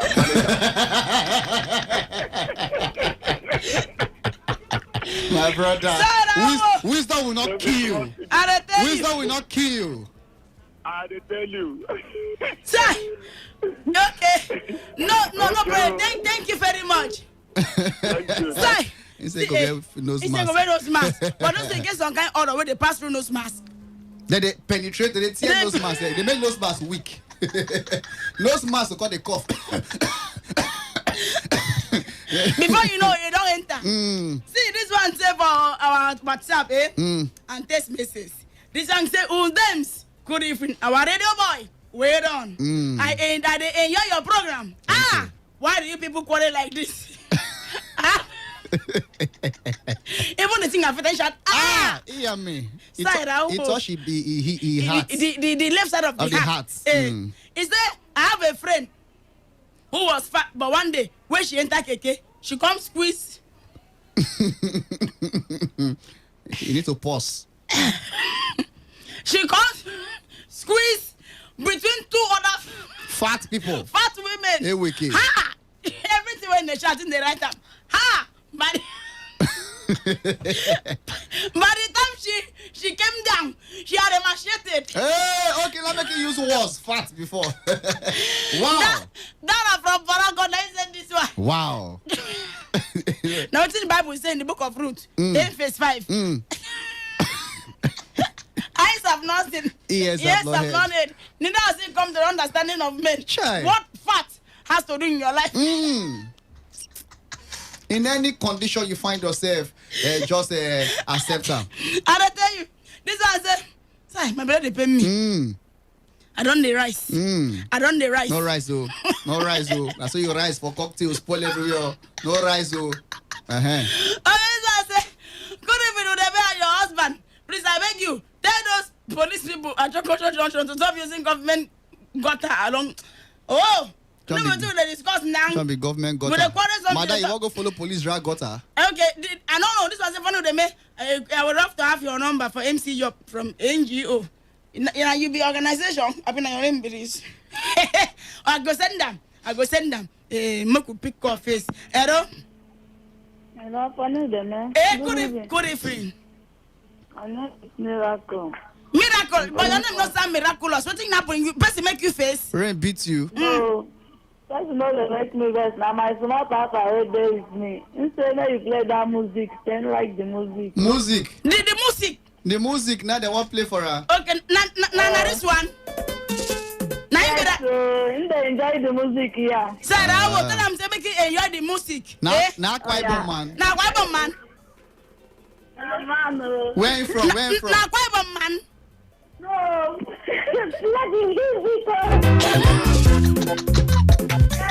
Say yes, sir. Now so. You don't say this work, you get to satisfactory everybody. Now so. I tell you, hello. Hello. Good evening. The golden baby. Sir, how that is your friend. Good evening, sir. God bless you. Ma'am. The Sadiq of Africa. Yeah, so Shama, daddy of our life. Welcome, sir. Make I ask you one question. Ask me, sir. Daddy,